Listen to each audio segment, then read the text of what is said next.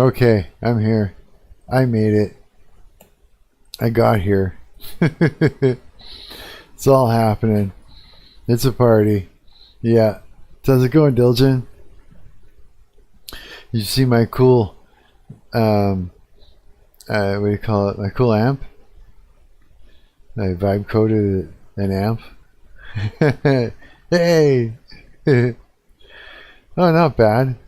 Yeah, I'm pretty good too, yeah. Yeah, I got church tomorrow, so I figured I'd do the quick live stream tonight. Yeah, before 1 o'clock, before midnight is over, or something like that. Yeah. Oh, excuse me. Holy shit. Yeah, dude. Let me show you. Hang on. Yeah, I vibe coded this yesterday. It's an amplifier. Yeah, it works too. It's not perfect because it needs some work, but it does work. I'll show you. Here, give me a moment. And it's noisy. It needs a noise gate. But let's see here. It's on one side, one ear.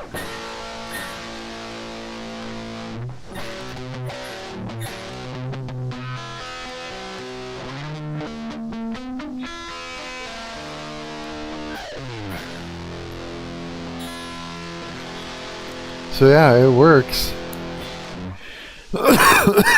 Excuse me. It's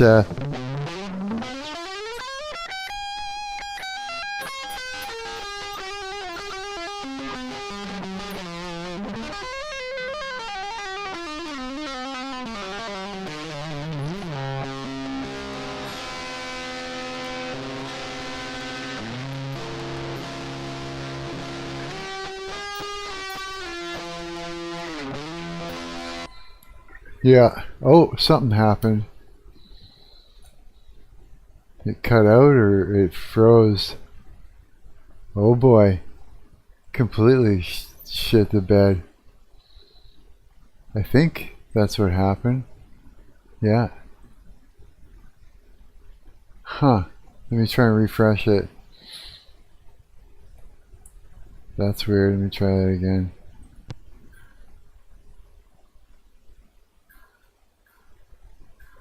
Nothing. No, it's not what it is. It's my audio interface that died. That's what screwed up. Okay. It's like, there we go.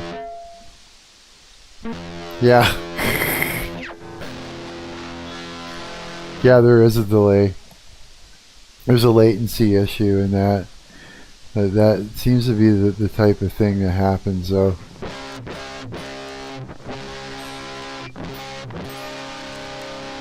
But it works.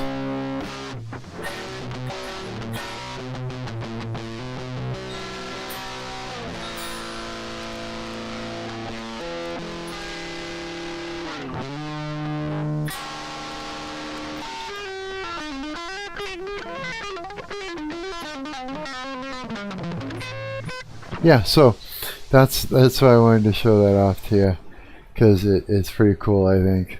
Yeah. Yeah, man. And then it's but the thing is too is like yeah, with stuff like that, with the VSTs and that, there's always like going to be a latency sort of issue. We got something in order to take care of that in there, basically. But it's not perfect. It's not horrible, but it's not perfect. But it's a start. Yeah. All the things I've been learning from you, Diljen. Thank you. So I did that yesterday. And then I was able to... because remember how I was saying I wanted to figure out how to host my game without having to use... like here, I'll show you. Like if we were to go to, where would it be? If we go to go to the website, right? And you go over to games and Marc's games. Now if you go and you click on this, right, this takes you to Unity's website called play.unity.com or something like that, and then you can host your game on here, right? And it works and all that, but I wanted to be able to get away from that and see if I can host it, but like by using lovable.dev to create a web page that I could upload it to and host it on there. And it does work. Yeah, it does. Where the heck is it now? Did I even image AI? What? Where did I put it? I don't see it. Shoot. Okay, hang on. Let me go to lovable.dev, and I'll go and grab it, because I think I got you to move it, eh? I think I did. Oh no, not yet. Let's go into your workspace here. It's Coin Cache, RAYPE. What are you building? Game Nexus. This is it right here. So right now I have to fix it, but if we were to, how do you do this? If we go over to here, I'm just going to close that, paste and go. And here's the page that I was able to get it to do. Right now, and I had it working, but then I got it to move a button and then it stopped doing the right thing. But here, so you click on it and it loads up. And so this is a game that I've been building in Unity. This allows me to host this WebGL game on whatever website you can make it do it. You know what I mean? And it looks like lovable.dev seems to be doing a really good job at hosting it, because the frame rate is good and the whole nine. Yeah. Right now, as you can tell, it's kind of stuck in the corner like that. Yeah, that was due to an error that I was going to fix, but I just didn't have enough. I didn't have any tokens for it to continue yet. Give it a minute. It should load up just fine. Here, let me close that for now. Maybe that's getting in the way. I'll wait and see. Hang on. Let me try it again.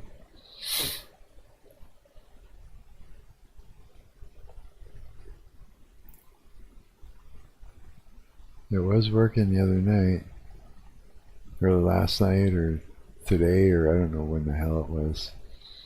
Earlier today.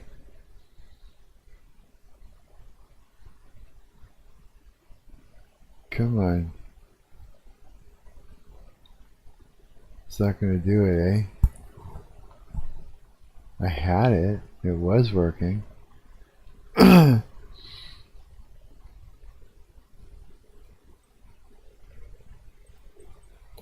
Yeah, I don't know. We got like in the mid sections, so I can continuously uploading newer builds and stuff like that. Look at that, it's just hung right up. Weird. If we go like this.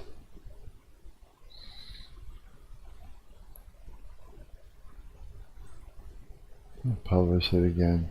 No, it's already up to date. Yeah, that's just weird. I don't know, but it does work, or it did work at one point anyways. Maybe it'll work right in here. Let's find out. No. No, it's not doing anything at all. Oh, wait, something's going on. No, it's just not working now.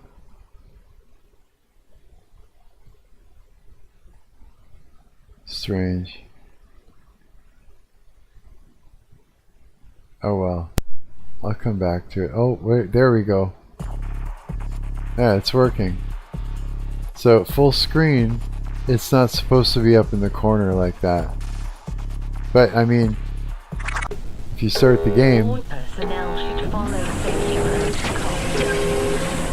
it trips balls. Because it's supposed to be full screen, right?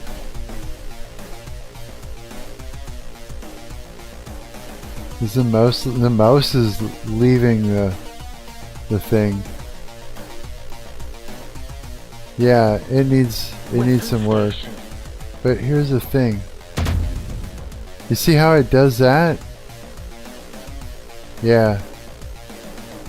So it's got some issues, but it is hosting it, so that's pretty wild. Join Discord voice. Okay. Hang on.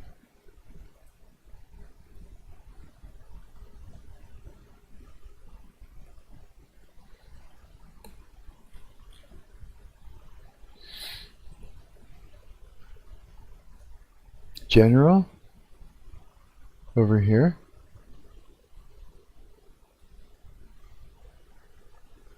Hello, hello. Yo. Hey buddy, how's it going? What's up, bro? Haven't heard from you for a little while there, yeah. Yeah, it's been a minute. I wanna. Can I transfer all these projects back to your workspace? Sure. Absolutely, dude.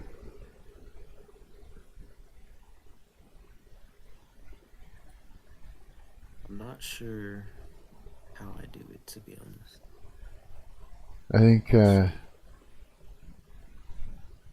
in the I'll show you.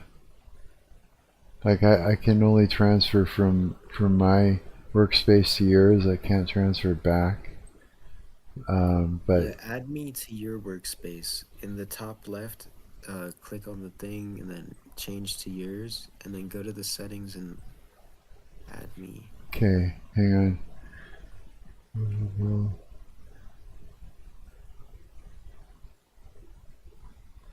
Okay, let me just get in there. Okay, so go to the top. You said? I'll go to my workspace, and then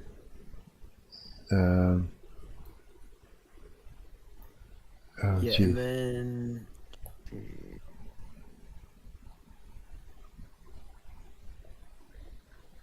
invite members. is there one to say that?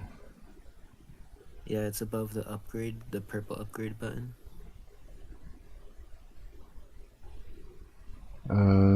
Maybe I gotta be in projects. No, click on the top left on Marc's lovable. Yeah. Okay. Oh, above the upgrade, invite members. There we go. And then Is it asking for an email? yeah. Yeah, do I put your email in there? Yeah, I just sent it in chat. Okay.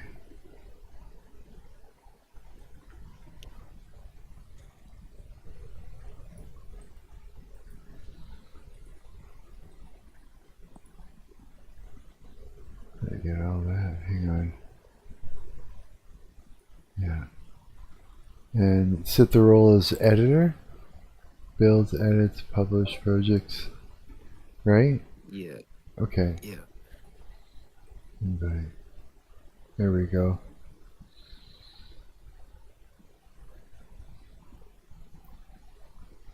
Alright, let me see if I can send this to your workspace now. Sure.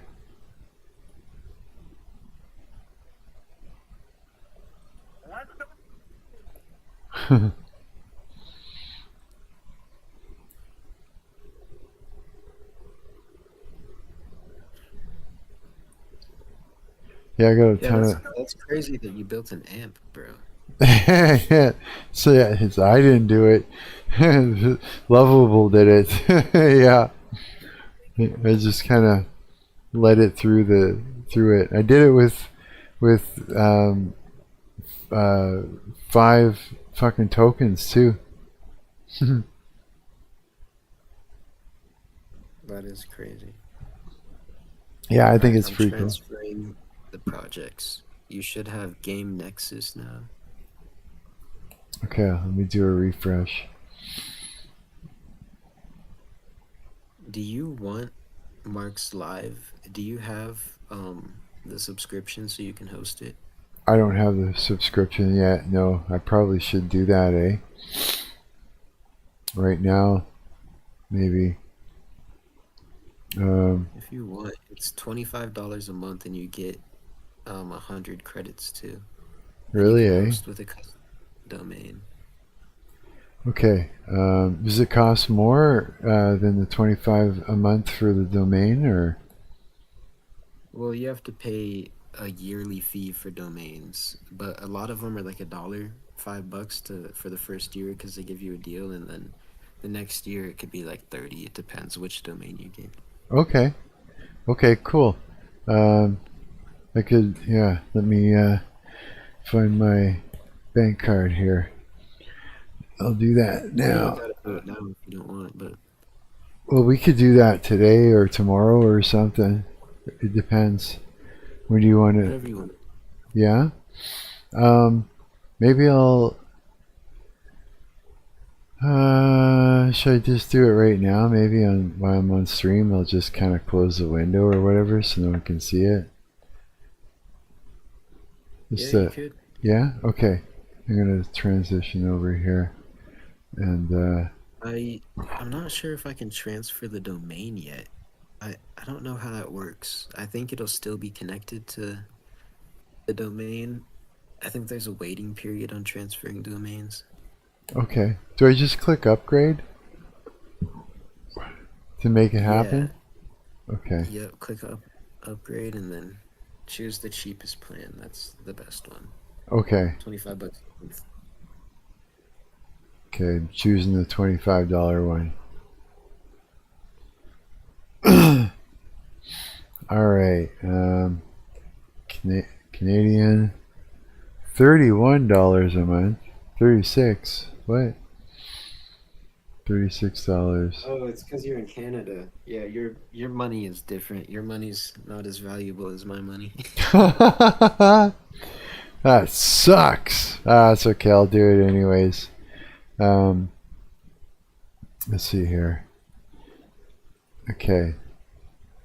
Let me start putting my info here. Actually, it's got all that on there. So Google has saved my bank card info for some crazy reason. Is it Google's right? got everything. It Google does. knows everything about you, bro. There's no way around it. Little bastard. What the hell? Okay, hang on.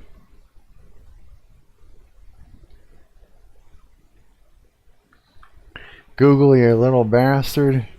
Okay, that's terrible. Um, address.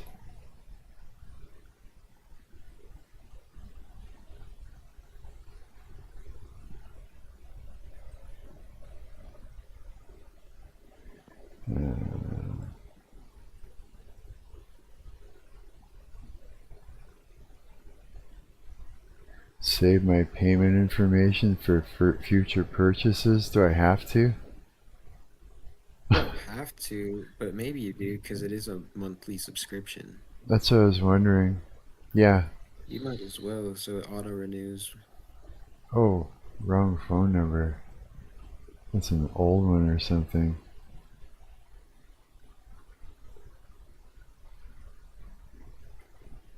There we go.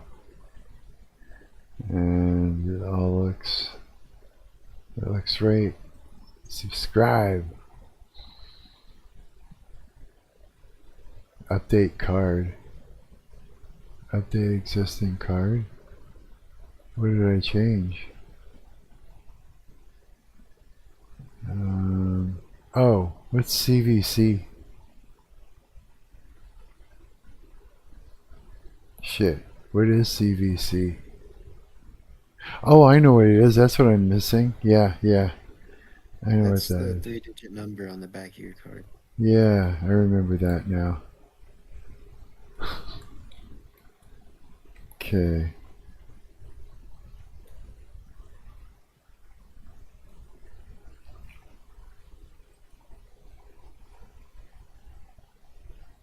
There we go.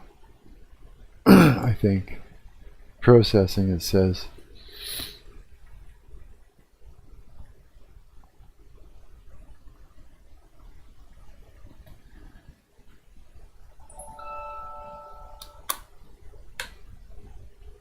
Verify my email.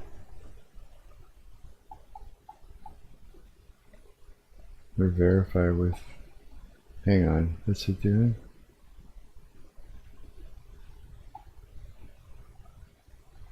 Link. Go. Let's see. What does it want to do?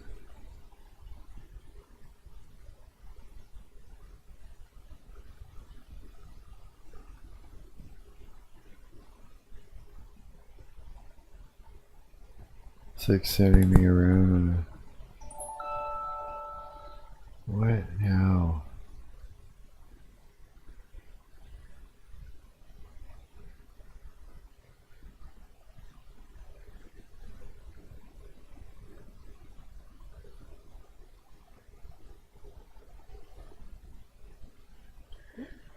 What is going on?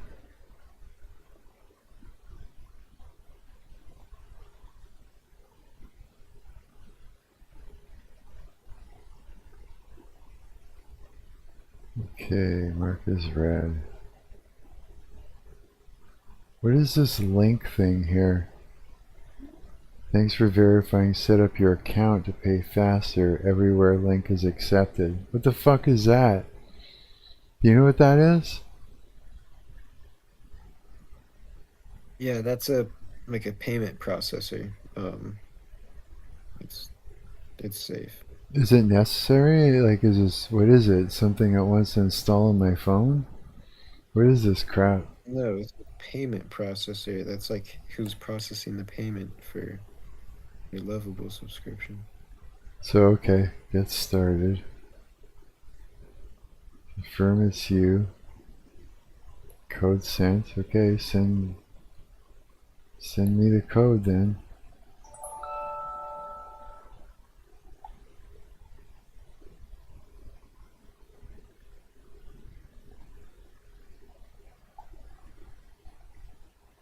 Fuck, this sucks. I hate this. It'll be cool to see what you do with Marc's live. Me too, yeah. This stuff is just all, to me, is sketchy. I just don't like it. Now what? Paying is for it? stuff? What is it asking me? Is it asking me anything? Now I've got this. Can I close it or is it done? Like, I mean, like what now? Here, I'll show you.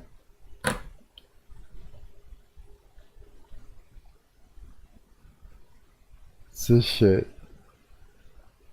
It's just fucking smarten up, you stupid. It's just that, basically. It's like a home screen for Link.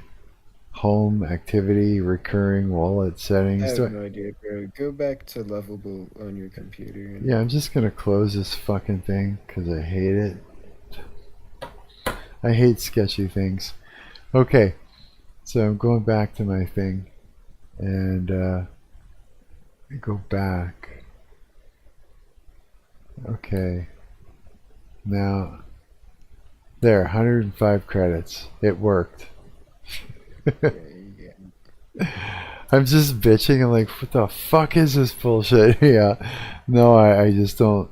If I don't know it and it's something new and it's like pulling shit up all over my phone and it's like, you know, if I click this, I might install an app or it might steal my bank account. Like, I don't know what it is, right? It's like, get off my phone.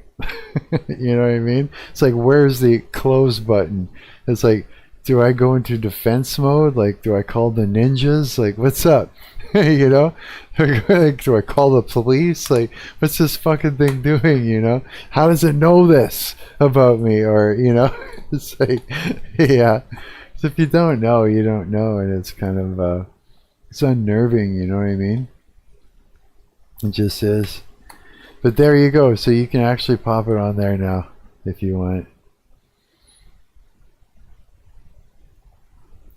I'll do a refresh. I'm gonna keep it, bro. I'm keeping it forever. Okay, you can keep it forever. It's all you. Can you still um, access my what do you call it?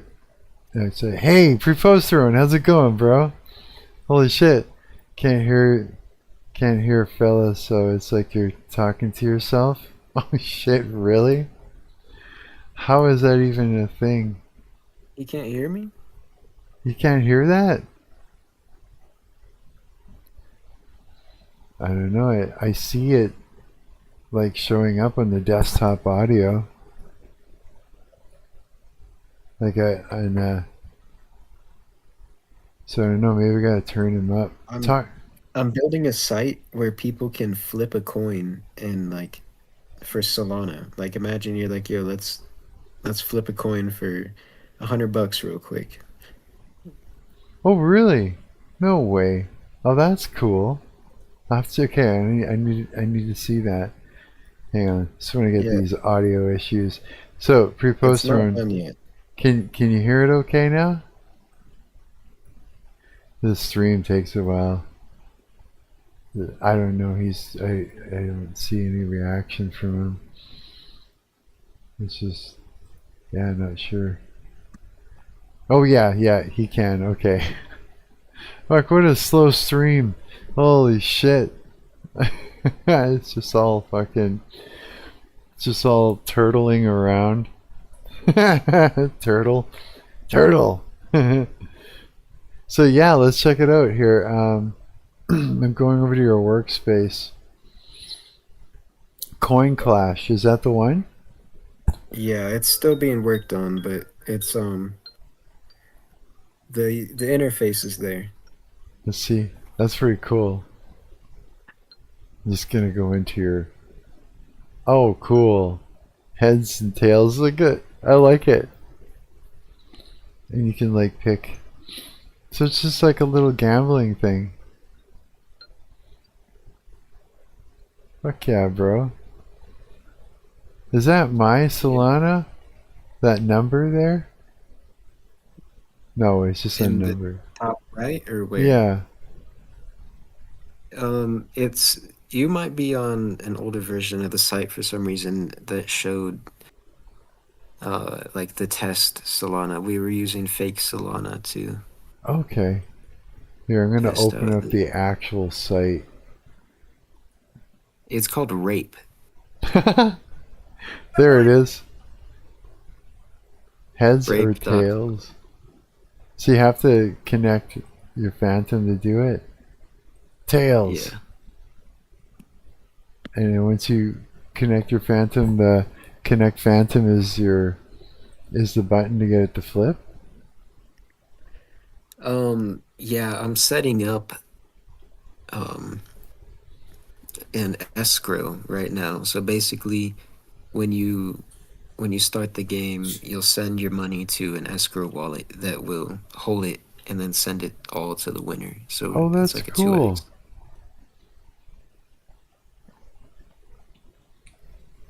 That's really cool, dude.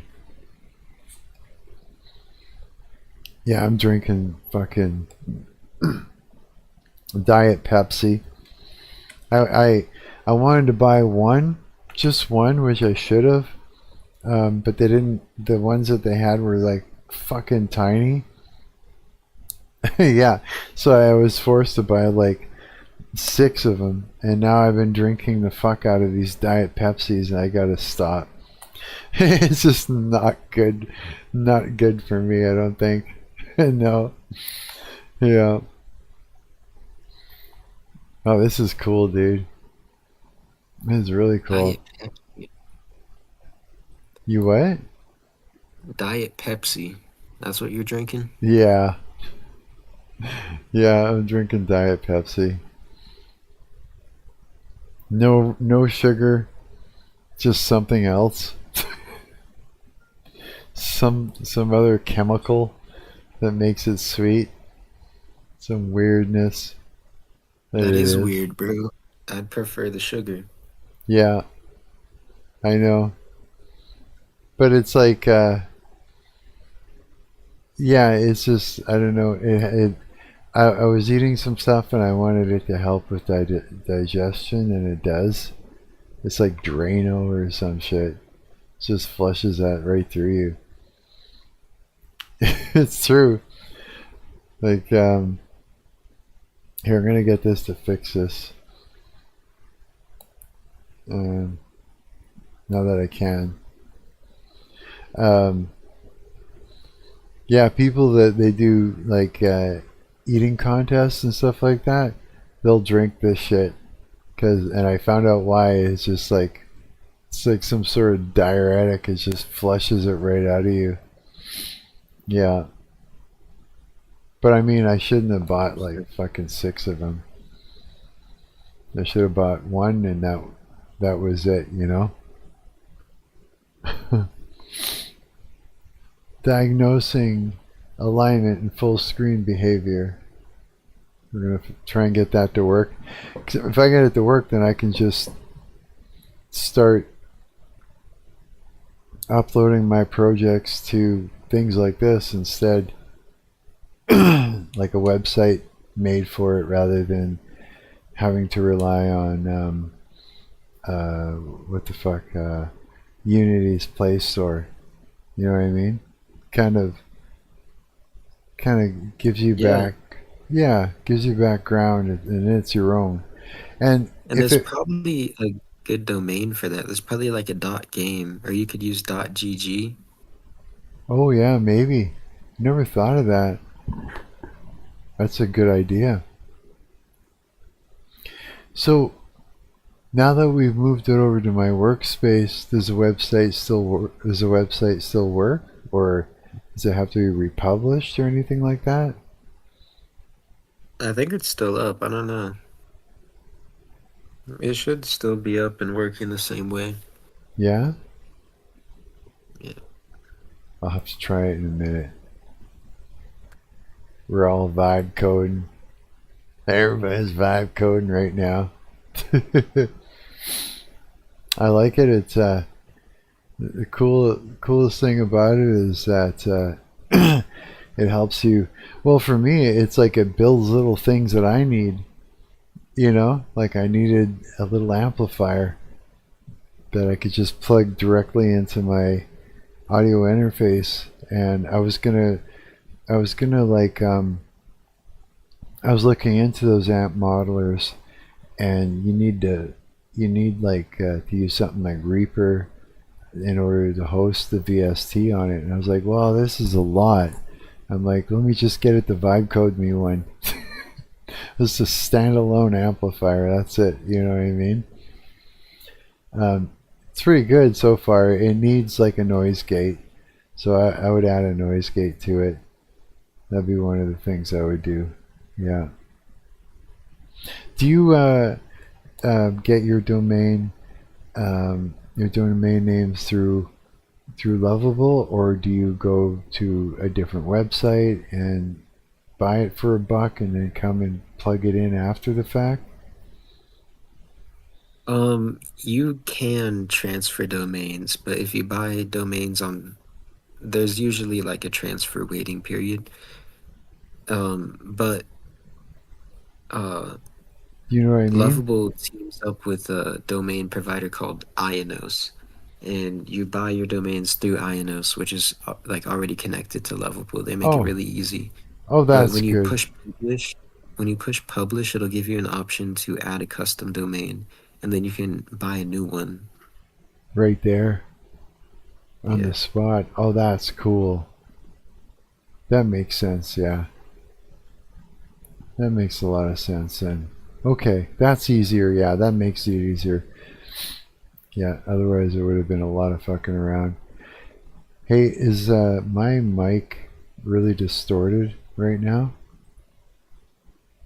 It 'Cause sounds fun. It sounds good on Discord. oh, that's right. It's on Discord for you. On the stream, I noticed that it's hard to tell. Sometimes I try to keep it as loud as possible without it getting distorted. It's hard to tell. Sometimes does it seem distorted to you? Without it getting distorted. I think it's fine. I Okay. was just listening to it. Okay. Good. Good. Security 6 issues outdated. Huh. I don't know what it's saying. Review security. Okay. Reviewing the security. Critical admin activity log is publicly readable. Private storage bucket has no RLS policies blocking or exposing all access unpredictability. Okay. Try fix all free. Let's see what it does. Fix all It's security really issues. easy. It's really easy to go down a rabbit hole and use all your credits when trying to fix problems like that. Oh A lot of the no. time, it doesn't fully understand your vision, and it might not even be a problem. So just read it, and you can Fuck. ignore some of those. I already told it to fix it. Like so now it's like burning through credits. It'll Use maybe be one or two, but yeah. okay. Oh, that's so annoying. Is it done? Oh, I hate that. I rarely fix the security issues unless like unless you're shipping something that should be secure. Right. But like for an amp or whatever, you don't need to worry about those. No, this is for my video game. Yeah, yeah. Even that, you're good. Oh man. I want to stop it, but I can't now. It's too late. Now it's like sitting here doing it. Well, let it do it. Maybe it's doing something good. Yeah, Probably is. I hope so. Otherwise, it's just like eating my money, making mistakes or something, right? That's what I'm imagining. I'm all like, fuck. No, I don't know. Dude, No, it's probably fixing problems, but that movie, uh, the Disclosure Day, I was like super stoked about going to watch it, and then I saw reviews of it, and I was just like, oh, that's not good. But you know what is killer that I really want to see, which I've been warned not to see, which makes me more even that much more curious, is Obsession. it's all hype, bro. That shit is. Have you seen the trailer for it? It's. I don't know, man. Yeah, it's just trippy. I've seen a few trailers. I've seen some reviews on it. You know, and I've heard some people talk on it about it and that, and it's like, yeah. Did you see it or no? No, I mean I don't. I don't necessarily want to see it. I wouldn't mind seeing it, I guess, but I want to see it. Yeah, it's like they're saying it's like sort of like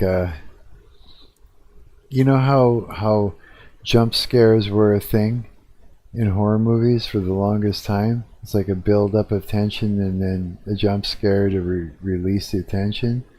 Well, this is like yeah. a whole new way of going about scaring their audience. Yeah. So it's like instead of jump scares, it's something different, something that sort of disturbs your mind. Yeah, I was just like, yeah, kind of curious as to how Bro, that what is. the fuck? I have 169 credits. Do I have your credits? Is that what that is? Or no? I see you have 103. I got 69 credits somehow. Oh, it's because I referred you. I think I referred you. Oh, that's why. I guess you would have. That's good, dude. Good. You deserve those credits. I used a lot of your credits, so yeah. I use so many credits, bro. Like, that'll go by quick.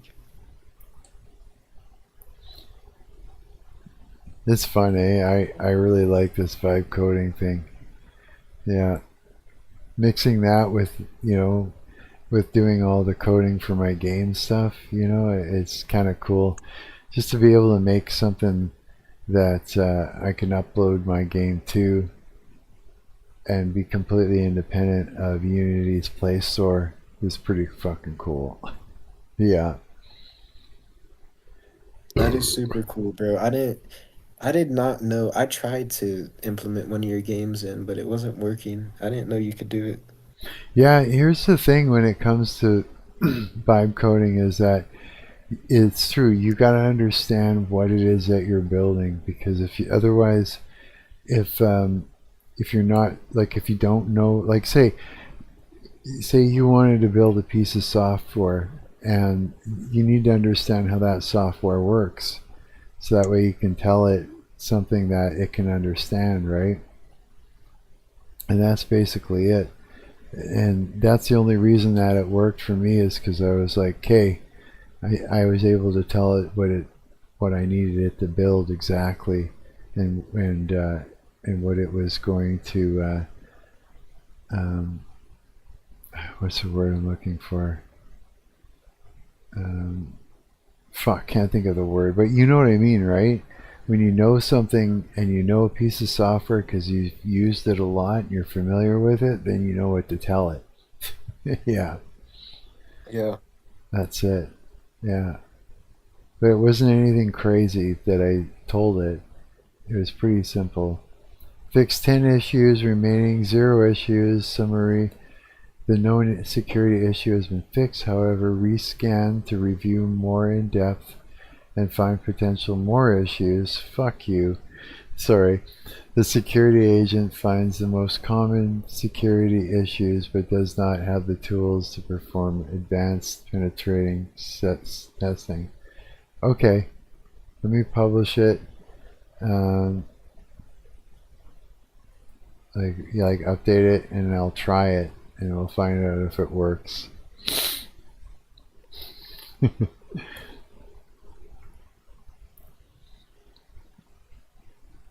I mean, if we wanted to put that into Mark Live, I'd be able to.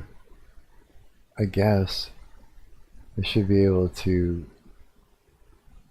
put the same prompts in or something. Maybe. And just put it in that arcade. Along with Slither and the Goat and the multiplayer shooter. Okay, I'm gonna try this out. Vibe coding is cool. Yeah. Okay, let's see if this works. Alright. Press play the game. This is after all the stuff that I needed to fix. It'll take a minute to load.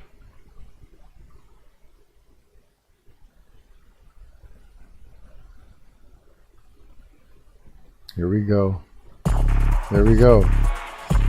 Okay, full screen? Full screen works. Hell yeah. Okay, let me try something. Let me do start. Let's see if it freaks out. Doesn't freak out. There we go, look at that. It's actually running in this thing. That's fire. Let's find out what the frame rate's like. Weapon station. It seems to be good. Okay, hang on. I want to go to. We're gonna load up level 6. Yeah. Let me just turn down the game audio.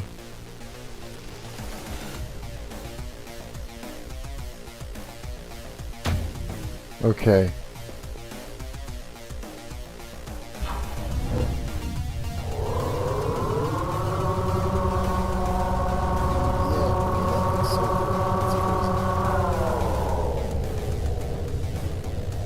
Actually can't hear you. Give me a minute.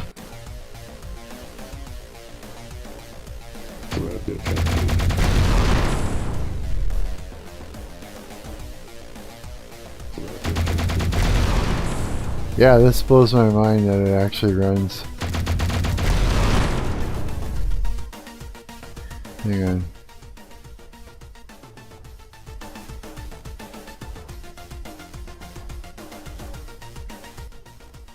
Not too high now. Let's see here. Whoa. All personnel should follow safety.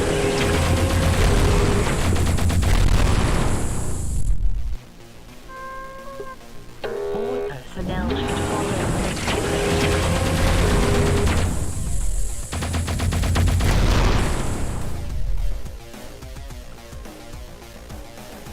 Okay.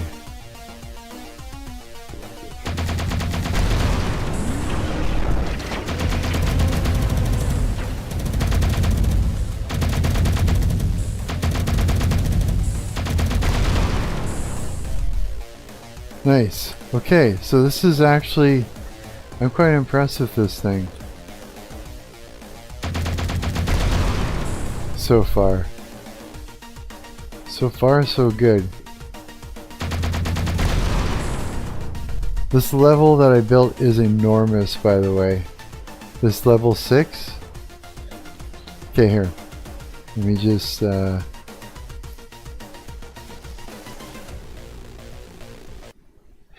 what I need to do. Okay, there. Now I can hear you talk, Diljen. Yo. I'll turn you back up again. I had the game. Go ahead, talk. Yo. Let me turn you way up here. Let me bring up. Can you hear me? Can you I hear can. me? I can hear you. Let me just. There we go. Now crank up the user volume. Now talk. I want to say the N word, bro. I want to say it. Say it. It's weird now. I can't do it now. Just tell the audience you're black. No one will know the difference. Okay, hang on. I gotta pee. I'll be right back.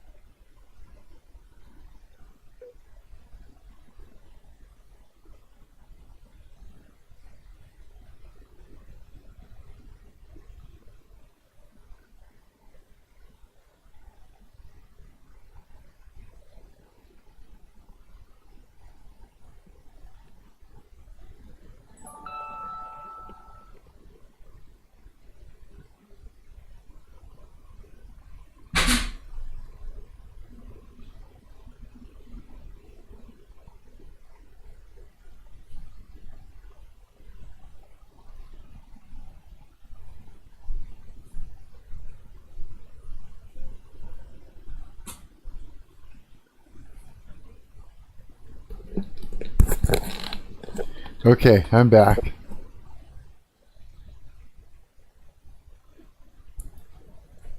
What I should do is, you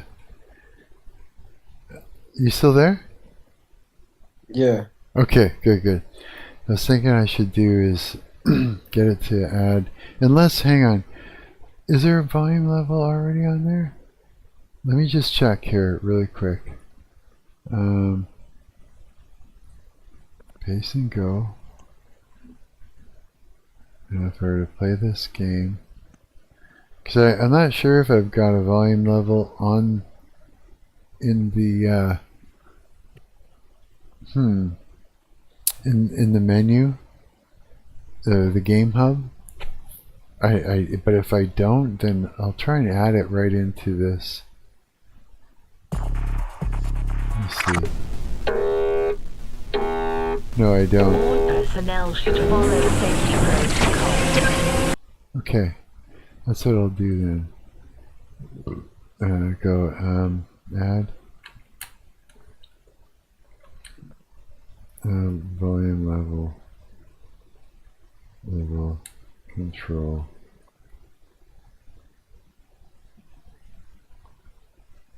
There we go. Let's see what it does.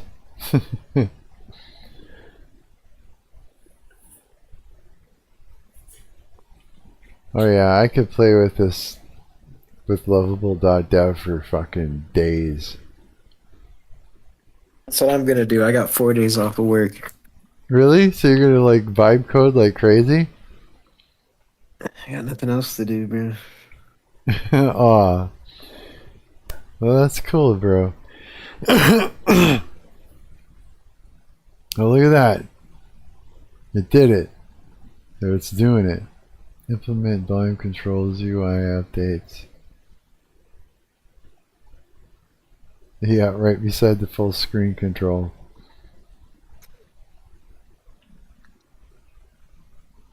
Prototyping, drafting, user facing. Add a working volume slider now. Add a game. Okay, let's try it. Let me publish it.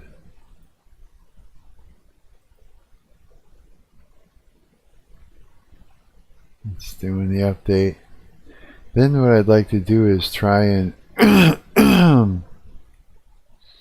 I'll use Unity and do a new build, new fresh build. I gotta make some changes in the game anyways. So I'll do a fresh build and then I'll try and use the admin section to actually update the game and see if it works.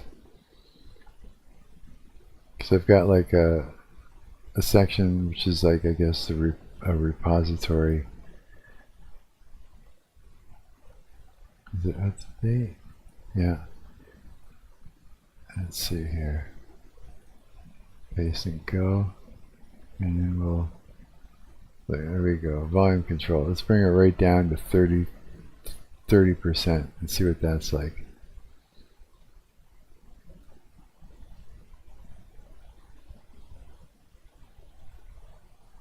I'm excited.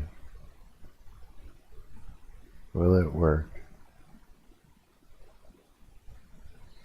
Will it work or will it? Check your crypto, bro. Your crypto's probably up. I don't know what you have, but It does work.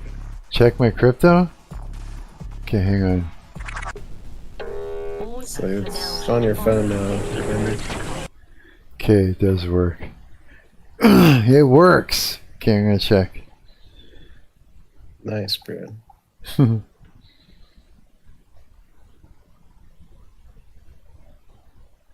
I don't remember what you have. I think you bro. I think you have The 50. Swastcoin. I think you have Swastcoin. Yeah, I remember because I checked it yesterday, I think. I think it was yesterday I checked it. It was something like $56 or something like that in there. There was, so. Yeah, it's all Swastcoin. Do you have Trixs? Are you holding Trixs? Let me find out. Silly rabbit, Tricks is for kids. Yeah, okay, that was a bad joke. You remember that commercial? Or are you that Yeah, old? yeah. I was gonna say, are you that young? You don't know. No, I know all about Tricks. I actually got Tricks in my cupboard right now. Really? No way. Yeah. Let's see. Um, Give it a moment to load up.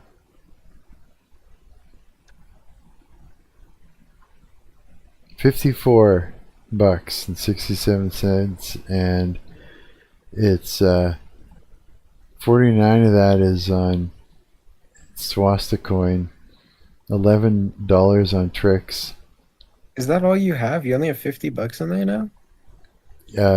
50. Oh no, 67.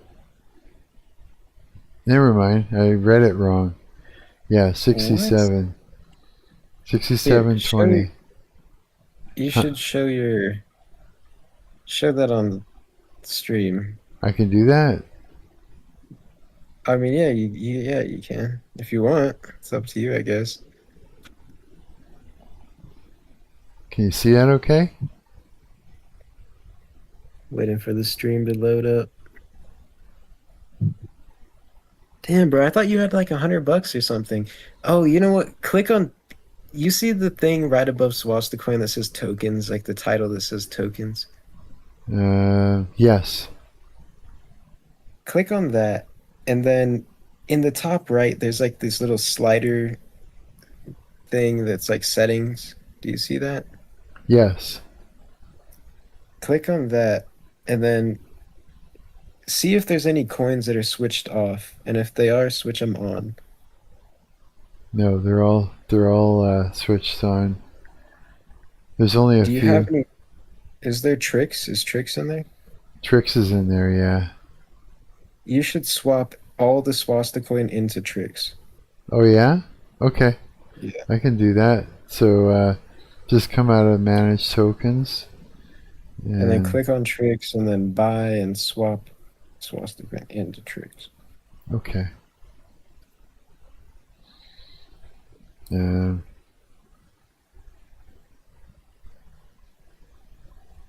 so buy then, right? Yeah. Okay.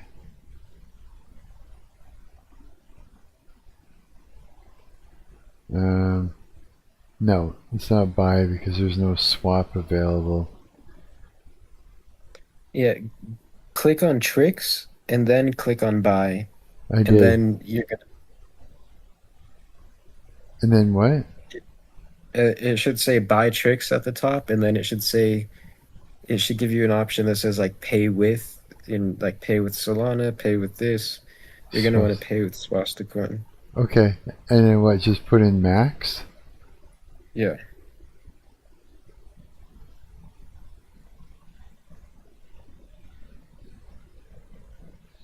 Okay.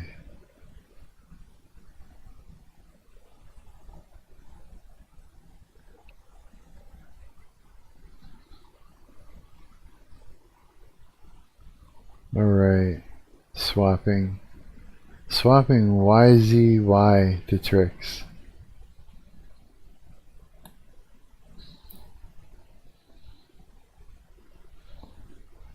It's doing Did things. it work?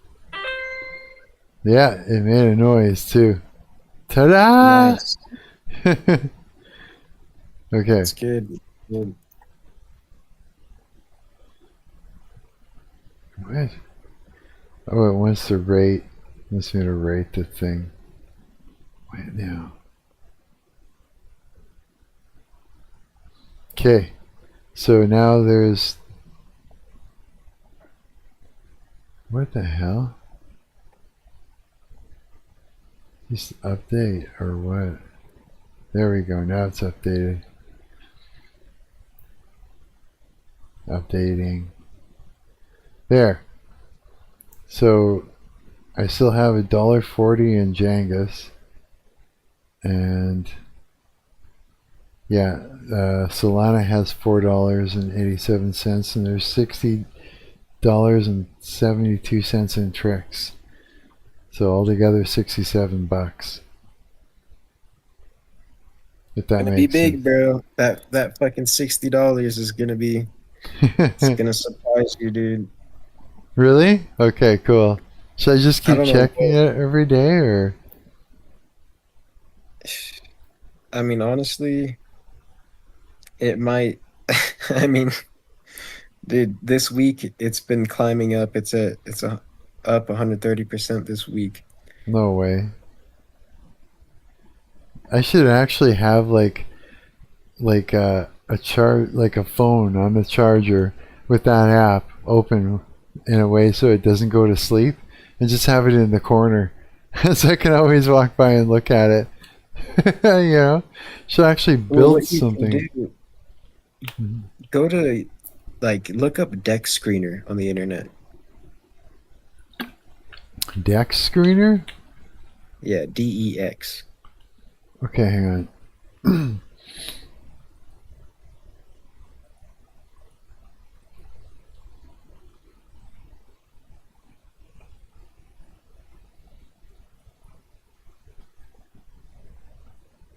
Huh. Wow, it's showing me a whole bunch of stuff. That's Yeah, crazy. there should be a search bar. In the top left, there's search. Look up Trixs.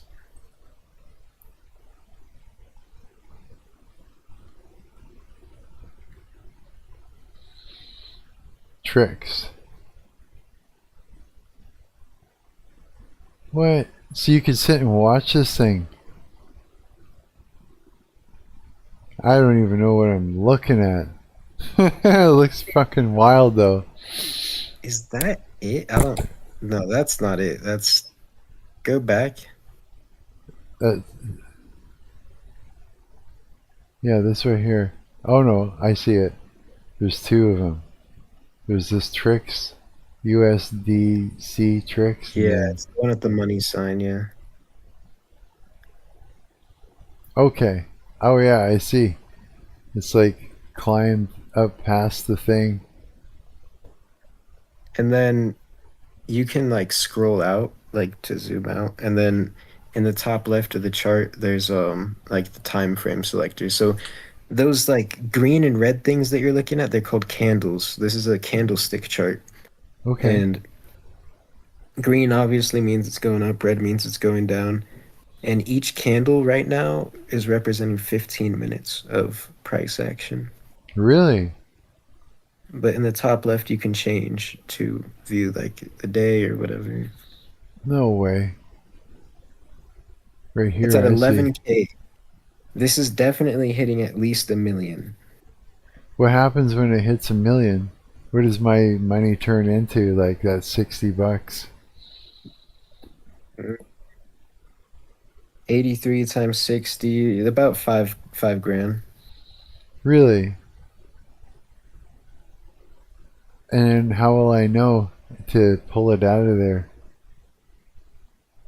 I mean, hopefully you'll catch it, but hopefully it won't be that quick. This is something that I think will probably jump pretty quick and come back down, but this is not going to be a quick thing. This is going to hit millions. Wow. Dude, that's cool. Well, I should have this on a computer that just sits there, and should almost make a vibe code an app that watches and it sets off an alarm when it's time to switch. It switches to Solana. You know what I mean? I was thinking about making that, bro. There's this website called IFTTT, which is it just connects to a bunch of different apps like Twitter or whatever, and it'll send you notifications for things. And Really? it's an automation app, but it would be cool to make it more free and about crypto. Yeah. Yeah, I think that's a great idea. Yeah, I mean, because that's the problem with this is that you're constantly having to check and guess when to check, and it's like a chance, a game of chance is to catch it when things are good. And hey, right? But if you got something that, say you build something that literally will transfer your funds out of there, um, giving it some parameters to work with, right? So that it knows when, and just literally have it do that, or have it send you, yeah, a notification, say, hey, it's here right now. Move it to Solana, yes or no, or see, or something else. You know what I mean? Kind of thing. Well, they're gonna have an app. I'm pretty sure they're gonna have an app, and I'm sure they'll have notifications on the app like Pump Fund does. But Yeah.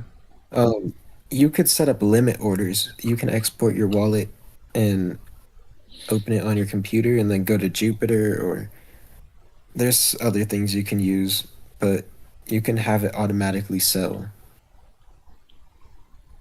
Wow. Yeah, that would be the way to go, I think. That's cool. Like a deck screener. Well, now that Zips app is working, I want to go in and make a change to my guitar amp there. That's what I want to do next. Let's see here.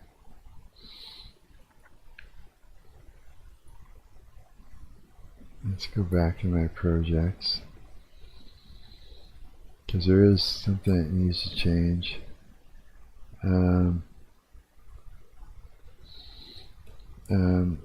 Output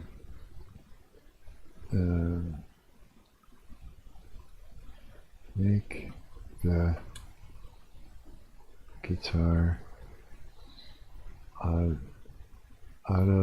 audible. That's not how you spell audible, Mark. Audible in both the left and right speaker. Right speaker.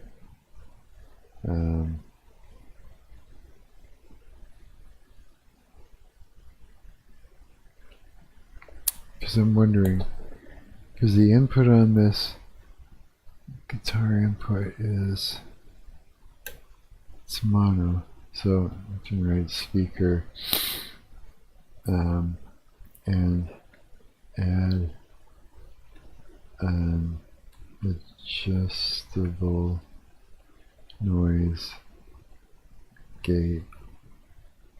I don't know how to spell adjustable. Okay, make the guitar audible in both left and right speaker.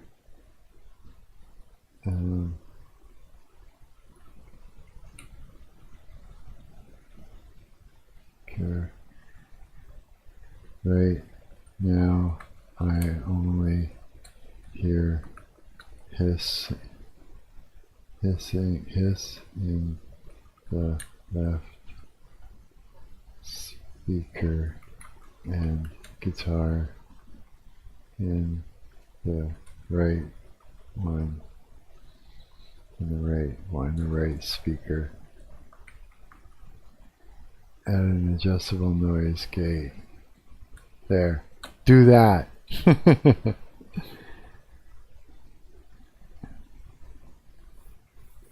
I was going to say, oh, I should have told it to improve latency while we were at it.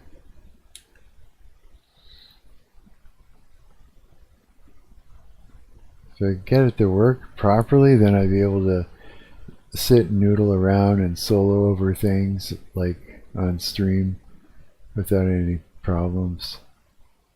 Sort of what I'm looking to be able to do. Exploring balanced stereo and gating audio. You should build a lot of these things that you're building into Mark's Live. Like, it would be cool to just have all your projects on there so I think people so. can access everything. I think you're right. Is there any way I'd be able to take this and after the fact and transfer it into Mark's Live? I'm not sure. You might have to tell it to generate a prompt to copy it and put it into another project. But there is a feature where it can read files from other projects, so it might be able to. I've never tried that. That would be cool, yeah.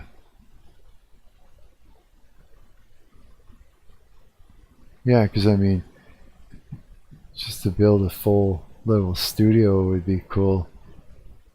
You know what I mean?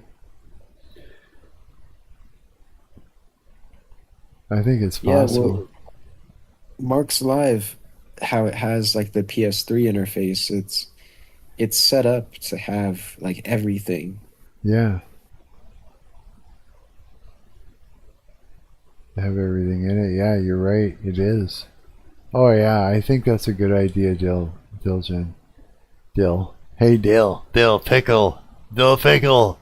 Dill, hey. Oh, that's funny. Man, I haven't seen. It's good to see Pre-Poster and pop his head up in here. I haven't heard from him in so long. I was wondering, actually thinking about him. I was wondering what happened to him recently. I wonder if he's still there. Are you still there, Pre-Poster on? I'm kind of wondering how you've been doing. Fix both issues. The input now sums both channels so the guitar plays in both speakers regardless of which input channel it arrives on, and there's a new noise gate with an enable toggle plus 80 to 0 dB threshold sliders below the latency controls. Well, let's try it out. Let's see how she works. All right. Let's see. We want the Steinberg. Yeah. Wow.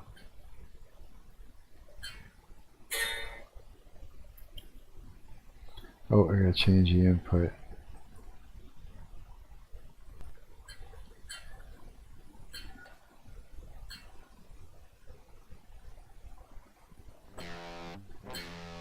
Oh, it's there.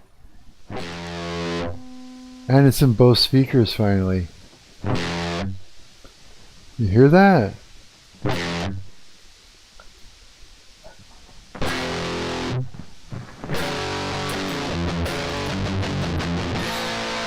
Okay, let's add the noise gate.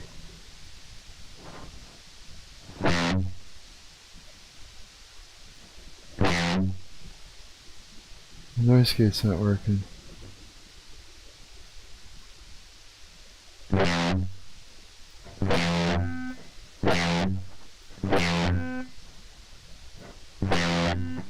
Hang on.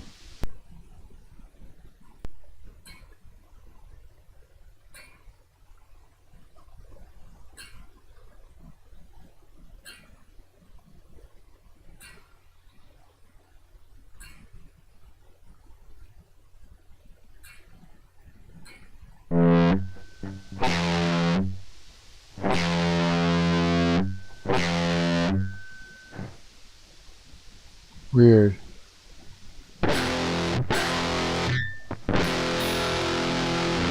Fuck, that sounds pretty good.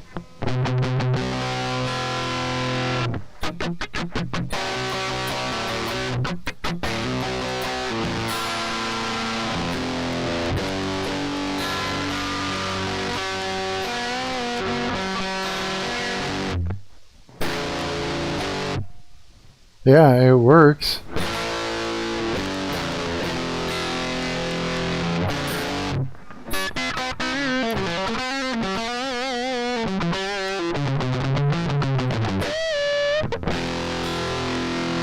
Wow.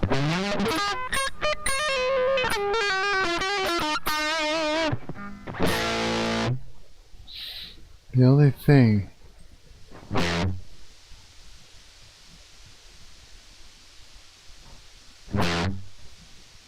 when I turn off the gate and back on again, it doesn't re-engage. But when I turn off the power and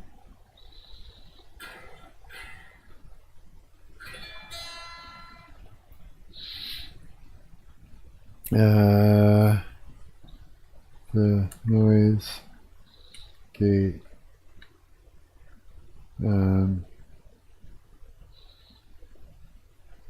is now functioning. Just gonna say that. Maybe it'll figure it out. There's so much to say. There's so much to tell it as far as errors go. Oh, I was gonna tell it to improve latency. I'll do that next time around.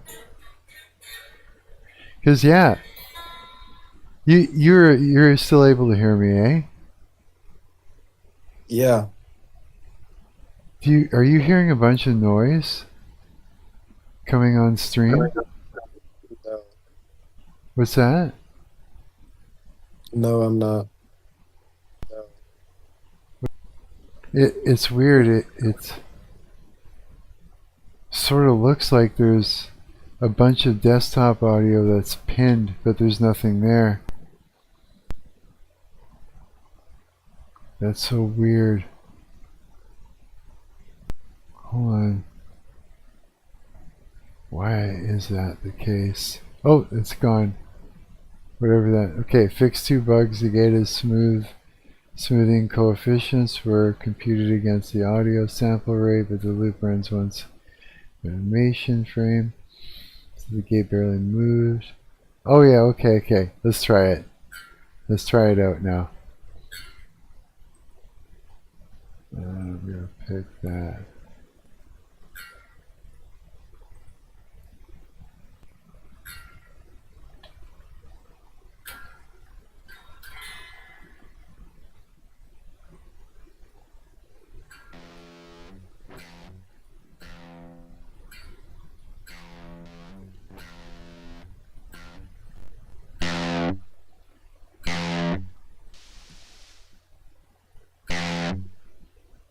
Okay.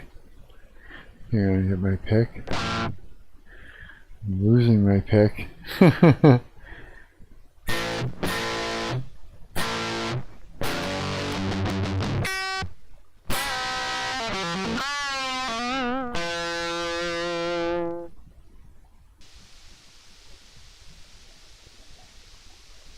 it to that. What if I adjust it with a... No?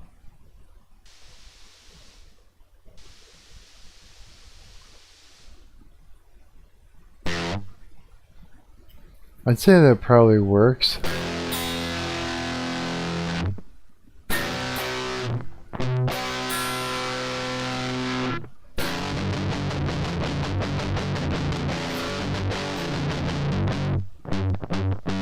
I want to try and do is get it to improve the latency.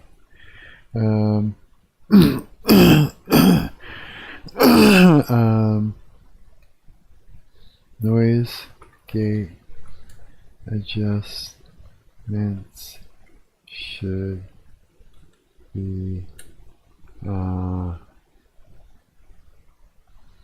guess more incremental. Oh, adjustments should be higher incremental resolution. I think that's right. Noise gate adjustments should be higher incremental resolution and improve the latency as well. The latency.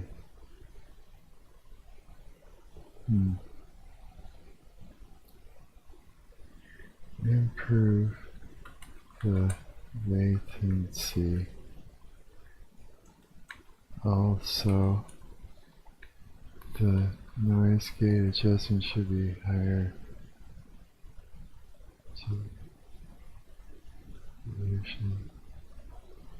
Okay, see what that does.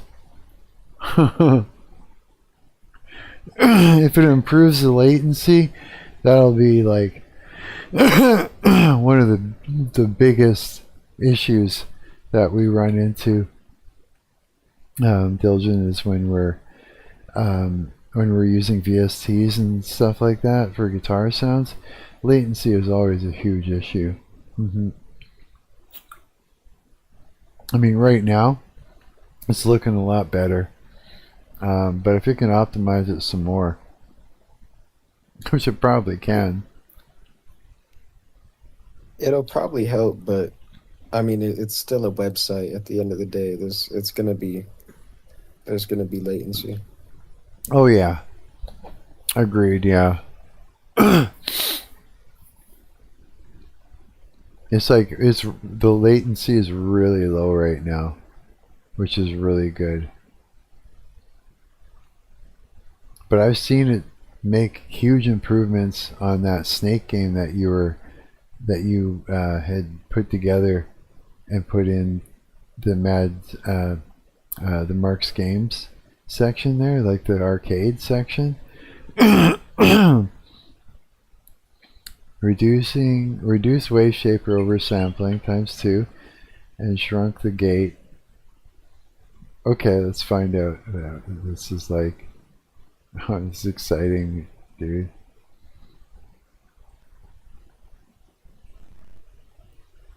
Okay, let's turn this on. Oh, it is on.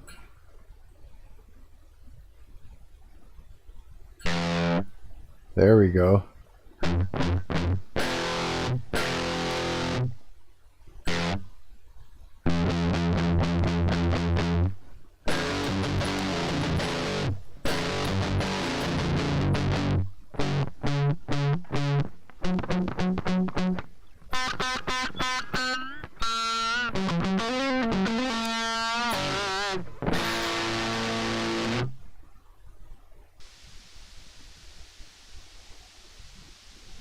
And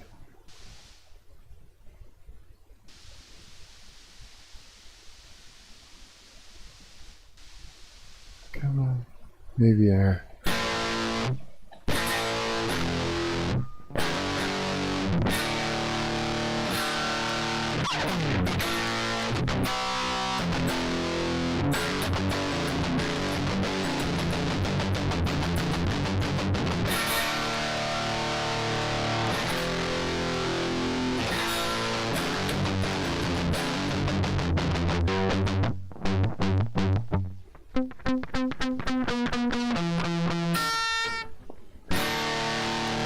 Let's try this.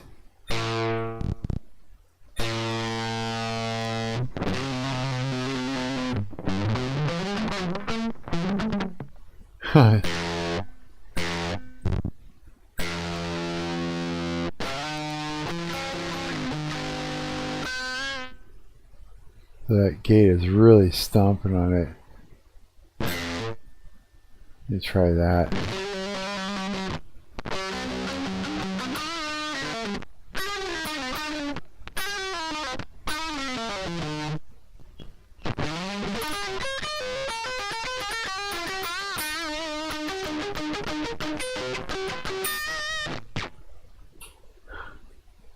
Let me try that.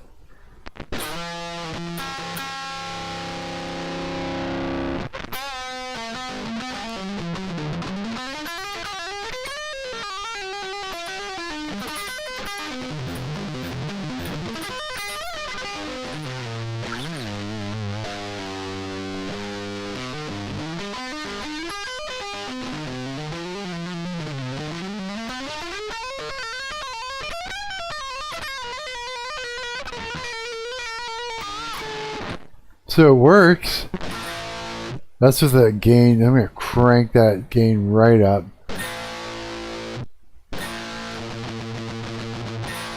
That's like lots.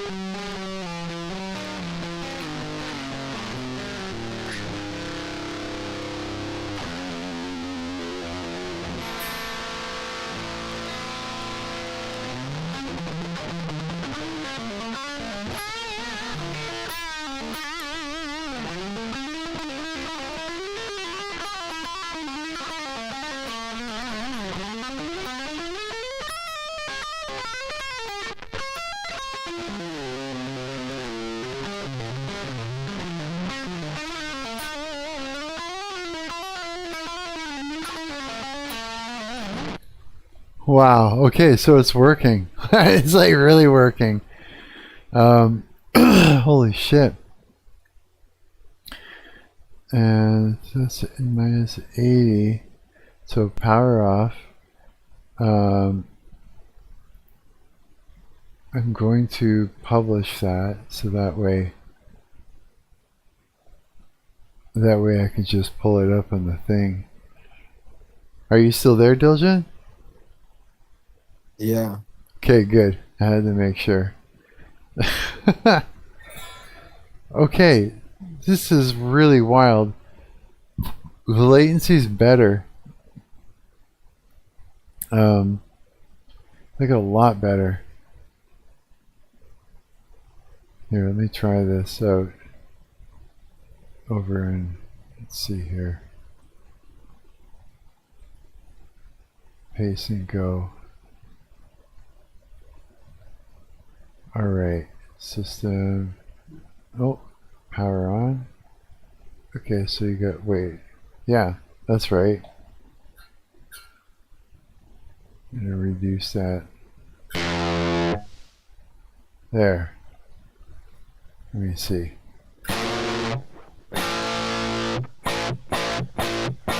That's really, latency's a little nuts. Let me see what else I can do here. Lowest latency.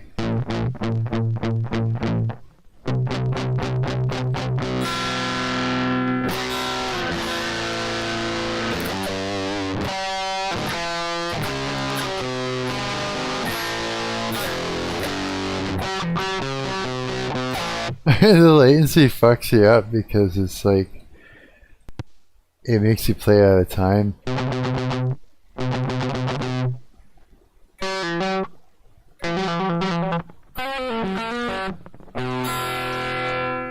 Because it's like, say if I'm like, let me try. Yeah, it makes you play out of time when there's latency. You know what I mean? Yeah. Okay, so that's playable and most stable. That's supposed to be. Yeah, it's really fucking with me. Let me try change this.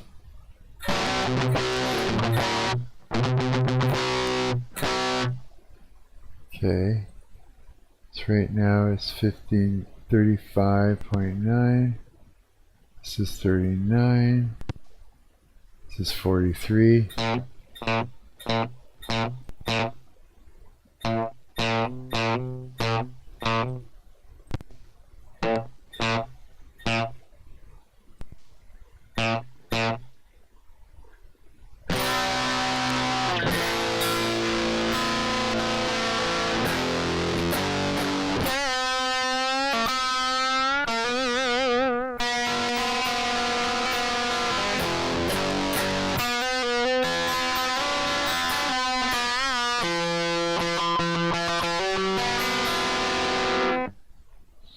So 7, 8, 9.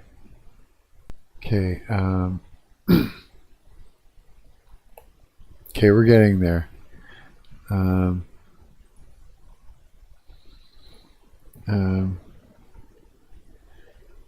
Improve the latency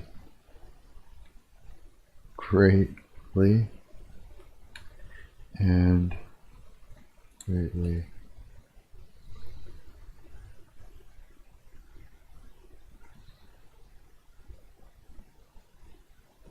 Let's just try that first. That's the most important thing. Let's see if it can do it. Exploring latency reduction strategies. You can do it. I mean, if it works, it's amazing.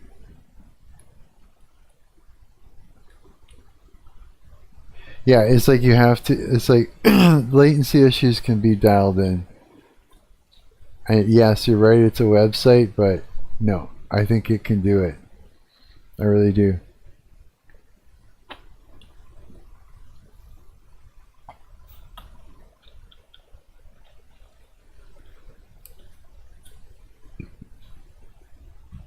And that'll be one that you could probably blow up, having an online amp modeler like that. Yeah, but now anybody that's watching the stream is trying to do it themselves will be like making money off of it. Cut latency significantly, remove shaper over sampling, was adding internal buffer, and was skipping the high latency media stream. Okay, let's just try it. Let's see what it does.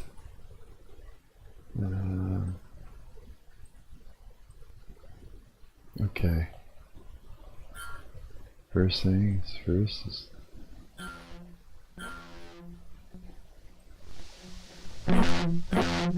wow.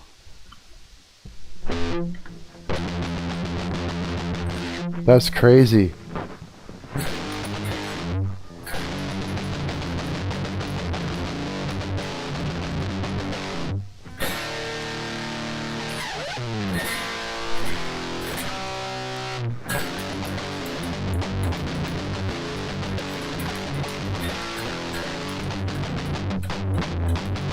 It's still fucking with me.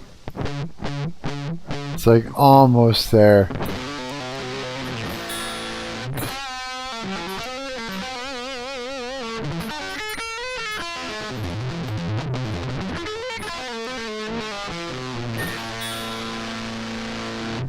I'm going to tell it to go further with it. Improve the latency even more. Let's see if it can do it.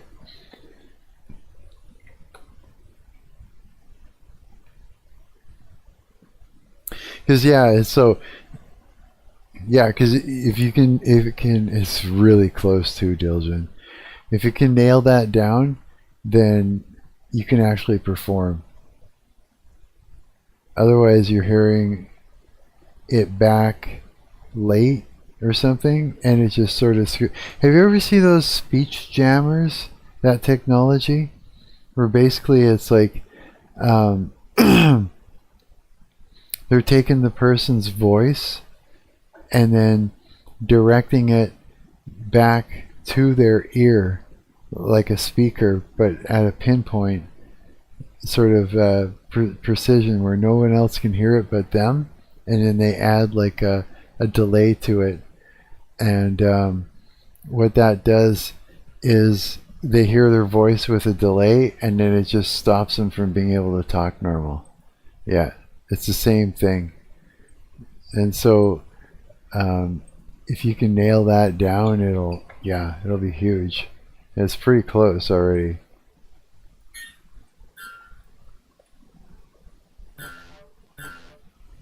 Let's see what I pick. What you talking about? No? I do, yeah. Do you? Okay. Wow.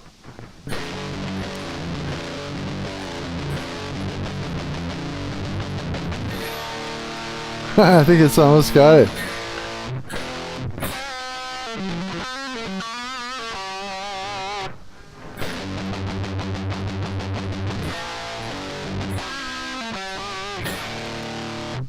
Can we use the noise gate? There.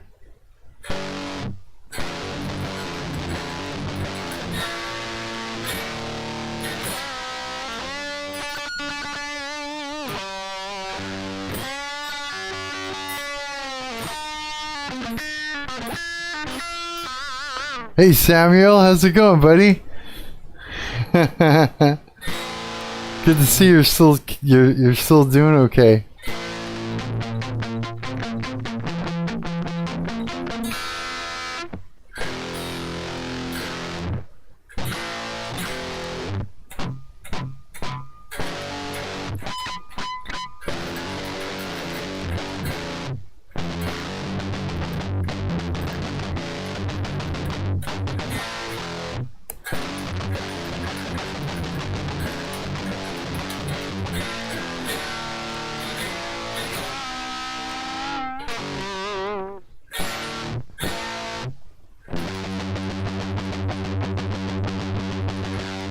It's going alright. I'm not in the US anymore.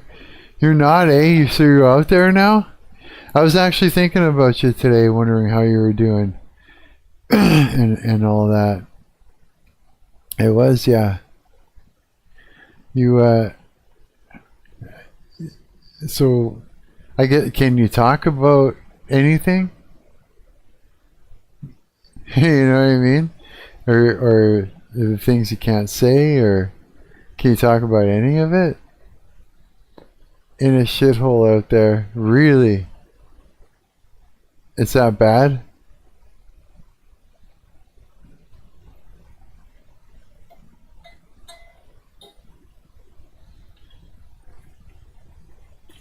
So you guys are like living in tents and stuff like that?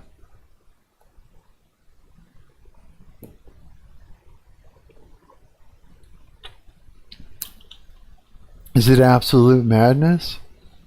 Is it hard to sleep at night? All you hear is big booms. No way. Yeah, sleeping in tents.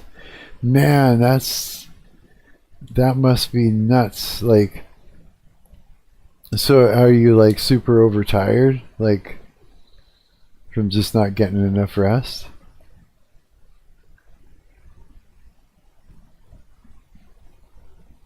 I'll wait for the stream to take some moment.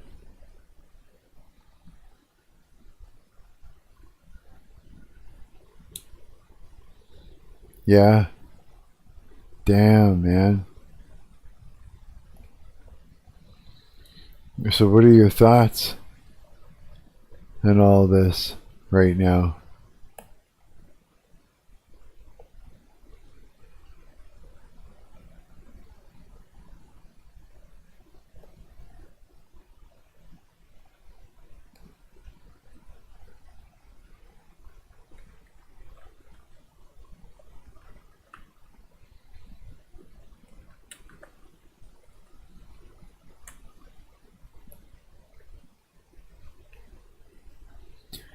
It's not the worst thing I've been in, but I just want to get the fuck out of there already. Really?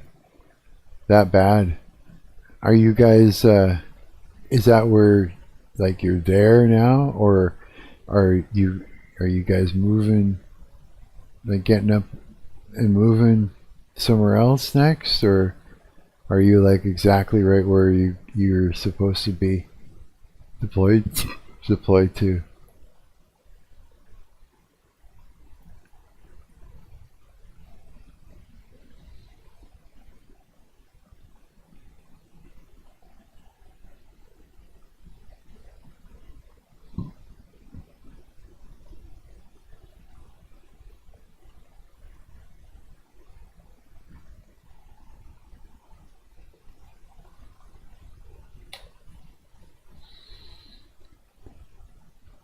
I'm at the base located near Tel Aviv, where all the bombing are. Fuck, no way.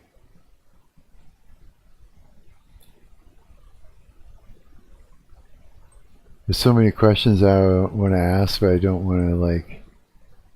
Hi, Marc. Hello? I heard a voice. It's me, Justin.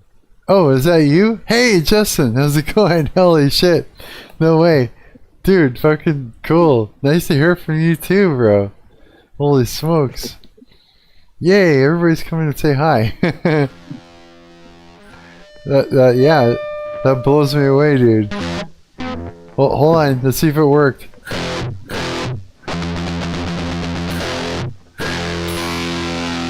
It's working. Let me try it. Let's try a rhythm.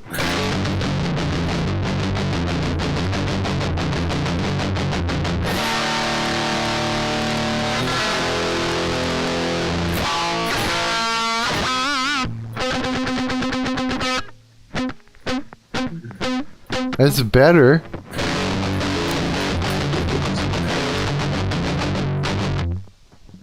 For latency, it's not bad. Still a little What are bit. you doing now?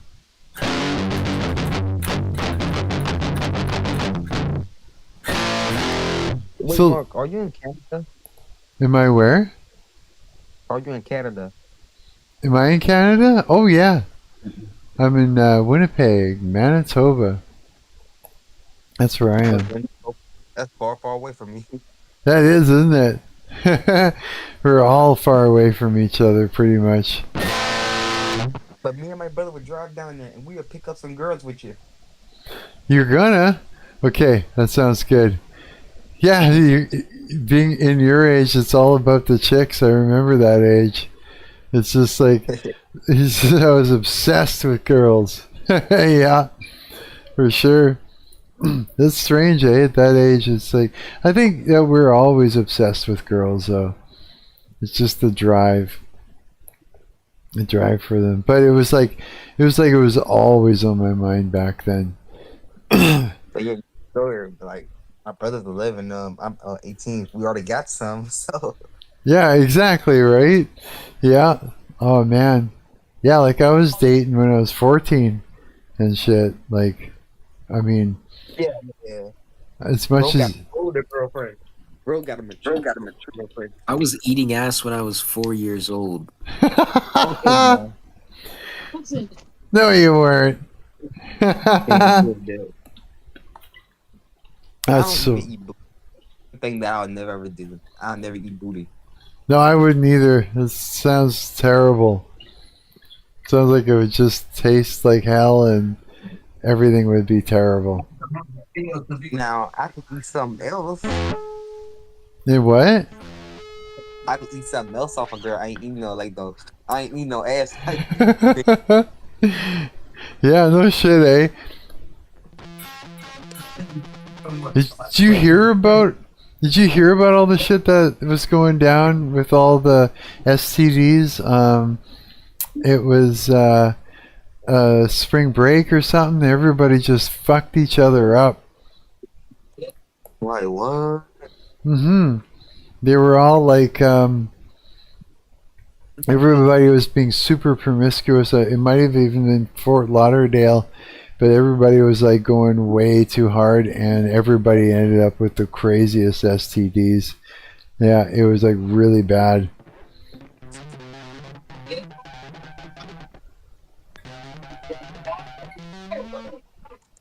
What's that?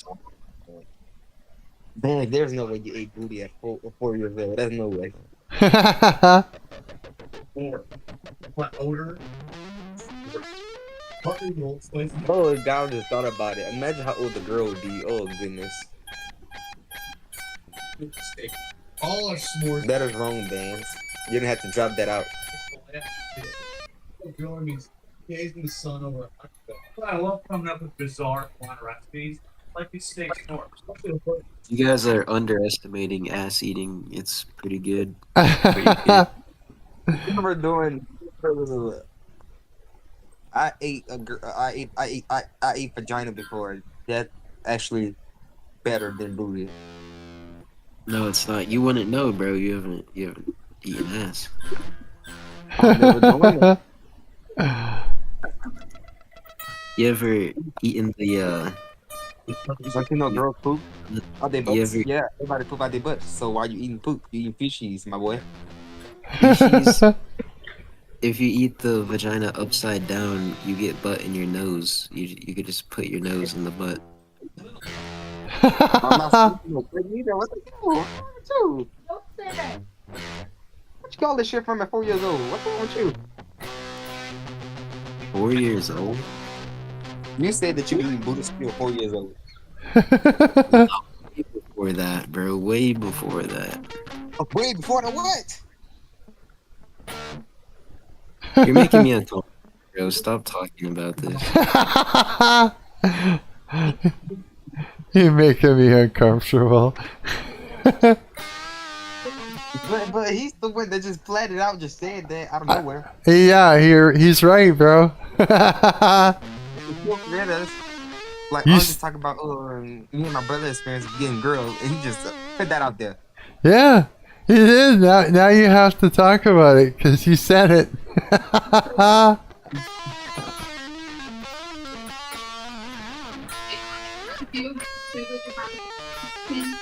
Y'all heard Elon Musk is the first trillionaire?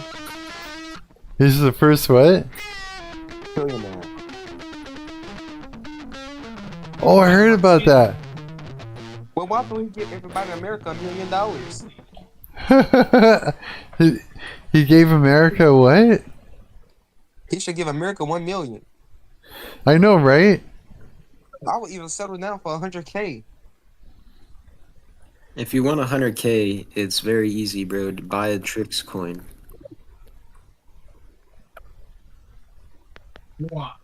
That's true. You guys have no idea yet. You have no idea what's going on right now.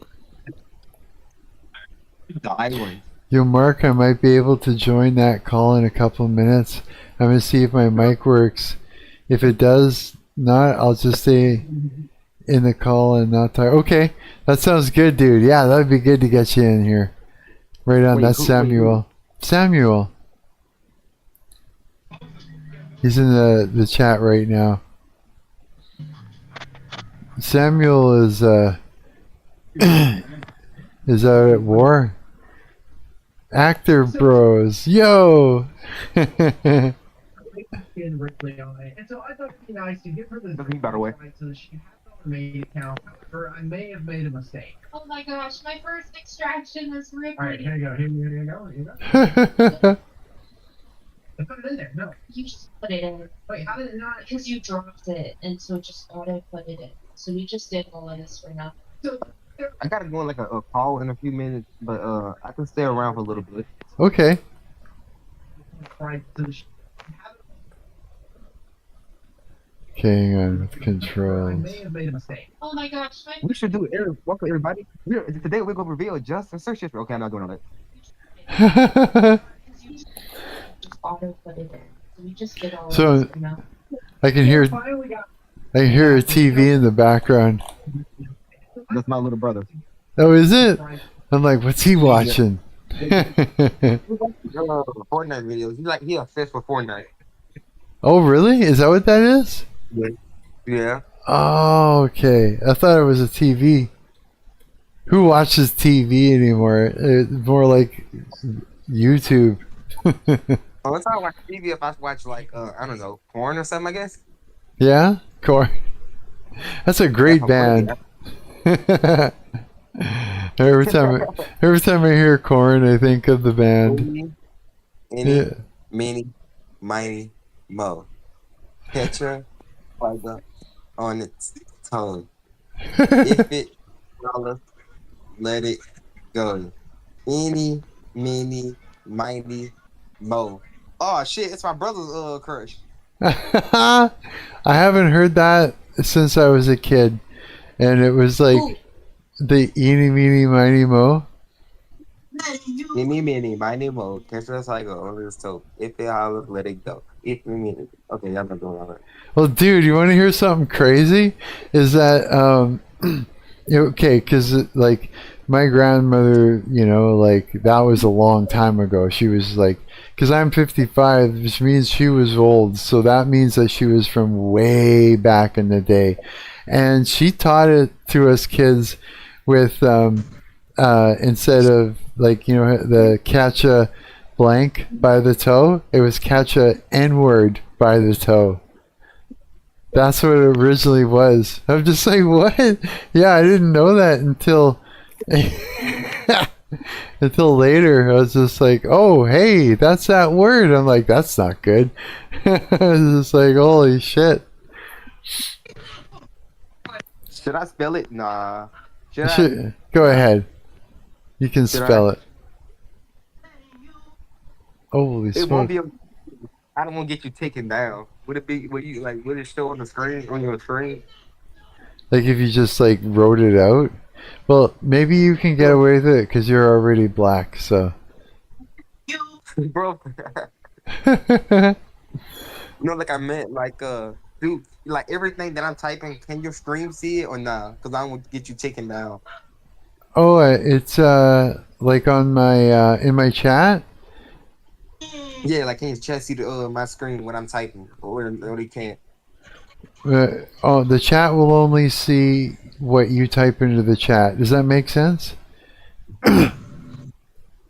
No, let me explain. Like, I'm casting my screen on Discord, right? But like, can your screen Oh no, I don't like, actually have.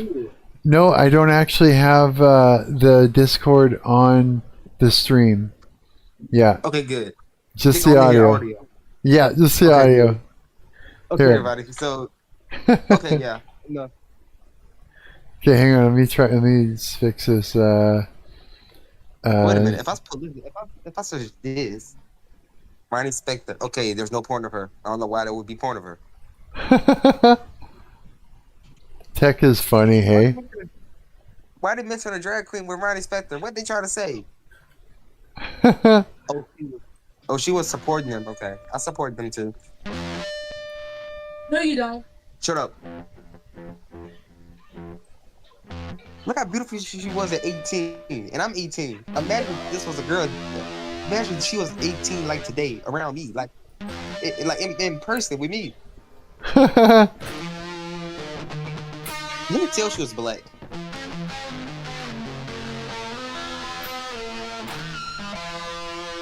Did she smoke a cigarette? Yeah, she smoked like 6 packs a day. I heard. Really? Yeah, why she died from cancer? Cause that 6 packs turned into 12 packs. Hang on. Improve. 12 packs of cigarettes a day, bro.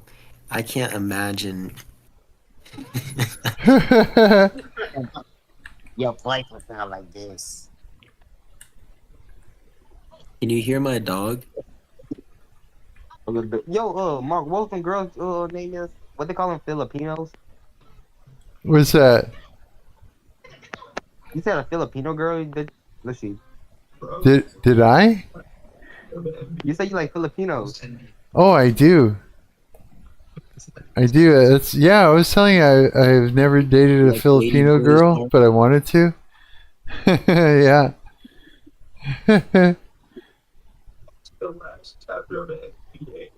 I'm not gonna lie, I'm not a fan of like big butt. No. Like Jazz because I don't eat them. Hang on. I'm sorry for throwing strays at you. Most NBA Thanks. players are gone before 30, but these I- legends are still. Hold on. Just trying to figure out how to type a prompt in. Improve the UI by making all the effects rack controls fit. All right, Chad. Today, I'll teach your brother about the lady body. Okay, brother. Take notes. Sorry, no. What do you call what do you call the thing on top of Yeah. Oh, it's all right. You gotta explain to me. Oh, the brother, what you That's what I'm trying to teach you. Yo, Mark, can you hear me? I can hear you. It's Who the me, fuck was Sam. that? Samuel, how's it going, buddy? You're here. Yay. Oh, hey, man. I searched up nothing to see. I'm glad you made it. Yeah. I didn't do anything. So Oh shit. we got a whole bunch of us in here. This is wonderful. Yeah. Yeah. I'm not typing up anything. I'm just searching through Sonic. It's a shithole out here. I'm not even gonna lie. Is that bad? It's horrible. No way. Dude, Hey, Mark. Nice to meet you, Sam. Nice to meet you too. Samuel is out fighting a war right now, bro. I'm Give me in a gun. Israel. There. I'll be out there shooting everybody for you. He's out in he's defending Israel. Israel, right? I have. It's not my choice. I have to do it. But Y'all know what's a dark term for me? I hope people don't look at me like differently. But like, if I join the army, it'll just be for the free killings. yeah, army they don't ship out. They only go to Afghanistan and Iraq. But Soldier, get your ass on that damn rock. He's yeah, he's not military. He's oh jeez, Marine. Yeah. Cool. about a weird hair like booty. What's that? Who's like, oh shit, why does he stretch type it up? Hold up. So pull the sisters up. Filipino girls. Okay, I stuck her. Damn.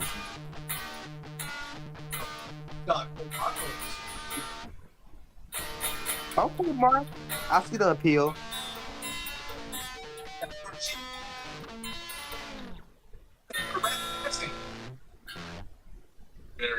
You hear me, Mark? Yeah? I see the appeal with the Filipino women. You see the appeal? Do you? They're, I know, right? Yeah, they're, I like their culture. I like the culture too. Meat and right. What's that? Oh, yeah. Let me stop being racist. I'm trying to be coward. Dude, the food is so good. It's stupid. It's so good. It's like Chinese food, but sweeter.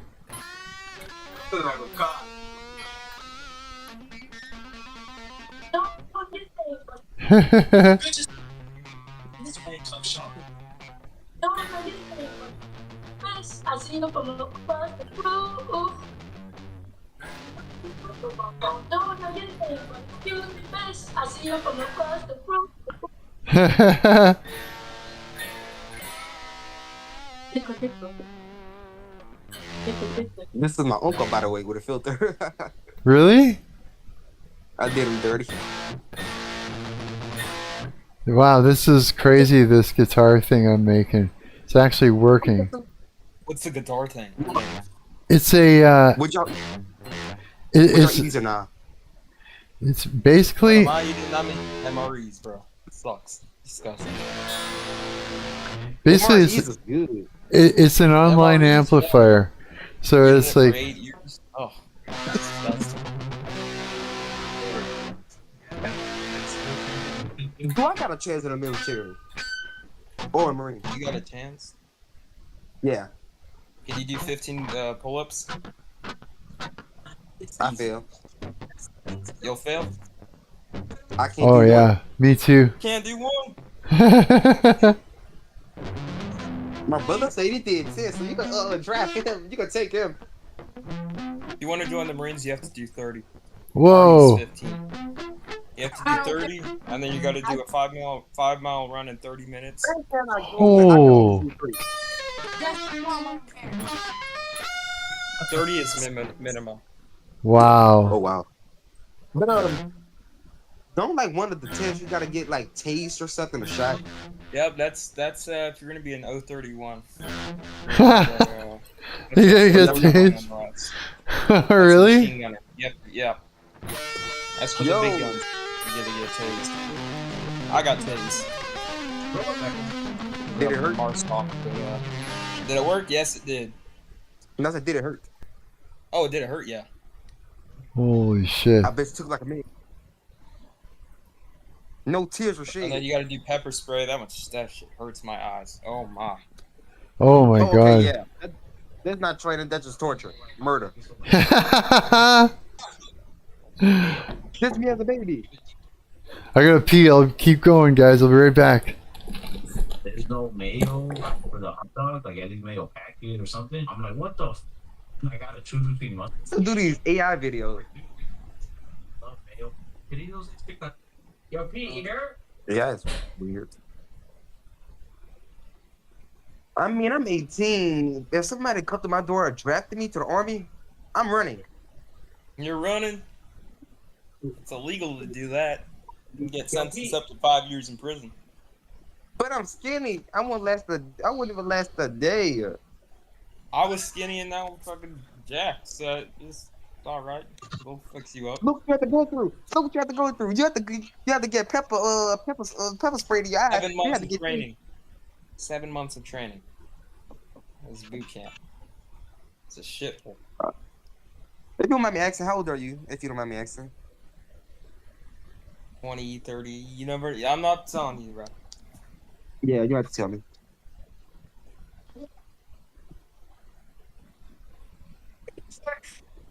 only Sherman University in-person auditions. I would never join the army, no matter what the risk is. Wait, you're 18, right? Yeah. You can join right now. And I'm You just use skinny. your- But you just need your parents' signature if you're 18. That's what I did. Your parents like, that's the house I'm playing. I'm joking. A Chechen sniper and a few hundred I could actually show you, like, you could tell, like, I'm super skinny. I'm probably skinnier than you. Than what Oh, you definitely. was. Definitely. This is me. and just start shooting anybody you can get at some point. Or not, I see that. But I feel like bullets left. I'm super skinny.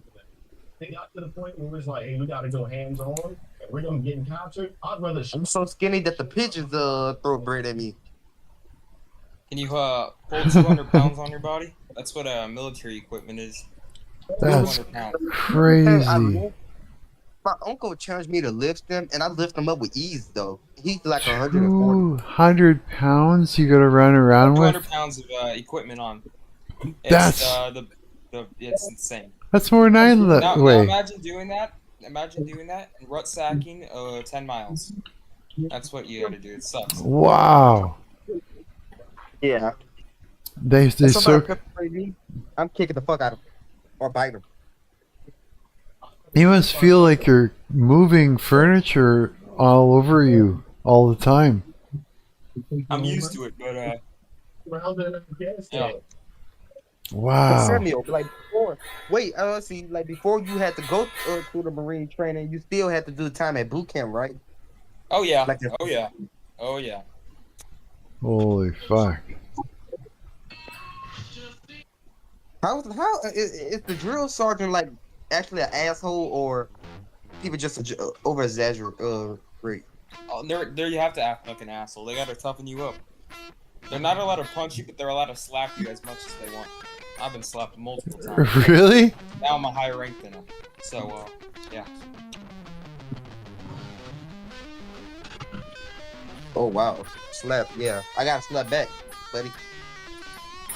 You slap back, it's jail time. Oh damn. But you sign a contract that says you're allowed to slap. They're allowed to slap you, but you can't slap them. Wow, I didn't know that. Hey, ever shot a gun? I'm pretty sure you shot a gun, right? What kind of gun you shot? Who, me? HK16. That's what our standard issue. Yeah, we're up. I wonder if you shot a bazooka yet. A what? A bazooka? Yeah. Nah, I'm part of MARSOC 0372. You can search it up if you want to. We care a little more stuff. Wow. I like to decide during battle. It's just that stay clear away from me because like I don't want like friendly fire to happen. Friendly fire. Jeez. It's not like the video games.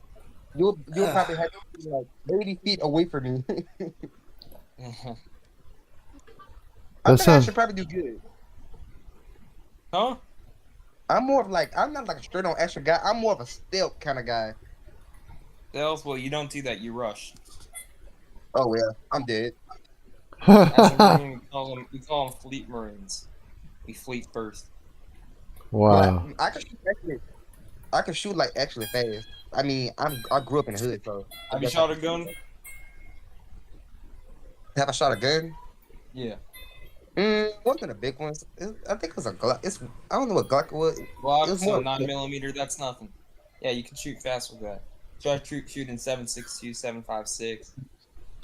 Horrible. I haven't got my hands on a machine gun yet. I have. I got one next to me right now. Whoa! Wow. I Well, don't- First I do the gun. I might be able to turn on my I'll start a camera. whole- If I had like a gun, I would start like a whole like mafia. Mafia. Oh. I probably do have a chance to go in the military if I try hard enough. If I put my mind to it. Mm-hmm. I'm just scared to get shot. And tell you, if I'm sprayed. Let me see if I can get something. Wait, can't she even blind you? Don't pepper spray blind people? Like, what the fuck? No, it just blinds you for. You got to get water, to get it out. It can disable your eyes for about 10 minutes, up to 10 I had minutes. both If you don't get it treated, it just.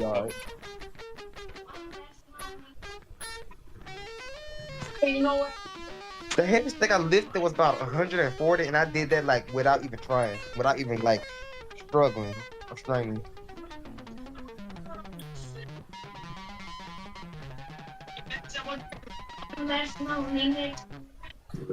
And I can lift like weights, but like I just can't like I ain't gaining no weight off it. That's the only problem, or any muscle.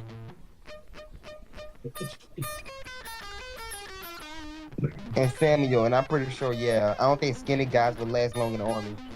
Here, let me. I can turn on my camera for a little bit. Here, Okay. try to. Cause I guarantee you, skinny people not making survive in the army.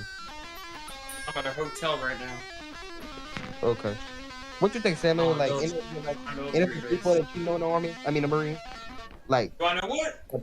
I don't think nobody in the Marines is like skinny. You said what? No one in the what? Marines is what?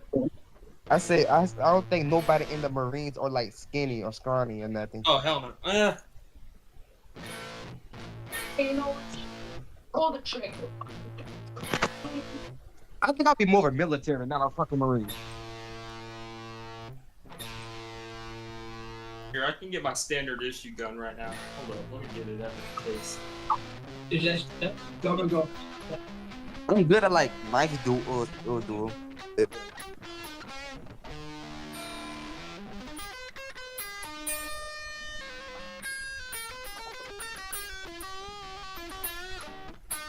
It's almost working.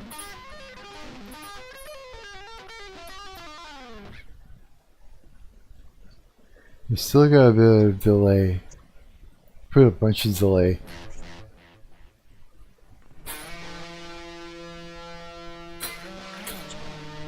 But like I'm kind of good at combat though, Samuel. Like me and my brother, like we kind of. You from Compton? Who, me? Oh, I thought you said Compton. No, I said like I'm good at combat a little bit. Comment? Yeah, sure you are. Maybe in video games. No, like I can actually like fight, like because I was actually like a troublemaker. I mean, I was in the hood, so of course I'm gonna be a troublemaker. Yeah, I can just turn on my camera real quick. Let's do that. Let me see. I'm on my computer right now. I'm not soft or anything. I just avoid situations, you know. I just noticed you've got Buddy there kissing the flag. There's something I do with my feet. Really hold anybody, and I can't get the secret that I'm holding. Oh, there you are. Check that out, you guys. Pizza. Nice. Yeah, That is cool. Let me have it. Wow. I bet if I have that, nobody will ever try to bully me.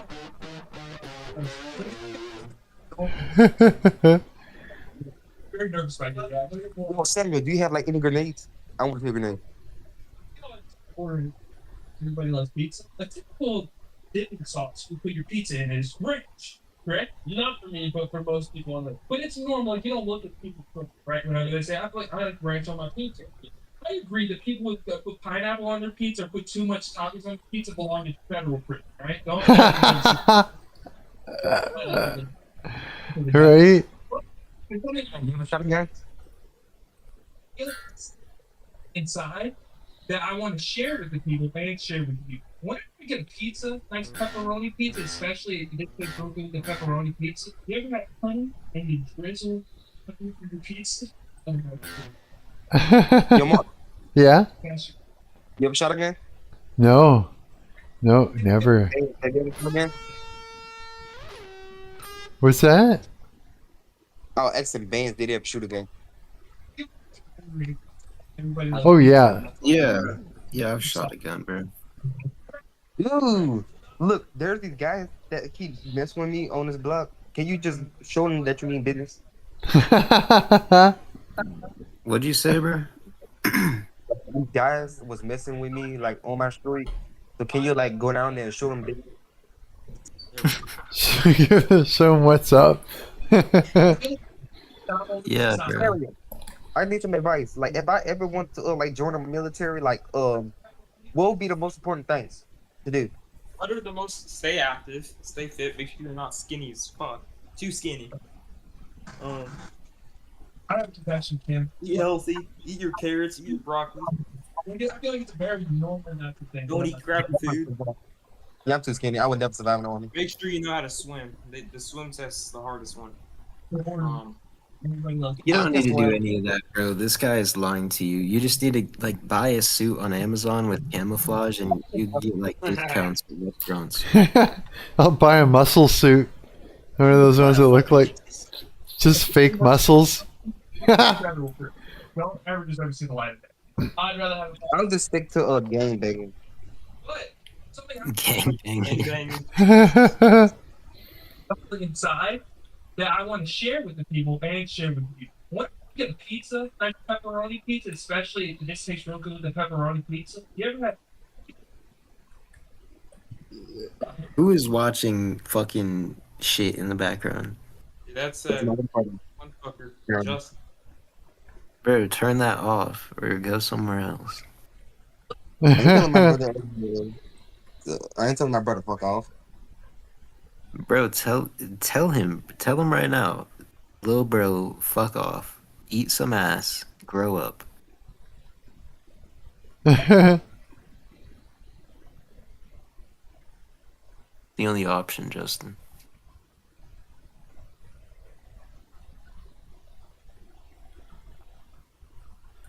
There we go. I am like having fun. Like, who should I fuck up? The Jews, bro. Go fight the Jews. I can't believe we have this guy in here who's fighting for the Jews. This is not okay. hey, it's not my choice, brother. Not my choice. What are No. you fighting for? Dude, This guy, bro, this Marine. I have nothing against Jews. I don't know. I don't have too much on that. I don't know. He's an I don't have aquatic against Jews Zionist. and Iranians. I don't give two fucks about them. I just want to get the fuck out of here. I guess We know so. why you're doing it, bro. You just love the Jews. He's just giving you a hard time. Them boys, hell no. Baby sucking, I can't say that on here. Never mind. It's true. We all know, dude. They suck the But babies. you know what I mean. Yeah. I mean, I know. Yeah, they suck the force. It's disgusting, but. Do you Yes. have your foreskin? Do you still have it attached? Hell no. I heard everybody No? head. I got on like this voice acting call from my friend. He want me to like audition for this fucking game. Good luck, bro. Thank you. There's one thing about voice acting, like they give you like one meeting, then you have to do like 30 other meetings after you got the role. Yeah, oh shit. But nice meeting you, Samuel. Samuel, I mean. Where you gotta take off or? Yeah, I gotta go in this call for the 30th fucking time. Like, I gotta Mark, do, you've like, never shot a gun before? Never got to. No, never had the chance to play with one or anything. I mean, I had like a BB gun at one point, but that's all I really had to play with. Yeah, nothing cool. Nothing really cool. Yeah, you know? Yeah. It sounds like it would be really cool to own something and go to a gun range and, you know, like really learn how to use it and clean it and all that. I think that would be, yeah, that would be like really, for me it would be like a hobby in my situation. Yeah, for sure. Yeah, It'd be my a, dad does that stuff. does he? Yep. Oh god, he's a gun collector himself. It's No way. Yeah, see, I mean, that's the thing is you can collect, yeah, because like you get to collect really cool he has guns over and stuff 100 at his house. It's insane. of different types. You're kidding. Oh yeah. AR-15s, AK-47s, Glock, 6-hour Ruger, all of them. That's cool. That is really cool. When you were younger, did you ever go and like swipe Oh, one? yeah. And did you? Yeah. I started shooting when I was 6 years old. My dad. Oh, he Oh. got you into it that young. No way. That's Yep. sick, Yep. dude.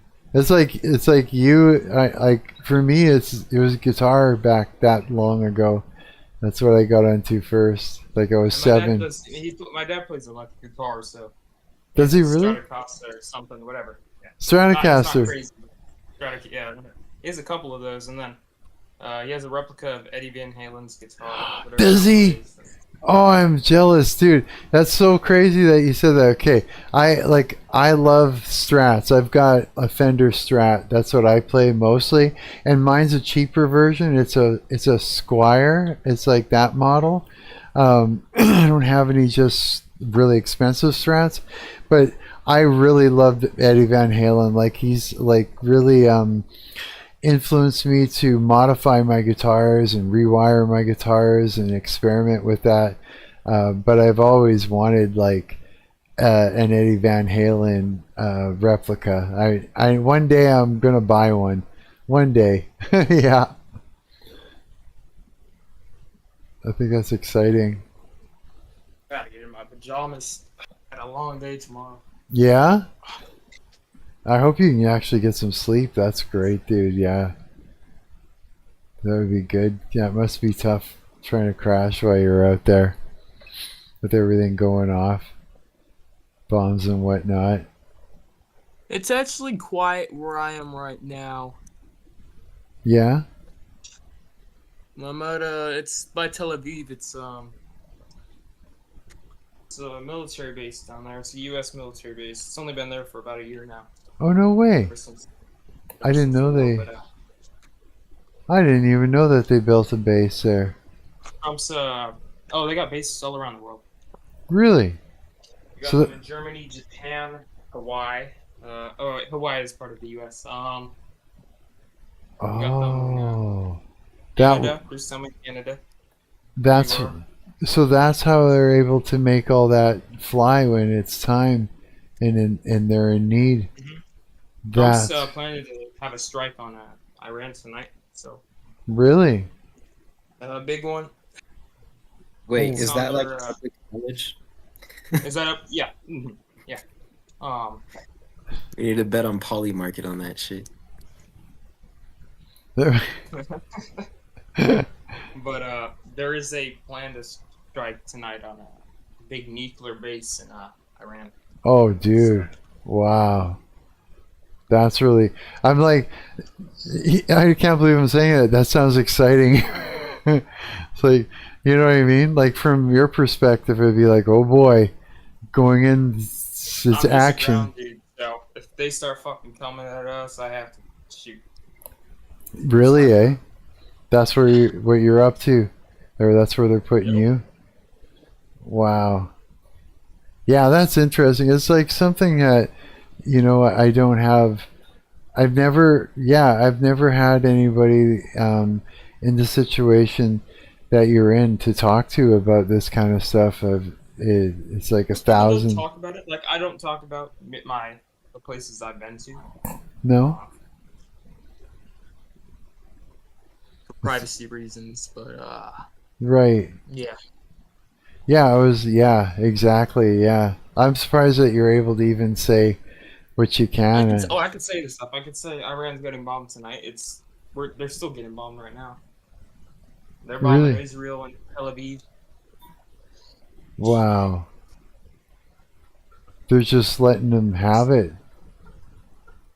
It's back and forth, but Wow.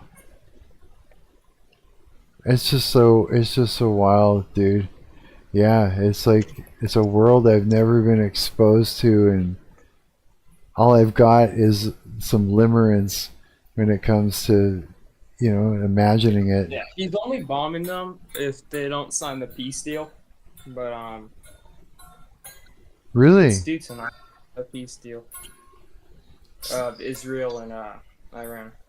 I mean, it's not going to really be a peace deal. It's still going to take a couple weeks for them to calm down, but Yeah. Wow. So even though if he's able to get him to sign that, it just takes a while. Yeah, it just takes a while because they gotta move out. Some of them still want to keep fighting for their rights and shit, but Really? I guess so, right? Like, really? So even though the deal would be signed and that, there's still be some yeah, stragglers. it's just like the Russia and Ukraine war. They signed something, but they're still fucking at it now. Oh, you're kidding. I didn't know that either. Wow. Yeah, I was wondering about that. I haven't heard much about the Ukraine war. It's like, it seems like Yeah, we've heard too much of it. They kind of stopped talking about it. that's why it became like old news. Isn't that strange, eh? How that works. Like, we're always talking about the new thing that's coming in to the point where They hardly talk about Iran and Israel. Now they're at it because Trump's at a peace deal. But wow. they have oil tanks coming too. They're taking Iran's oil source. Oh, really? Mm-hmm. So it's just like, hey, that's it. Let's make a deal. Okay, we're taking your oil and everything else, like, that they want to grab. Almost exactly right. Wow. That's part of the deal then. Holy shit. Punishment. You're right. I guess a little bit like, I guess you also got to take into consideration, it's kind of like going to court. You know, you take somebody to court and there's lawyer fees because of all the money. Yeah, like the money that gets spent on resources and able to fight the war.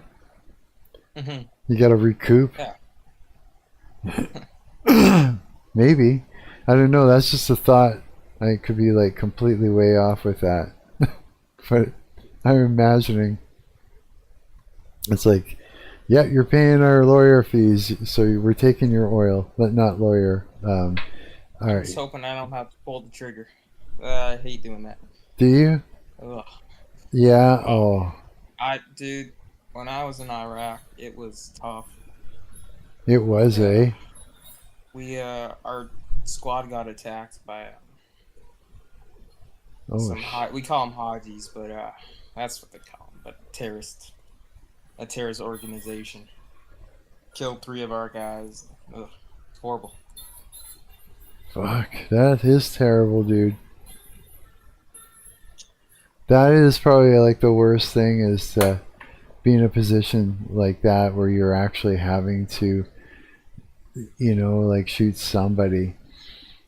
Cause yeah, it sucks. I mean, I've done it. It's I don't talk about it that much, but no way.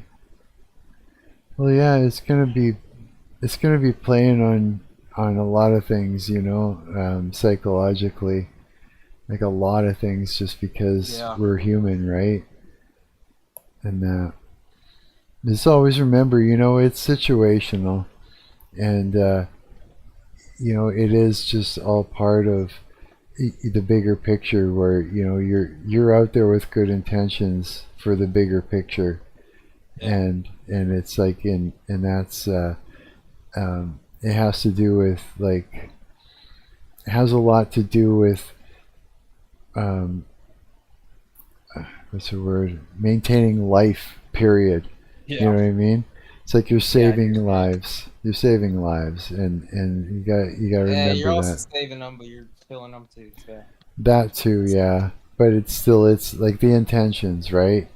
The intentions is for the greater good, and so, yeah. Just always remember that's why, you know, and it might make things a little bit easier, at least in your own mind. You know what I mean? Did you ever think of joining the military, Mark?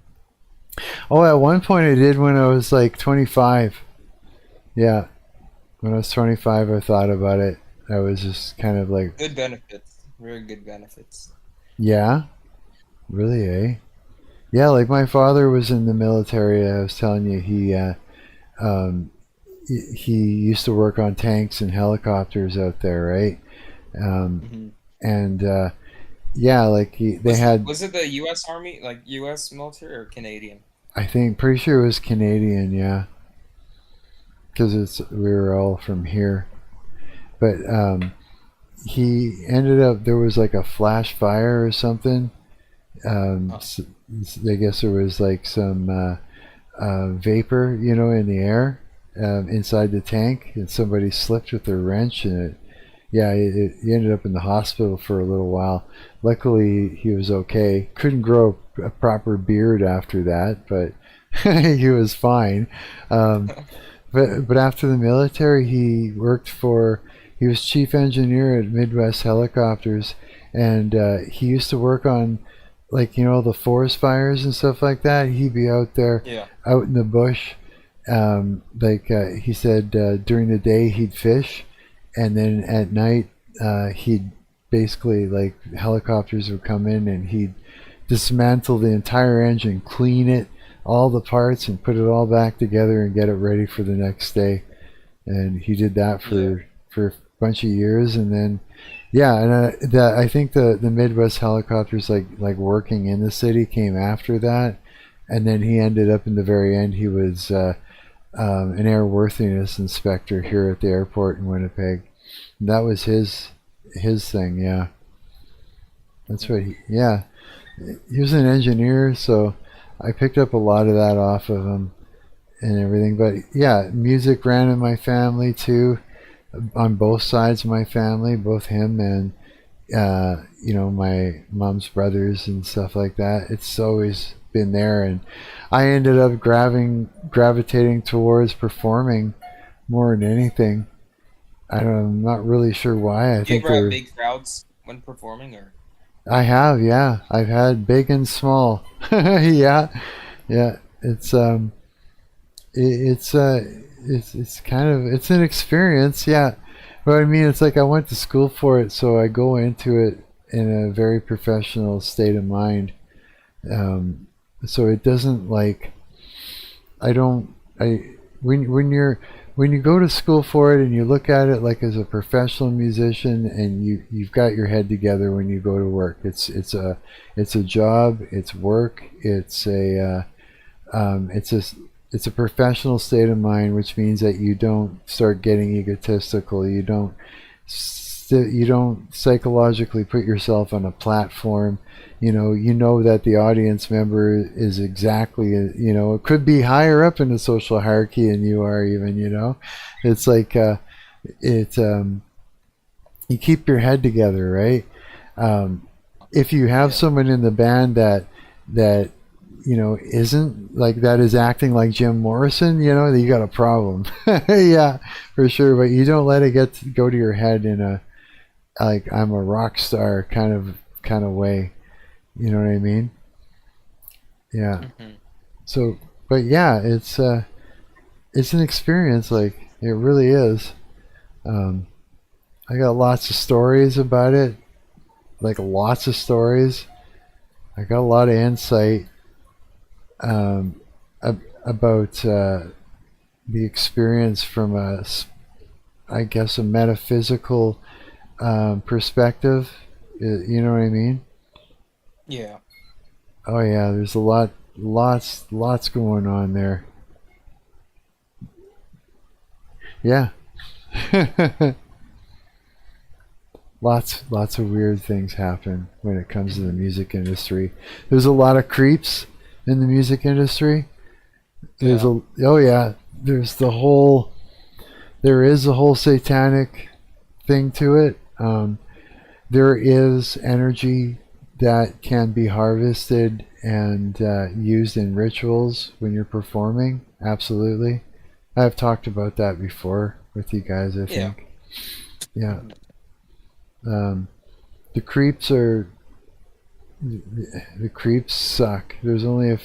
I've only ran into a few of them, but they're there. They exist. There was a pedophile Marine 2 months ago. No. He was talking to an 8-year-old. It was Oh no. disgusting. Yeah. What happened to him? Like, He's in military. So if you're in the military and you get arrested, you go to they have jails at the military base. So you get input in one of those, and they suck. They're actually really? worse than normal jail. I guess You get no because sunlight, no nothing. It's just, you end up what?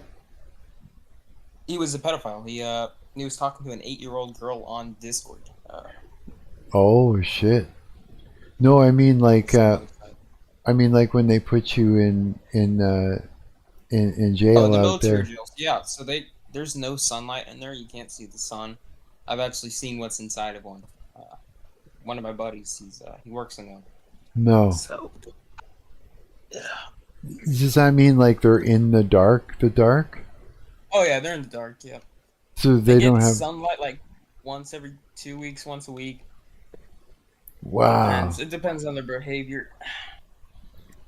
Are there lights in there, or are Yeah, they? there's lights. So it's just not sunlight. like yeah, what's they call them? The hole. Not incarnate. Yeah, something like that. Yeah. So I can imagine that they would put somebody that's in the military in a prison like that simply because they'd be too dangerous to be in a normal prison. Yeah. Right? Oh yeah. Yeah. Yeah, because I And they're mean, taxed. Shit. yeah, right? I mean, you can't you put someone like that. I mean, they in the military they teach you if you don't have your gun or knife, they teach you how to kill with your hands. Teach Yeah, you different moves and shit. they would, yeah, they'd have The to. nervous points, like I know how to. You can just spot on your neck. I forgot what it's called. If you hit right there, you can get paralyzed. It's Holy shit. or it pops all your nerves, but yeah. No way, bro. That's intense. Yeah, I mean, so if you stick somebody that's got all that under his belt in prison, he's gonna be fucking everybody up. It'd be like it would just be like not even fair. You know what I mean? Yeah. Cleaning my gun right now. Are you? Oiling it up. Yep. So you gotta oil it up so everything moves smoothly and everything, eh? Yeah. That's really cool. Yeah, it would be cool to have a gun and dismantle it and see what it all looks like on the inside. Yeah, put it back I'm together. like my dad, just a tad bit. I have guns myself. Yeah. At home. Yeah. So this is just like second nature to you to be able to maintain them. Mm-hmm. I'm like that too. Like with my guitars, you know what I mean? Like I modify the piss out of them, and you know, just changing strings and doing all the maintenance on it is like, it's like I've been doing it so long I know all the tricks. I know all the trouble spots that I got tricks to get around and stuff, right? Mm-hmm. Yeah. Yeah, when you've been doing something long enough, yeah, you learn enough just through experience. Like me, I'll shave pencil lead and put it into the nut, you know, where the strings go through at the top, at the headstock. Yeah, because otherwise what happens is sometimes you'll bend a note and the string will move, like the strings move through that nut. They slide around through there, right? They're not just staying steady, and which is good. And so the pencil lead, what it does is it creates a lubricant, and it's just like you make it like a powder, right? And you just kind of slide it into the little slots, and then when you bend a note, the string doesn't all of a sudden get caught in the nut when you let go and it's sharp or it's flat. It just nicely moves through. So even that little trick alone took a long time to figure that out, you know what I mean? But it's like, yeah, and I got a whole bunch of little things, the way I wire stuff and all that. Yeah, so I mean, I imagine that it's exactly like that for you when it comes to, you know, maintaining your guns and that. Am I right? Yeah. Gosh. Yeah, this is really cool. It's good to have you on here. Finally got to get to hear your voice. Yeah.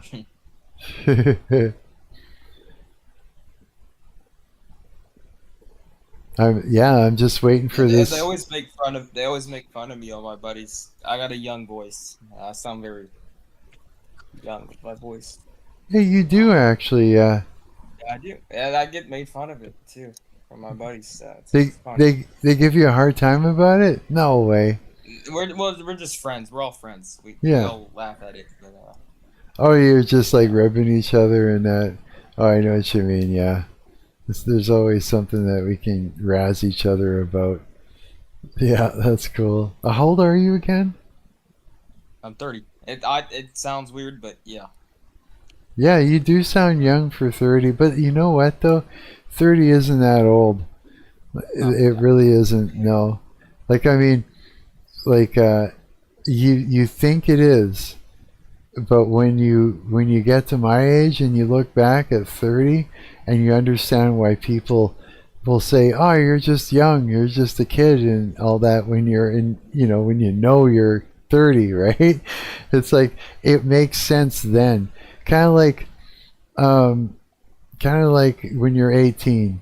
When you're finally 18, you know you're an adult and all that, and someone says to you, "Oh no, you're just a kid," or whatever, and it doesn't make sense. But now that you're 30, when you look back at 18, it's like, "Oh no, I see it now." Like I said, the last band I was in, like they were like late 20s, almost 30, and because I'm like 55, I'm looking at them like I'm twice their age, basically, in a way, like, or almost, right?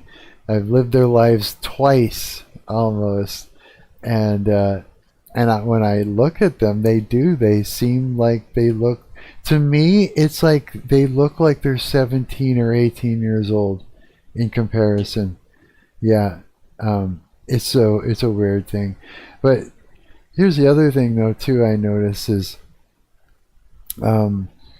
I don't realize how old I am when I'm hanging around with my friends who are younger than me until I go look in the mirror, and then I'm like, wait a minute, I'm way older than my friends. That's so fucked up. I didn't even think about it, and you don't think about it when you're hanging out with people that are younger than you because they're people, right? Yeah, I know. No, it's true. It's like it just goes right over your head. It's like you're just hanging out with your friends. It's not till when you think about it that it hits you that this is a thing. I don't know if it's because I'm youthful, in a way, or what. Maybe it's because, yeah, I don't know. I'm not really sure, but it's just something I never expected as far as the experience goes. Oh, I actually have to go. Hold up. I Sure. just got called. Hold up one. Okay.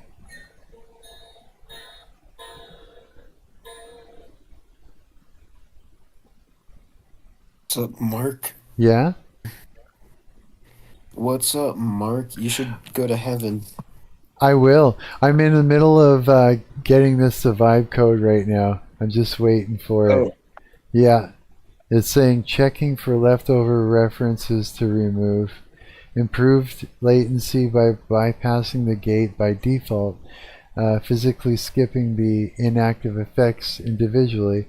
Removing the mono sum node and avoiding repeated wave shaper curve rebuilds. So it's just improving it and improving it. It's crazy. But I'm not sure if it's like I'll be tightening the real-time audio path. Why does it still say checking for leftover references to remove, but it looks like it's done doing a task? I don't know if you can see my screen. Can you see really quick? You see over in the... Yeah. You see over in the corner there, there's a window that says that, and it has details and preview for the buttons. And as you can see, there's like a wave that moves across the letters that say checking for leftover references to remove. like it's working on something. I think it finished. You can tell by you see how the little chat input box under that, like where Yeah, you type your shit. yeah. The little send button, does it have like a block square on it, or does it have an arrow? It says it has an arrow. Yeah, it's finished. Okay, I'm gonna try it then. Let's see if it works. Wow. Okay, let's see. Let's check the latency. It's a lot better.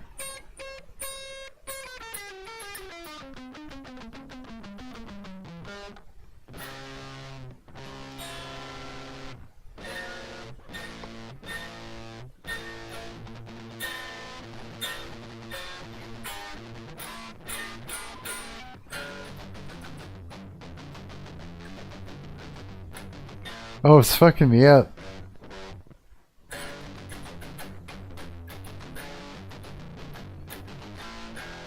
It still does. Here, I'll turn it up a little bit so you guys can hear it.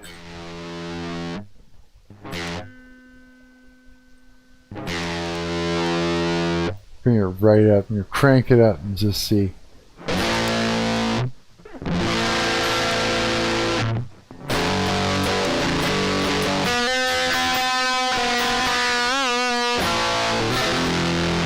And if we turn on the effects rack, let's start with, let's try the reverb out. Wow.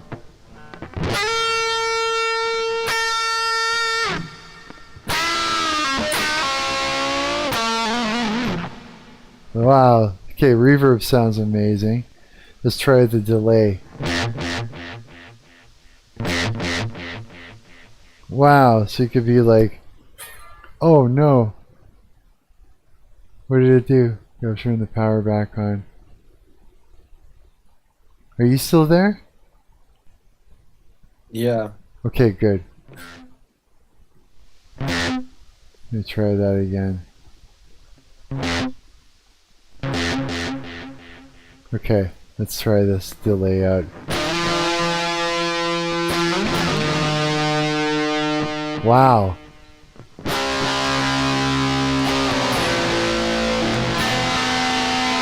That's wild.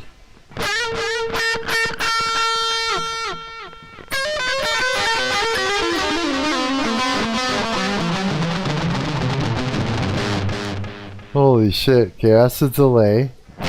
Let's try the chorus now.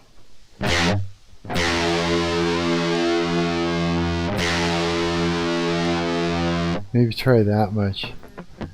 Let's see.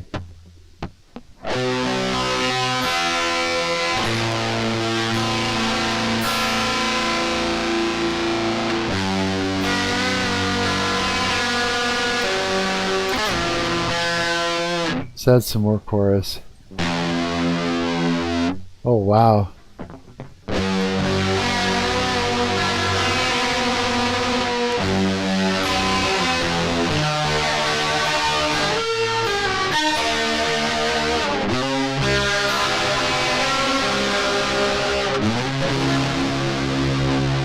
I'll bring down the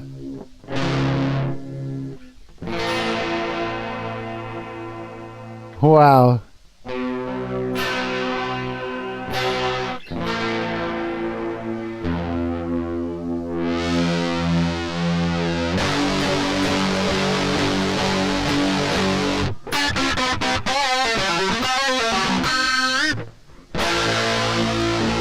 It works. Wow, is that ever crazy? And that's without it.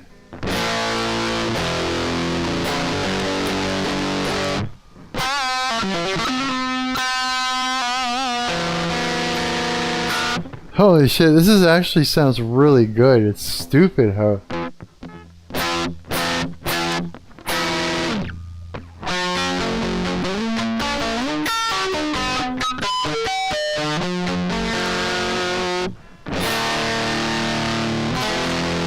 Yeah, this sounds so good it's dumb. Okay, I have to publish that again. Dude, this is probably the best sounding VST I've ever owned. I'm not kidding. I'm not kidding Well, at it's all. not a VST, but Or that amp modeler or something. Yeah. What is that right? An amp model? Amp modeler? I actually don't know. I think VST is like a type of file or some shit that you can use to add plugins to a DAW. Oh, you're right. That's true. I'm pretty sure you're right. Wow. This is cool. I'm so glad. I'm so glad I did this. That is super cool, bro. Good job. Good shit. Thanks, bro. Yeah, let's see here. Let me turn this, power that off. Let me actually try it in the published web page itself. There, power it on. Steinberg, yeah. Okay. And it's working.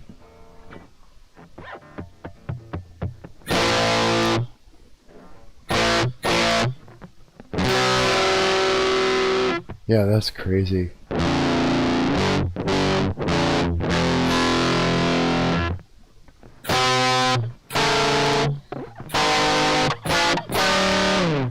It still has some latency, but it's better.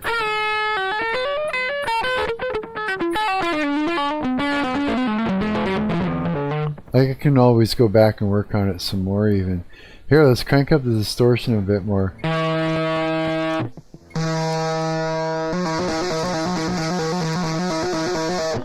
Let's try that.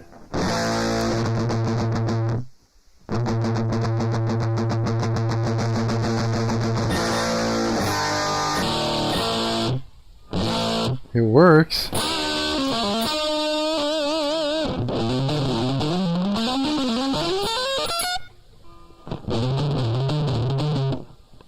Let's add more. Just crank it right up as high as it goes for distortion.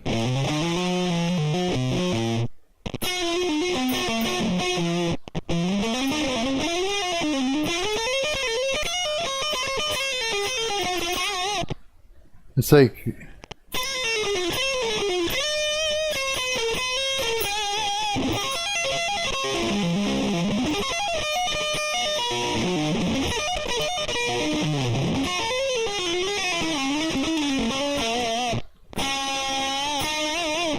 okay, let's try that. Let me actually back it off.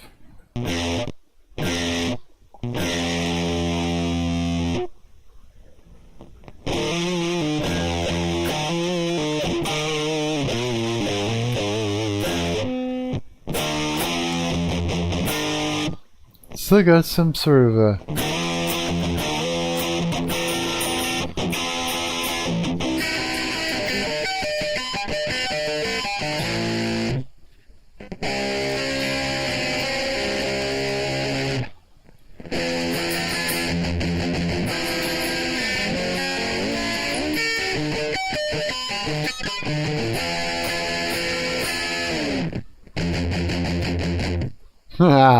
okay, let me try.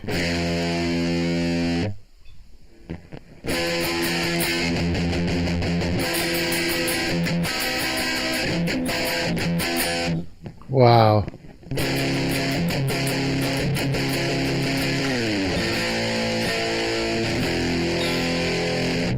Okay, let's try that with I'm having too much fun here. Enable that. Let's try a bit of just a little bit of delay. Maybe a little reverb.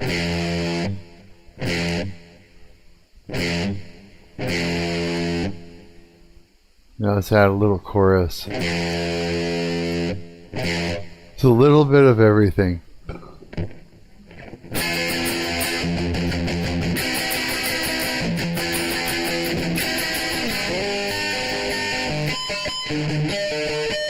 Wow.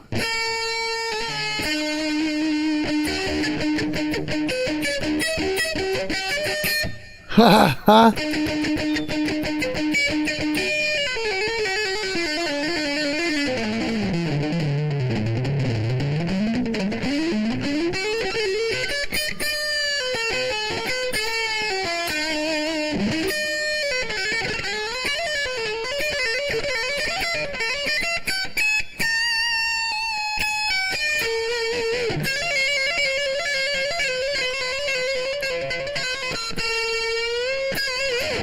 That's so cool.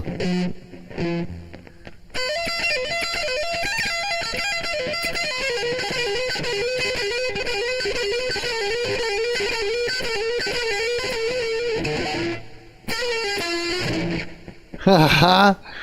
Wow. Let's find out what that sounds like. Not bad. That's not bad, actually, surprisingly enough. Whoops. Did I just pause my stream? No, I didn't. I just paused myself. That's all that was. Yeah, I can... What's that? Is there a save feature? Is there a save feature on that so you can like Yeah. record what you? Yeah, if I hit save, it should save. Now, I don't know how much it'll save now. Let's try it out. Let's do a refresh. And I'm going to power it on.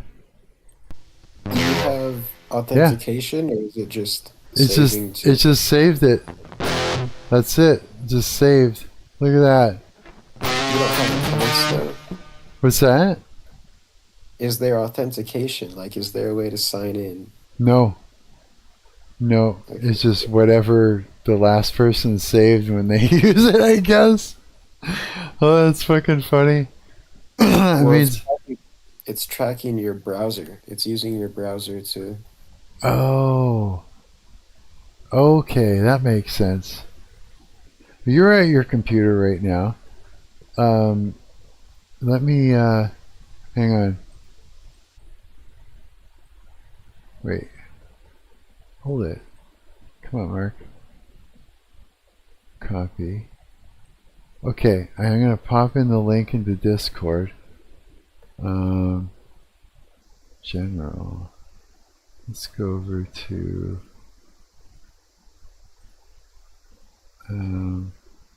where is it? General, yes. I know my way around here. Honest, I do. Okay. If you open that link up that I put into the Discord, I hear somebody.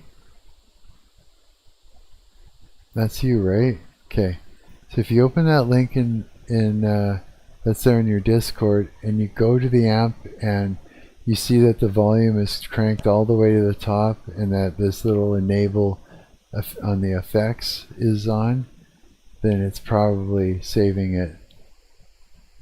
Otherwise, it's just saving it to my browser, which is great. I'm fine with that. Yeah, no, it's per user. It's not saving it. Oh, that's cool.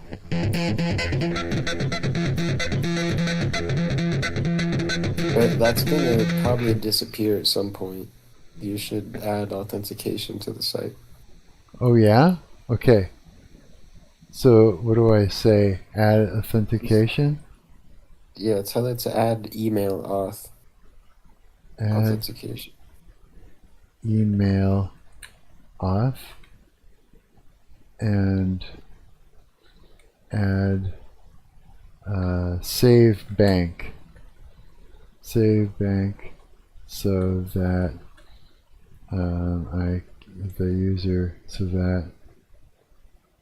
the user can save multiple settings or multiple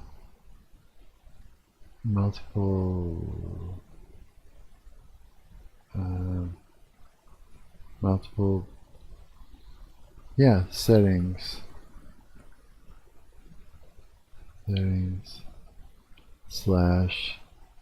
guitar sounds. Yeah. So Okay, add email auth and add save bank. Save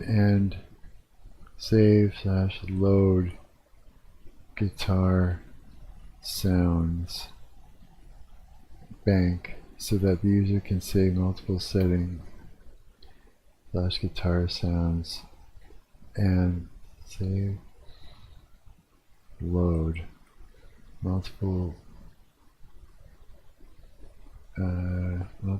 guitar sounds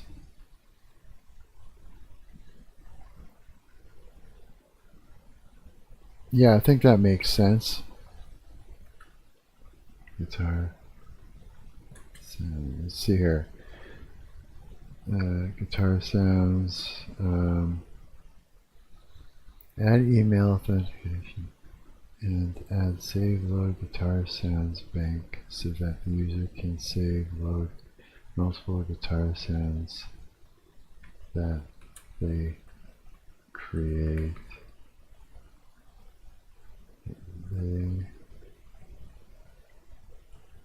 I think that makes sense. Oh, or so that user can browse and save load multiple guitar sounds that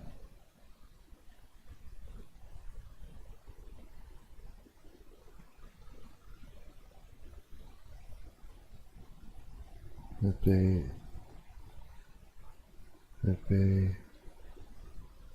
create. Yeah, let's try that. See what that does. This is one of the better projects that I've done on my own as far as this goes. This is set up with Lovable Cloud for email auth and a per user preset bank. Preset, that's right. It knows what I mean. Let me enable cloud first. Okay. Oh. And the better I can improve the latency, the more someone will actually use it.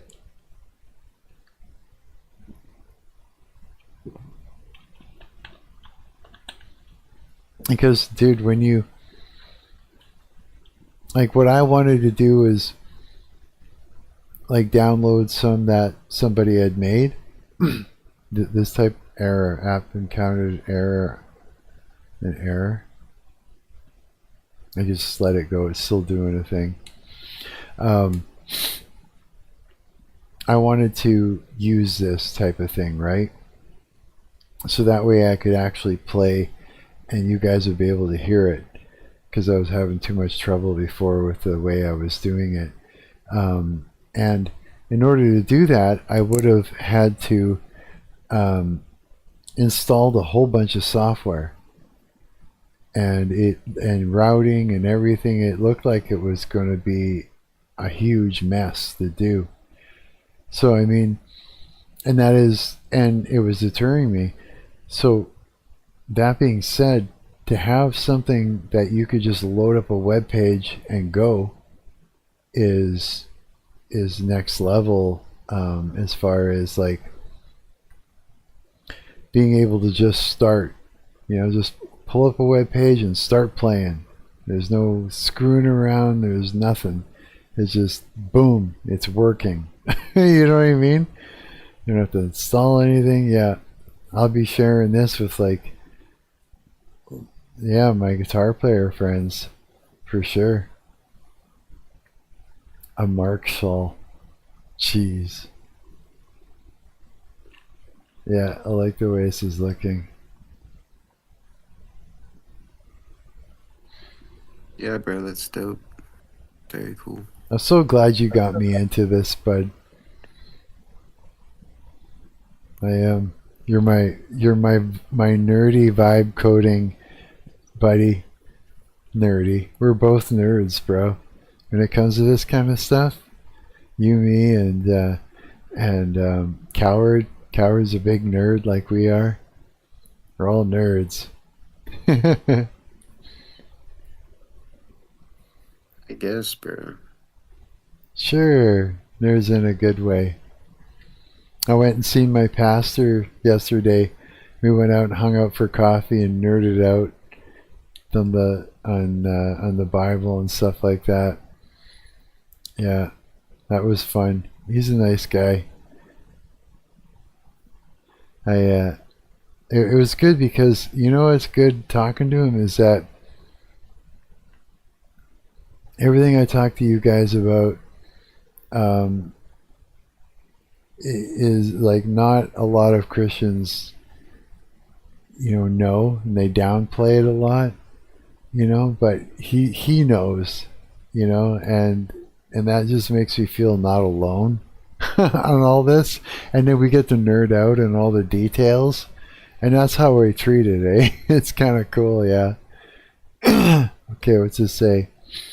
Email, sign in, sign up, and a per user tone bank to save, load, update, and delete presets are now live. Sign in from the new banner on the home page or at auth. Okay. Note, by default, new accounts must confirm their email before signing in. If you'd prefer instant sign-in, no email confirmation for this app, say the word and I'll switch it off. I don't know. I guess try it, right? There's a tone bank. So you would sign in. Create a new account.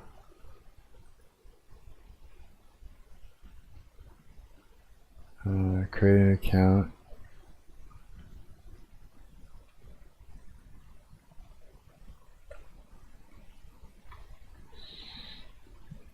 Oh, sorry. That's wrong.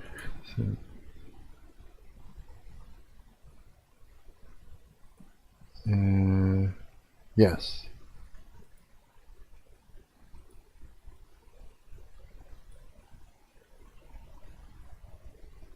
Okay. Now check my inbox, so I gotta go over to my email.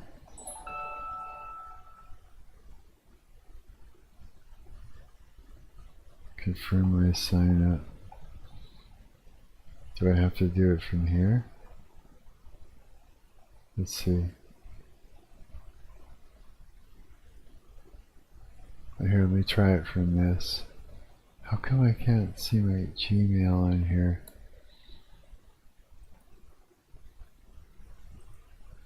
What?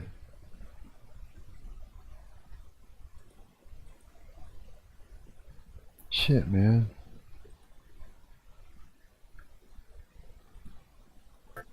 What happened? Nothing. Nothing bad. Is this right? Yeah, it should be. Yeah, here we go. Verify my email. Authenticating success. Okay. Now I'm here. And sign in. Sign in. So there we go. Okay. Okay, let me try it. I'm going to set up a sound and save it and create like a preset. Let's see here. Let me turn it on. Like that. Allow.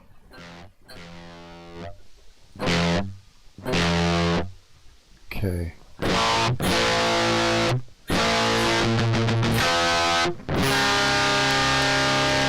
Okay, let's add some effects here.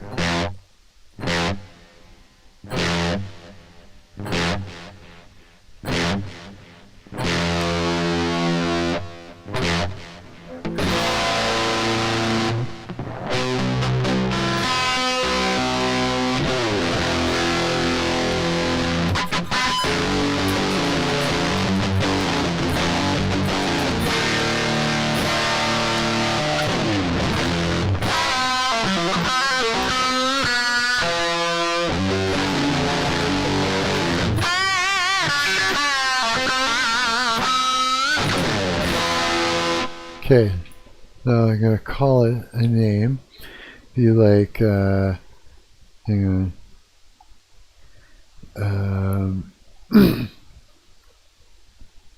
We're gonna call it distorted. Distorted. Yeah. Chorus.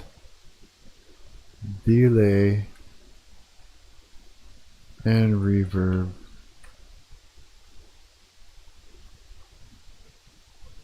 One. We'll call that, and I'll save it. There it is. No way. Bro. That is so cool. Okay, so what happens if I close this? Wait, hang on. Yeah, so I close that. And then I go, wait. And I go to, oh yeah, I gotta publish it. Update.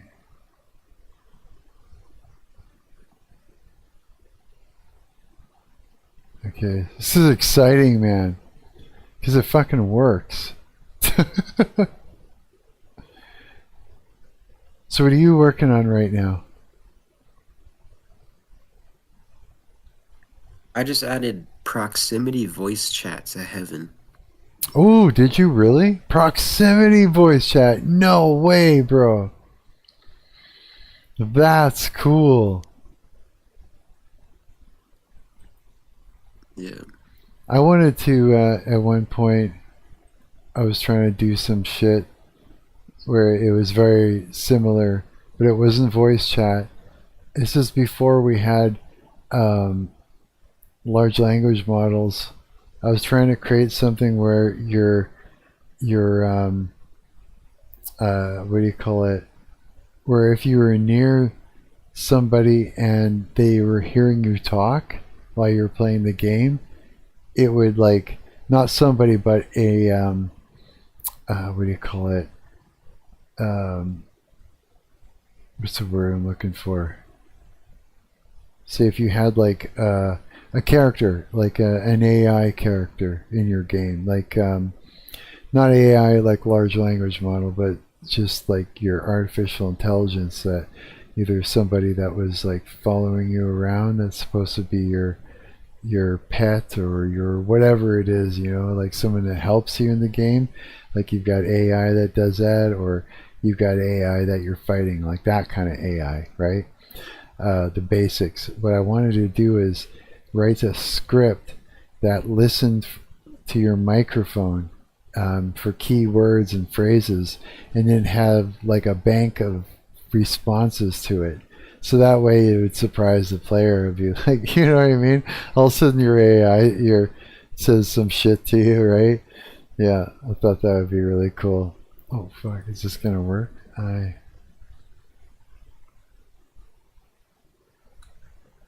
That is an interesting idea. I think so too, yeah. Dude, I got the worst allergies, bro. I've been fucking blowing my nose all day. You're kidding, no. Oh fuck, dude. I hate allergies. I feel like that I'm that way too, yeah. Yeah, I think the Jews put a curse on me.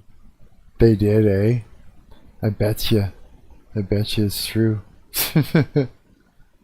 Okay, I got a problem. It's not auto-filling my password now that I've gone ahead and created an account and all that stuff within Lovable, like within the editor. It gave me a sign in or sign up, so I did the sign up. I created the put in my email, and it generated a password, and I said okay, and it saved it through the browser, and all is good. It worked. Now that I've published it, I went to go and sign in on the actual published version of it, and in the sign in I put in my email, and it's not autofilling the password. So, and I don't know what the password is, because my fucking browser made it and saved it. Is there anything I can do to read? If that's your only email that you can use, go back to Lovable and tell it to delete all current users that you're gonna make a new account with the same email that you used, and tell Okay. it to fully delete all current users. Fully delete all current users. So just do that, right? Yeah, Okay. that should work. You should join Heaven so we can see if the proximity chat works. Okay, I will. Let me do this last thing and get it to work, and then I'll do that. Yeah, you're good, bro. Because I want to try that, yeah. I think that's badass. Yeah, I just want to test it. When I'm still you trying to figure out where I want to take the game. It's so hard to like there's so many possibilities, but I don't know. That's what it's like, dude, making games. That's what it's like. It's like you've got an idea of what you want, but when it comes down to the elements of creating creating fun within a game is trial and error. It's like sometimes you land on the thing that's fun and you don't realize it, and sometimes you step completely away from what was fun because you've got something in your mind. That happens a lot. That's what I find. It's my advice. I don't really know if I have any advice for that. I'm not really sure that I do. I'm sort of on the journey of that, like actually, being able to learn how to find something that's interesting, and I'm now in a position where I'm actually able to do that.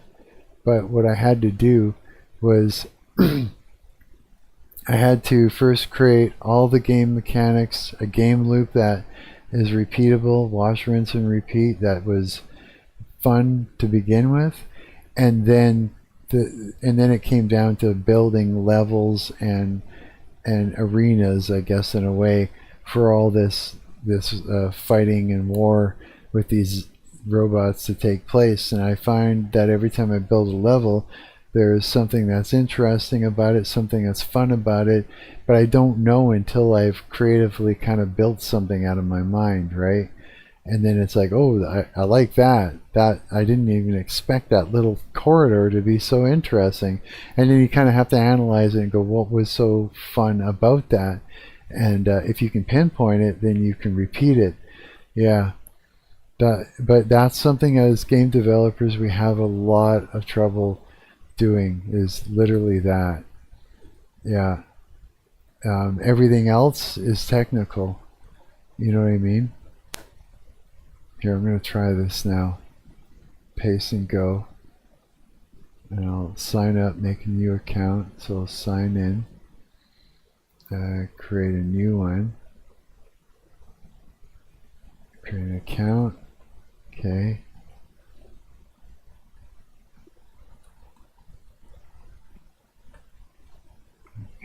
Okay. Is it the right email? Yeah. And use securely generated. And I'm just going to copy that just in case and sign up and update it. Password protected. Now sign in with that. Oh, I gotta go to my Gmail.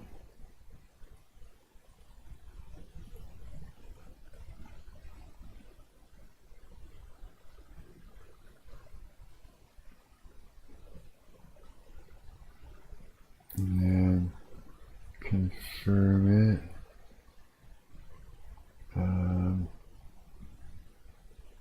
Verify. Okay. Now sign in again. Okay. Now. So, okay. So I'm signed in. Okay. So let me check this. So power on, go to there, allow, and make sure that's good. Okay, let me do a quick preset here.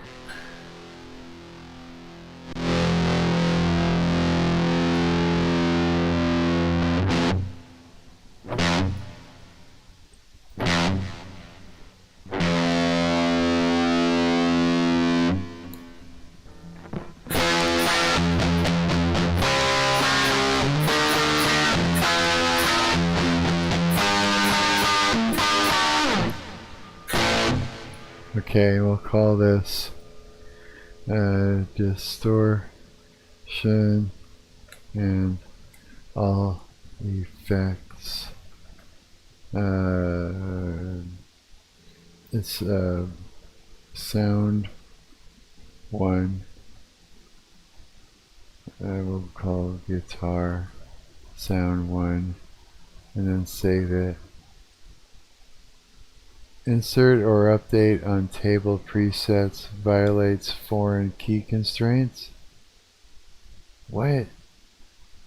What do you mean?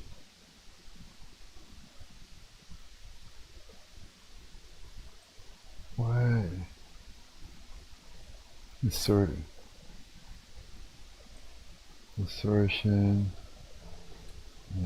Hang on. And all FX 1. So try that. No. Okay, hang on. Copy. Let me give it paste.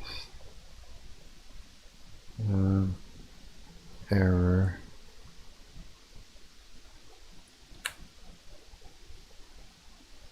Okay. Gave it the error.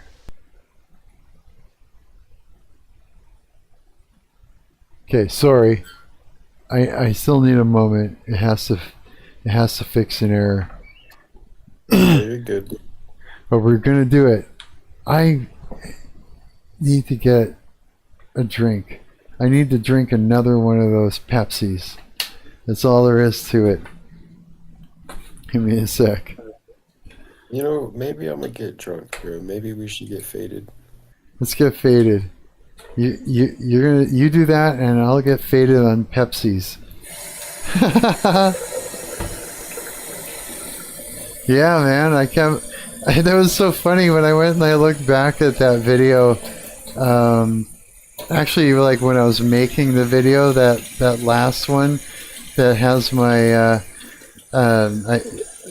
my testimony, you know, from goth to Christ. I put a little clip of when I was hanging out with you guys in the live stream, and I was stoned out of my mind. I was like super wrecked, big joint in my hands, and then just like it just looks so funny. I was just like, yeah, I gotta use that. That is so cool. Yeah, that was. I'm glad I had the experience of being a pothead and coming out of it and everything like that. I can actually say that I did it, and boy did I do it. I smoked so much weed, bro. You know, I was high before I even fucking rolled a joint at the beginning of the stream. Yeah. Sometimes I'd save it though, I'd wait. I think there was times I did. But most time I was just always blasted. Okay. What the heck? Okay, let's see what it says. Signing out from the app and sign in with a fresh account. Your previous user was deleted, so its session can't satisfy the foreign key anymore.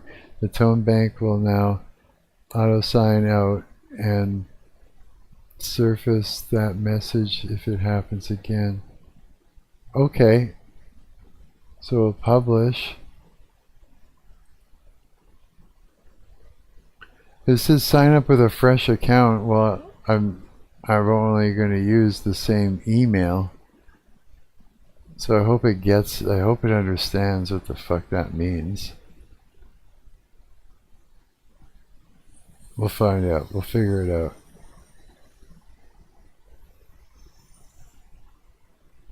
Whoops. Don't get Pepsi everywhere. You gotta be careful. This is like gonna be a warm Pepsi, but I don't care.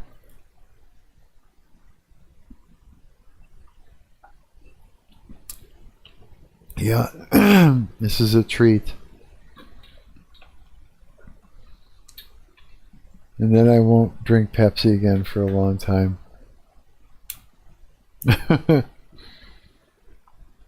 Okay, let's see here. Let me try this. Paste and go. Okay, sign in. We're going to... What?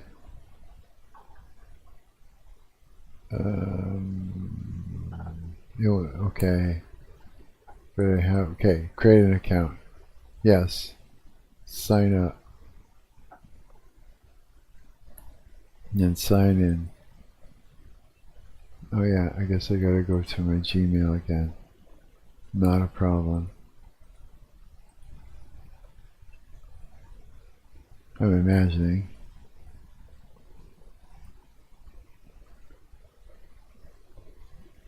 Yeah.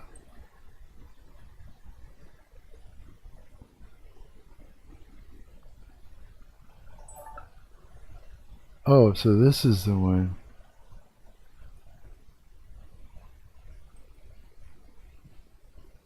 Okay.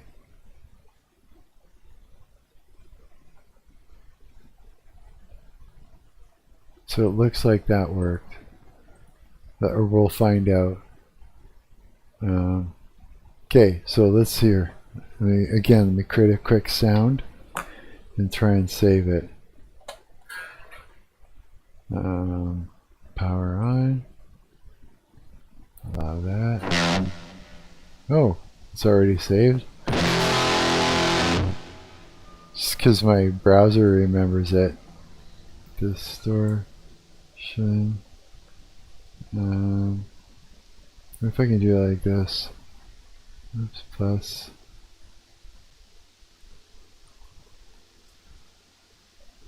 Give me a sec.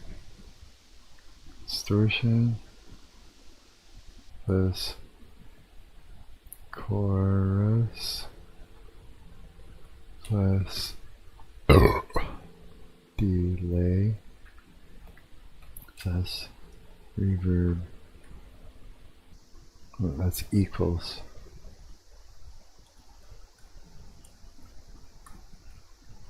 Reverb 1. Let's do that. Save current. Yes, it's saved. Oh, it worked, bro. Let's see here.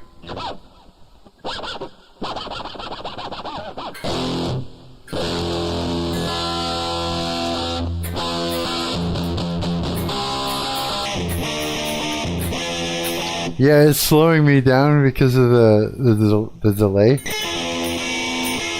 Not the delay, but latency.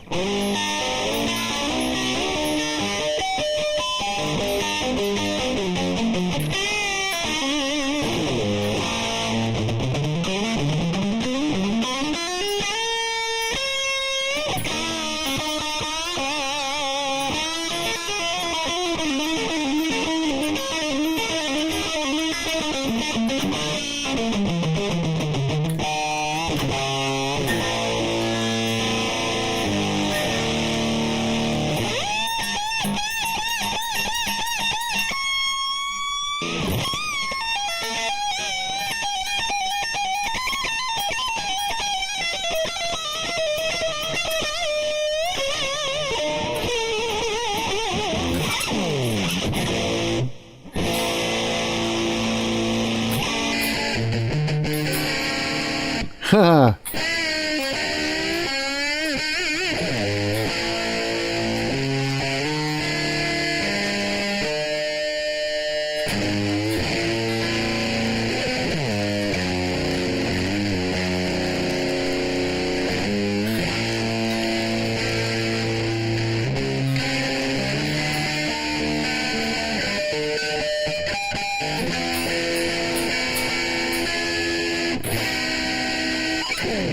Okay, this is insanely cool.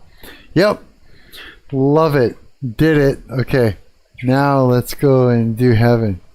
Okay, so let's see here. I'm just gonna put a star and save that.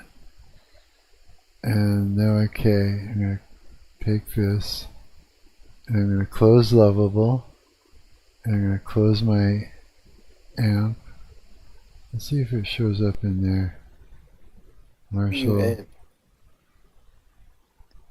Yeah, that's the right one. It shows up. Okay. Now, you ready? I'm gonna go to it. Let's go to heaven. Dude, it worked! Yes! I'm so stoked. I'm so stoked that I got that to work. Okay. Sign in. Yeah, that amp is crazy, bro. How is the latency on it? Better. I think like if I wasn't streaming and stuff like that, it would be a lot better. But it is a little bit tough. Just it's not autofilling my sign in. I don't know what the I don't know what the password is to get into heaven. Oh, it used to be phantom sign in. I changed it so now it's email. You have to make a new account. Okay. Okay, then no account, create one.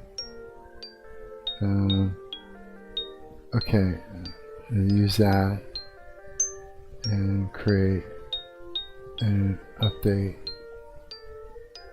Okay. Oh, then I gotta verify it.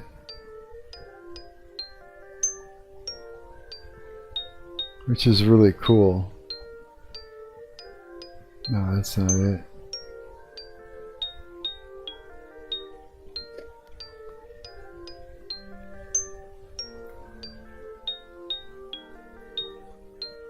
Verify.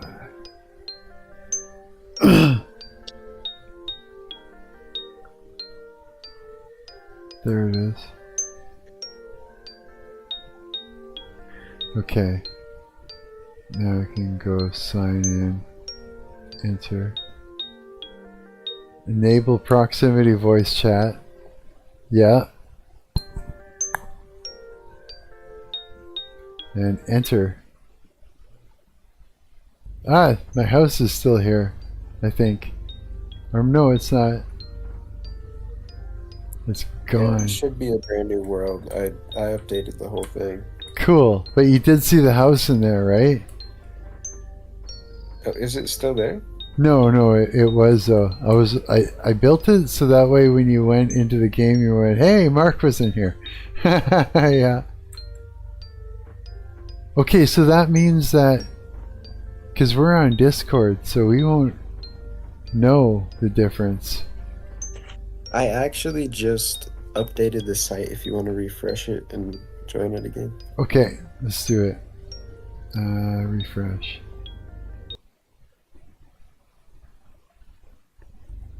Okay, now I'm in again. I didn't even have to sign in. It just refreshed and I'm in. You're in? Okay, let me see. I should be able to see you here.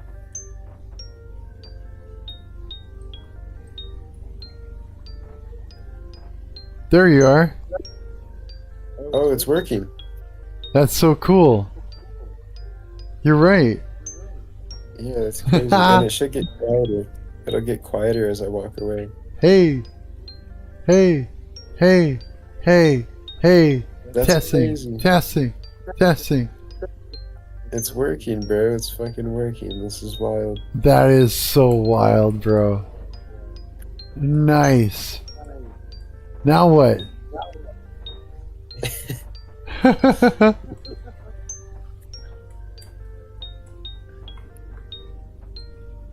Yeah, that's pretty much it. I mean, I'm trying to figure out what I want to do with the game. Water. Add in water that we can go in and swim around and have fishes and and all the things. Make it like one of the only things that is completely high quality. High quality. You know what I mean? Like make it so that it's the type of water you wouldn't see in Minecraft unless you had some crazy mod. Water has to just have that sort of aspect to it. That's what I would do. You can't add stuff like that to You can? You're kidding. Not like that, bro. Like good water physics and good graphics, no way. Like just basic, like I don't mean like killer. I mean like just a basic water system that you can go into the water, and you would usually what it does is once you pass the threshold where now you're inside a collider, like a collision area, which is the water. What we do as devs is we turn on certain visual effects like fog, and mostly it's fog and stuff like that, and aquatics. It just makes it look like you're underwater, and then when you leave the area, you go out of the collision zone, it turns off the fog effects and stuff like that. Yeah, it's not super crazy. It should be able to handle it. Yeah, I just mean like don't make the water blocks. You know what I mean? Like yeah, just a different stylized sort of water. Yeah, just like a stylized water system. Tell it to put in there. I added golden crosses, and right now they're way too common. They spawn on floating islands. Oh, do they? No way. Cool. Yeah, it's kind of...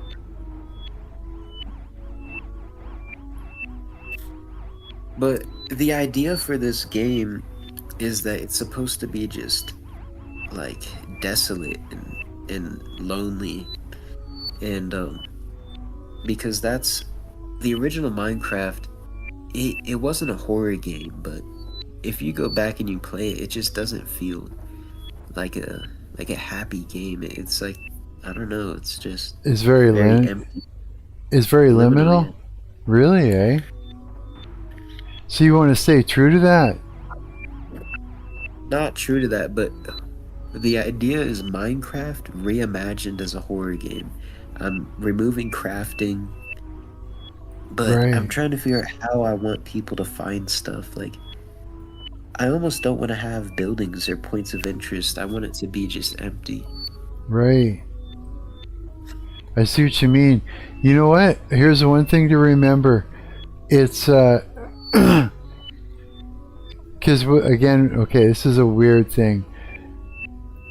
How do I explain it?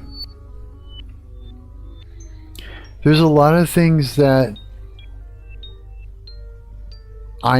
say I make a map and I want somebody to find, like I want to hide something for somebody to find, so that way they'd be like, wow, I found the thing.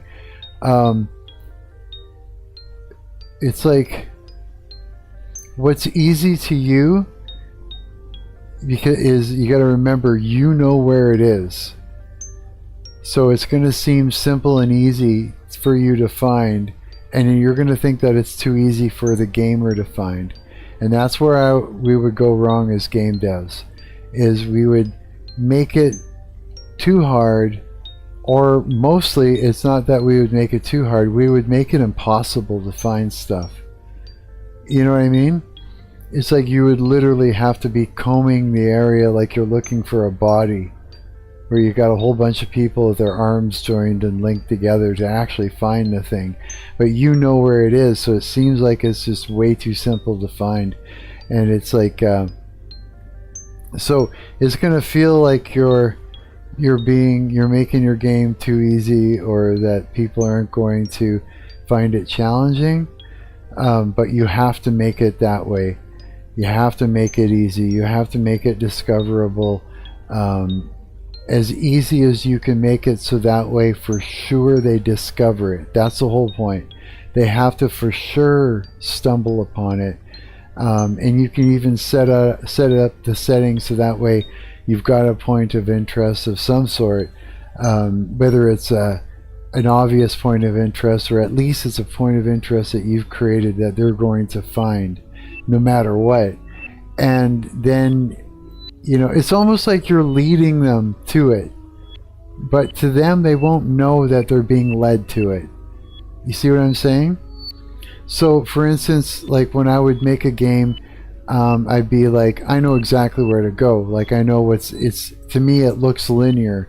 It looks like here's the starting point and I can easily follow the path to the end point. And then I put someone in the game and they turn around, they go in the opposite direction. I literally have to be there to hold them by the hand and say, what are you doing? No, go this way.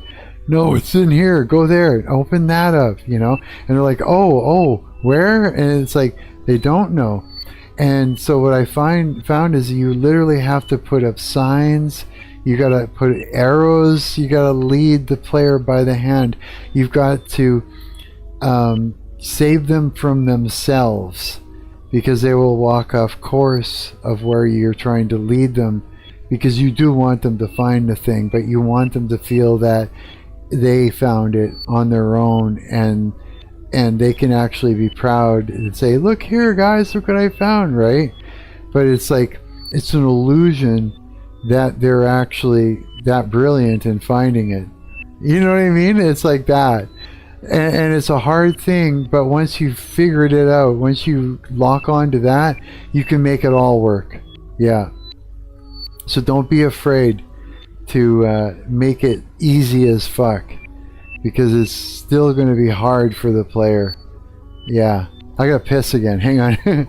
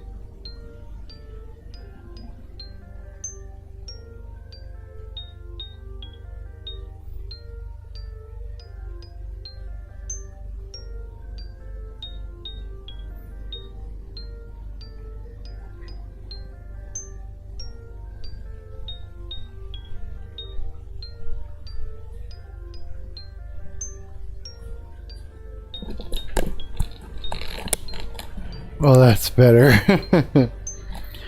Yeah. So that's the thing about game dev is you end up blind to the to all of these things. Does that make sense to you? Yeah, bro. That does. Oh shit, there's echo. Oh yeah, you must be close. I hear this sound. I can hear me. You must be close.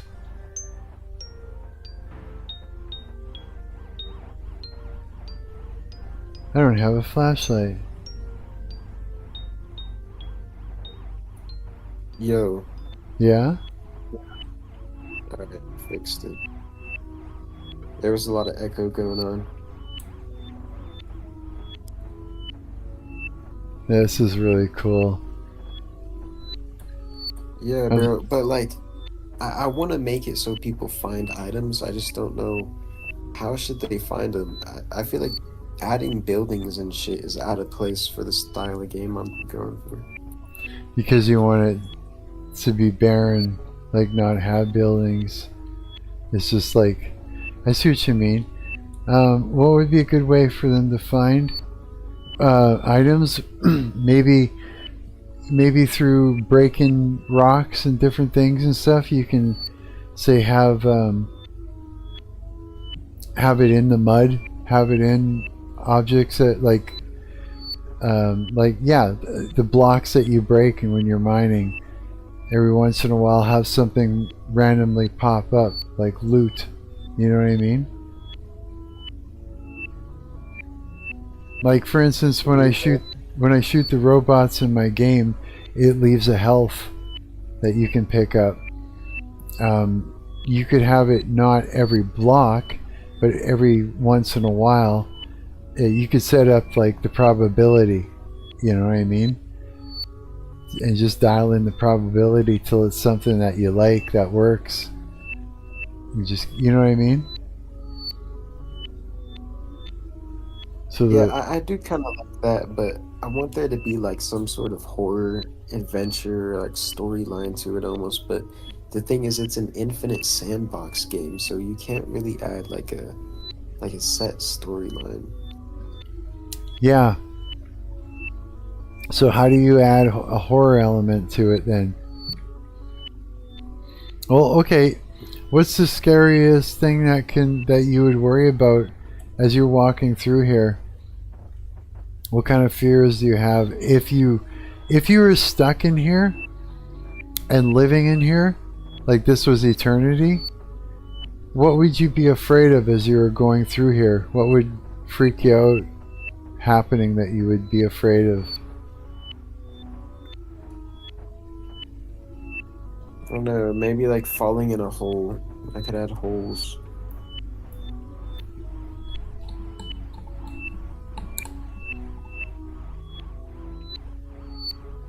I'm going for like a different type of horror, like how the back rooms. Like that, right? Like the back rooms? Yeah, like the back rooms. Or you could have like every once in a while you see a giant, like a great big giant, slow moving because it's so big, it's just like all the way up into the fog, come and try and pick you up and pick you up by pinching you, and he picks you up and just lets you fall. Like giant, like you could fit in the palm of his hand, giant. Like a big, slow walking, slow moving. It's like just larger than anything you can imagine. You know what I mean? Yeah, that would be cool actually. I like that. I've seen that type of thing before. Not exactly like that, but just visually I remember the way it looked, and it was just like, yeah, okay, that's cool. But in that game that I saw it was like every time the person tried to leave the neighborhood, this giant would pick them up and drop them back into the bounds.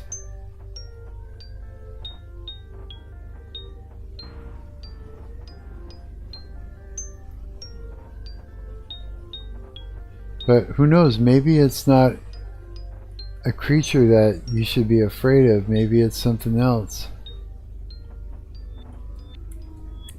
I don't know. This is fun though. It's so smooth. It's got a good feel to it.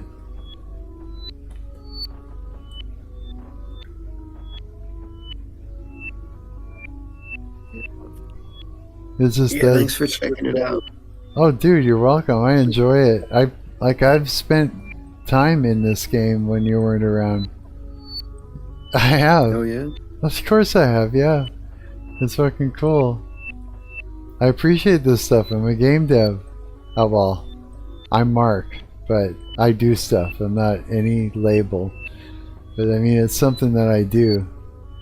And I've spent years like learning about. So I can really appreciate this. I find it fun. I find it quite relaxing, and I'll make some more music for you too. It does need more music. That would be dope. I really like that song that you made for it. It's perfect. Me too. I think it turned out really well, like, for this. Thank you. Yeah, I think it worked out. I think I can make other stuff that complement it. Maybe something that plays in the evening or something when it's dark. Something else when it rains for different weather. Yes, that would be good. This is... Whoa, there's a hole right here.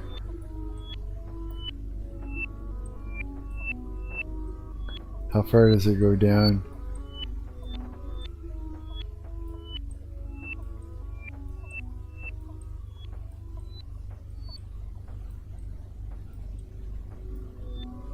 Holy cow, I wonder.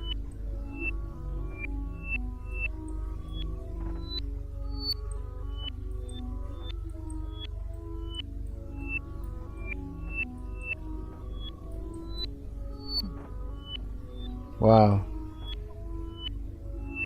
Pretty far down. It just keeps going. I wonder if there's a bottom to this.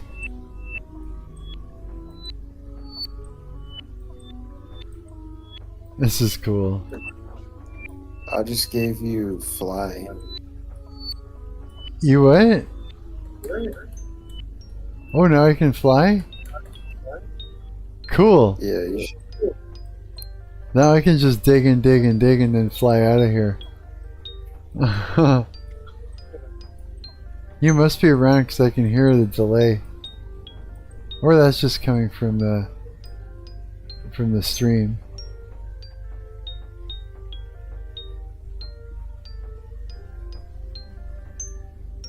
It's just stuck on Minecraft.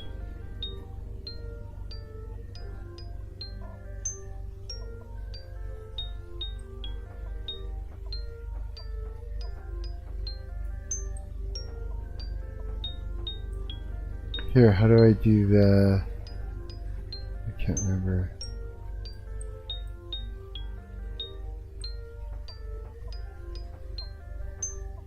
How do I open up the, that menu? The God menu? Yeah, Inventory. that's the one, yeah. How do I open that again? With X, but I don't think you're admin right now. No? Oh, you're right. Oh, I've gotten somewhere. Oh, I think I hit the bottom. Check it out, because you can't mine any of it.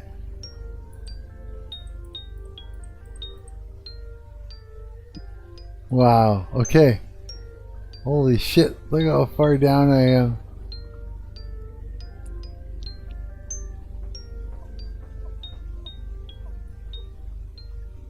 Just make it a straight up hole. Oops.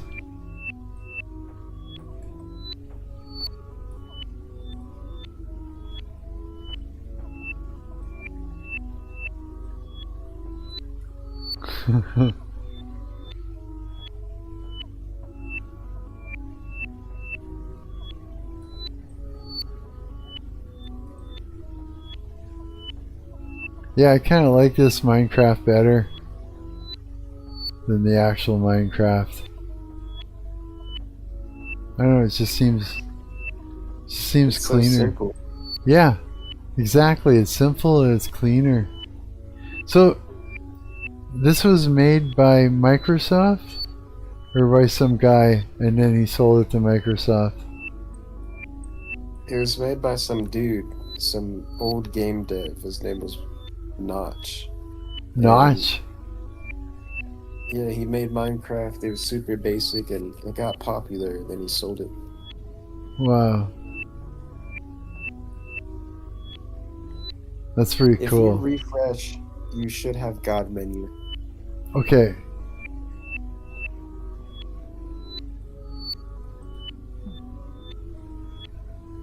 Let's refresh.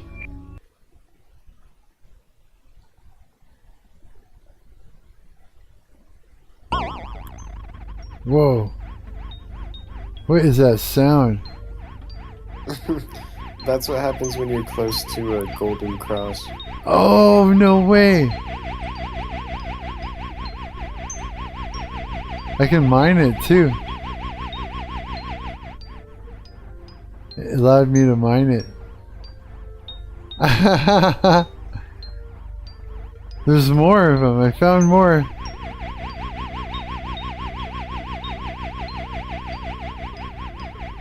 Cool, gold. So, I'm gonna try something. Oh, it just gets louder and louder, or faster and faster the closer you get.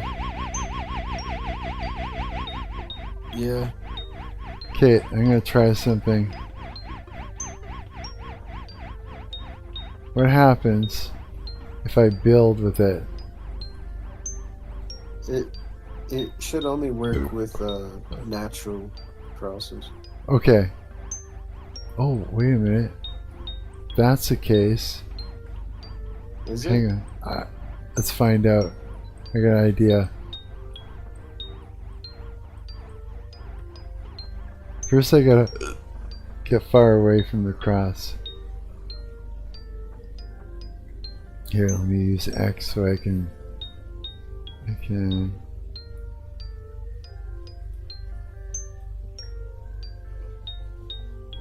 let me go down here from the, whoops.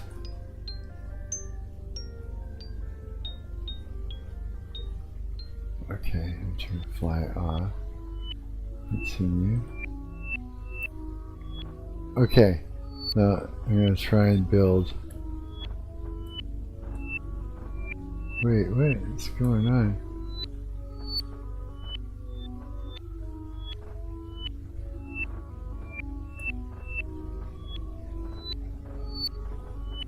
Okay, let's try and build across.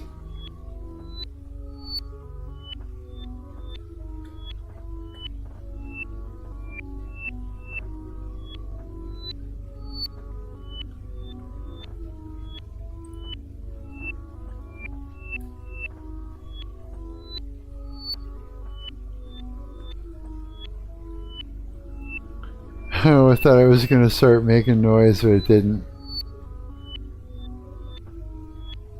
Or maybe I did it wrong.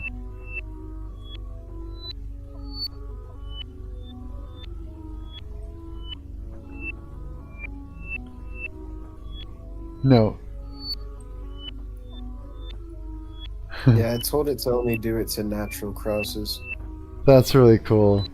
I love this.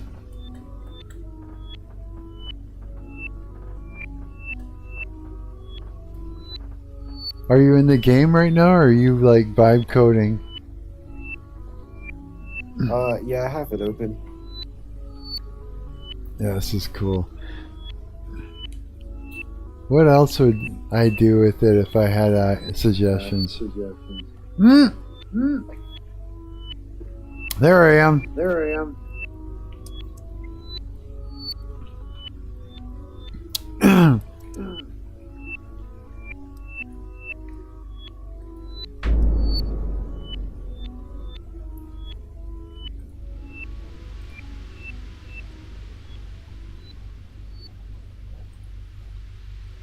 Yeah. That's a thunder. That's cool. Just a big drum. Okay, where are we going?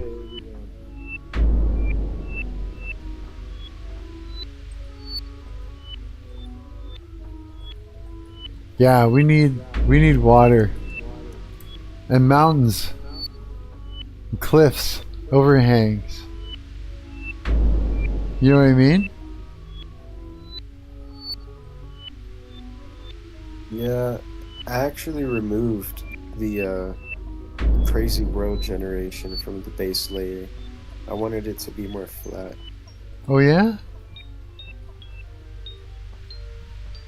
No, I mean like make a lake. Make lakes. And then have like you know how islands will have a bit of a like a big tall like well not mountain but kind of big hills with overhangs that you could look down and see the water, maybe drop into it, jump into it or something, you know? Yeah. And have creatures fucking swimming around just to add an extra dimension to it.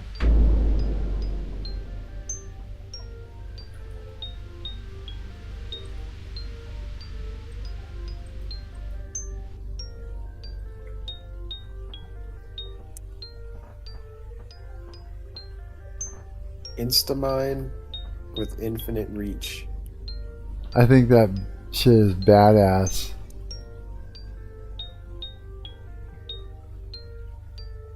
No clip, super speed, mega jump. God, no damage. No damage and mega jump.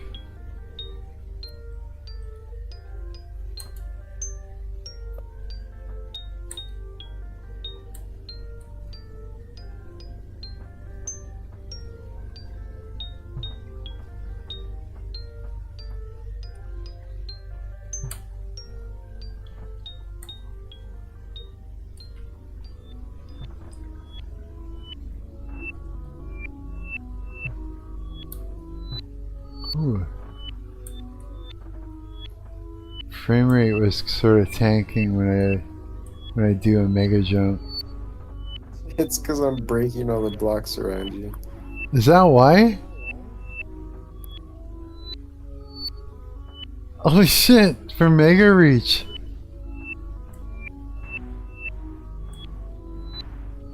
I'm like, where are you? You're flying? Yeah. Oh, I see you! I'm sitting here wondering why the frame rate's tanking. Yeah, I made it so all the blocks that drop are like actual blocks now instead of just 2D planes. Or they were really? Yeah, they used to be just 2D planes that would move to face the player, and now they're actual blocks. Oh, I see what you mean. Sprites.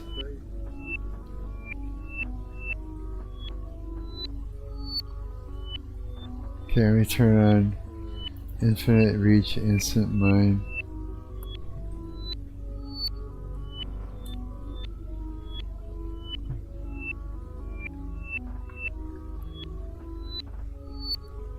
I'm like, where is he?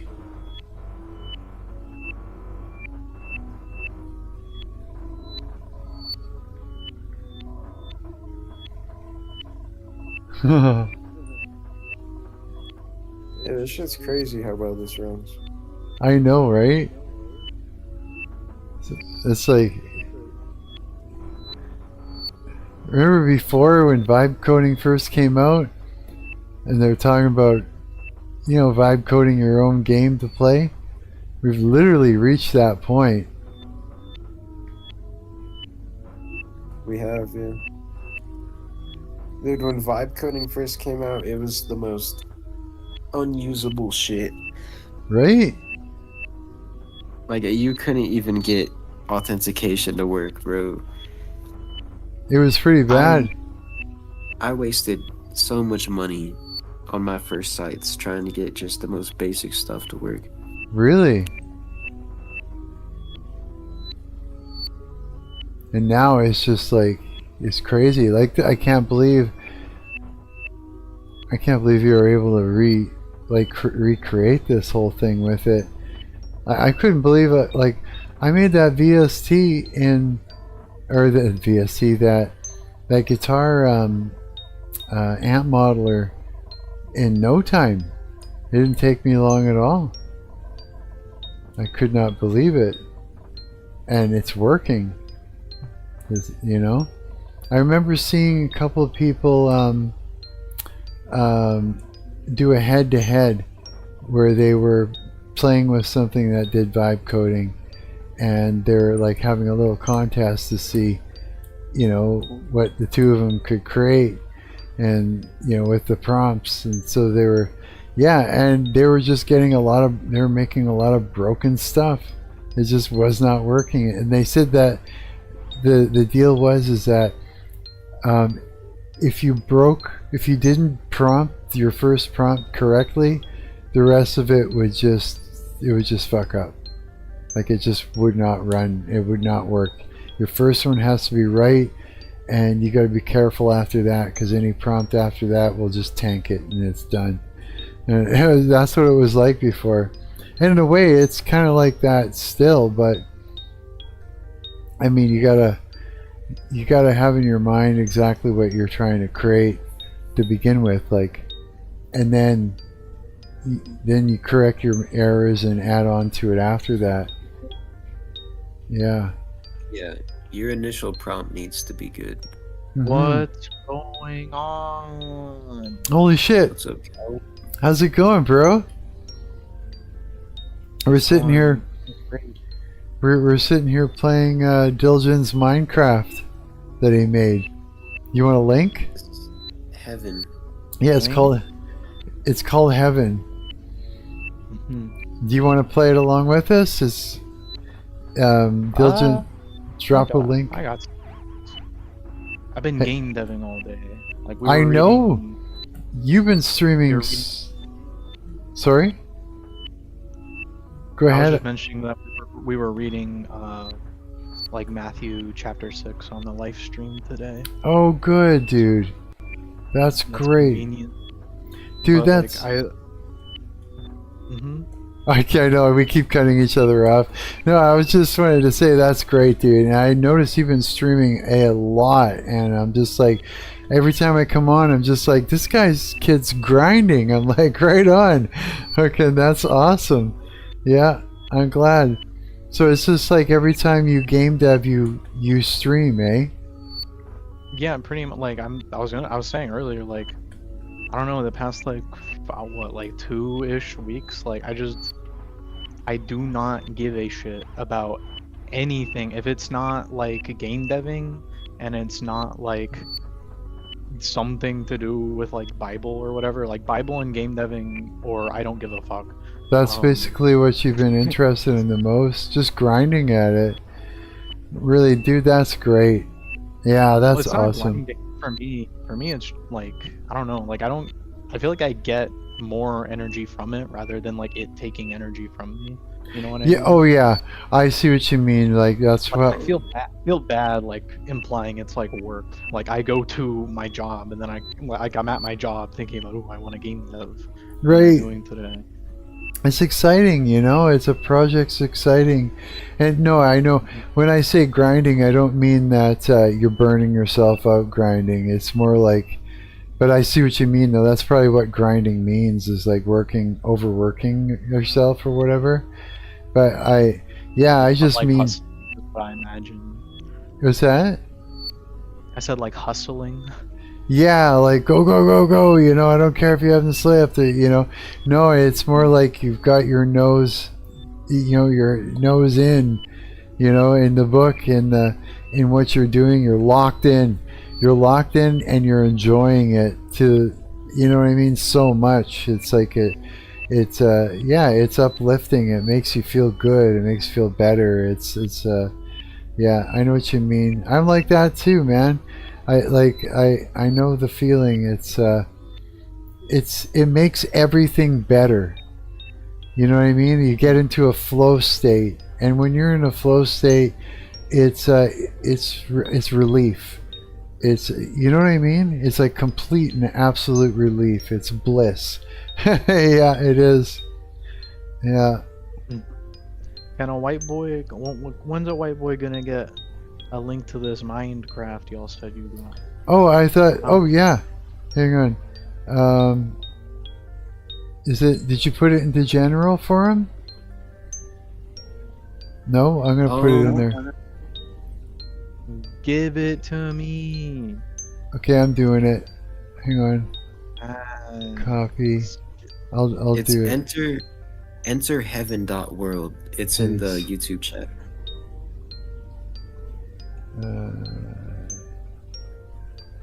There, I just stuck it into the Discord as well, into the general section.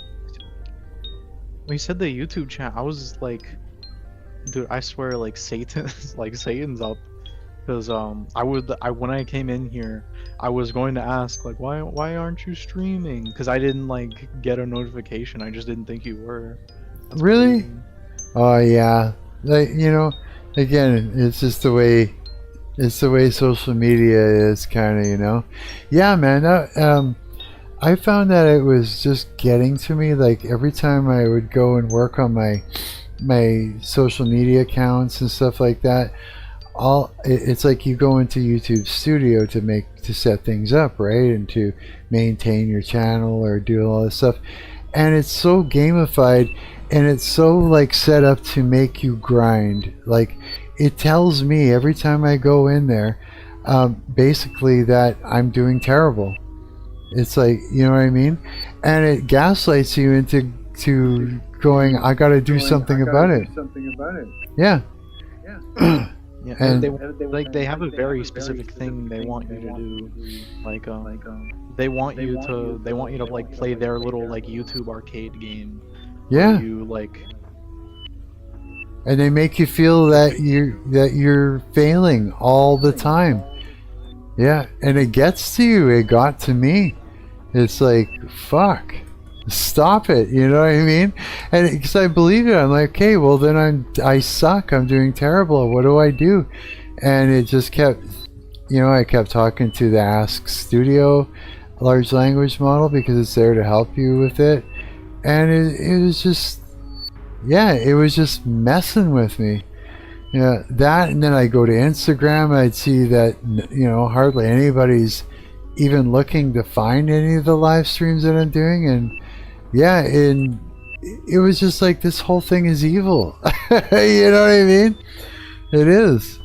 It's we're playing in the devil's playground right now, in a way, you know.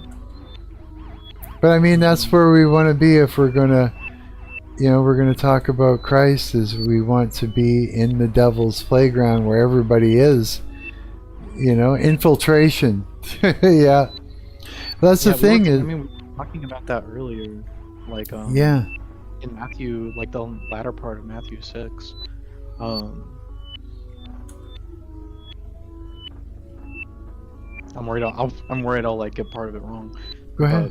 Basically, Jesus like talks at multiple points about like the things you consume, and I notice like a lot of people around me, like they'll be afraid to watch a movie or afraid to read a book or afraid to like do something because, oh, this thing looks satanic. Yeah. And I don't want it to influence me. But I it's noticed like, that. Jesus addresses this, like I think it's most pertinently in like Luke. I forget which chapter of Luke, but it's one of the chapters of Luke. What does he say? say? Talks about like what defiles a person, and what defiles a person, and he affirms this in Matthew. It's not what goes into them. It's not like the things you consume. You know, it's not you are what you eat. It's you are what you cook, right? Right. It's the things that come out of you that may or may not defile you, if you are defiled at all. Oh, right. Yeah, because it's like, here's the thing. When I was went to hang out with my pastor yesterday. Yesterday? It was Friday, I guess. Not, well, it's not anymore. But when I went out to hang out with my pastor on Friday, He's a good guy. I like to get together with him and nerd out on all this stuff, right? And and I was telling him about the testimony that I did, and you know how I kind of explain. I don't know if you ever gotten a chance to watch it, but I used a bunch of B-roll and stuff. Like I spent a few days like gathering up through my hard drives like receipts, I guess, to go along with everything that I was talking about. And so that would be like videos, audio, you know, and I put little pieces and clips and stuff in here and there to go along with the story, just to make it, well, it's receipts, you know, like the whole thing is my testimony, you know, is how I, you know, like I wanted people to see how far into darkness I was, and that, you know, you're not too dirty for God, right? It's like, and so I was showing all this stuff in the music industry, and there's a lot, you know, during the 90s and early 2000s, you know, I was obviously in the goth section of the music industry, right? And all of that is really very dark and stuff, and so I was using that, right? And he was approving of it, of course. He was really pleased with the whole thing. I wasn't trying to impress him, though. I was just kind of telling him what I had created, and but he was worried about looking at it and seeing the imagery of the things that, you know, of the tickets, of the receipts. It's just like, really, you're that afraid? I was like, dude, you can look at it. It's not going to, you know, like, it's like, yeah, he was scared to look. It's like it's exactly what you said. It's like people are afraid that if they look at the thing, that's it. Now they've opened a door, and that's all there is to it. Now they're screwed. But it's like you said, it's what you're creating, you know, kind of thing, rather than what you're. I can play like pastor's advocate, I guess. I think, like, cause I don't know. Do you know anyone that has like an alcoholism problem and like they've been sober for a while?